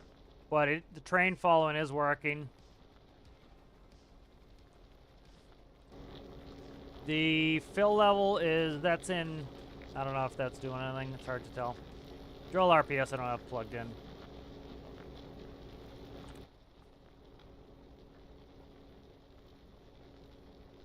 But I like this vehicle. This vehicle's working well, and then, you know, be able to get the...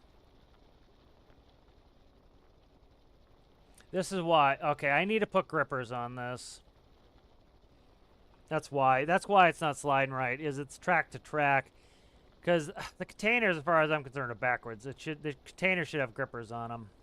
Because it's easier to hide a gripper on there and then make the tracks. So I need to put grippers on this. Just shit. I don't know where I'm going to put them.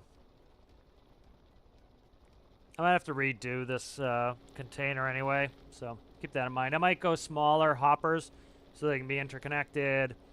Do a bunch of other stuff. Put some panels, side panels on them. So I might do that. But I like the general function of this, like having the diverters, pretty cool.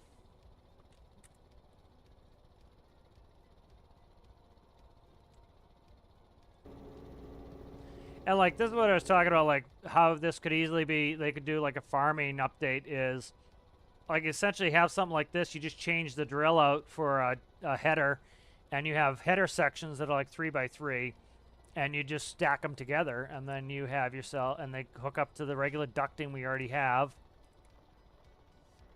You know, so I'll set this up as well, where it, as soon as I hit the space bar to put the parking brake on, it puts the transmission in neutral, and then when you want to go again, you release the space bar and you put it in gear.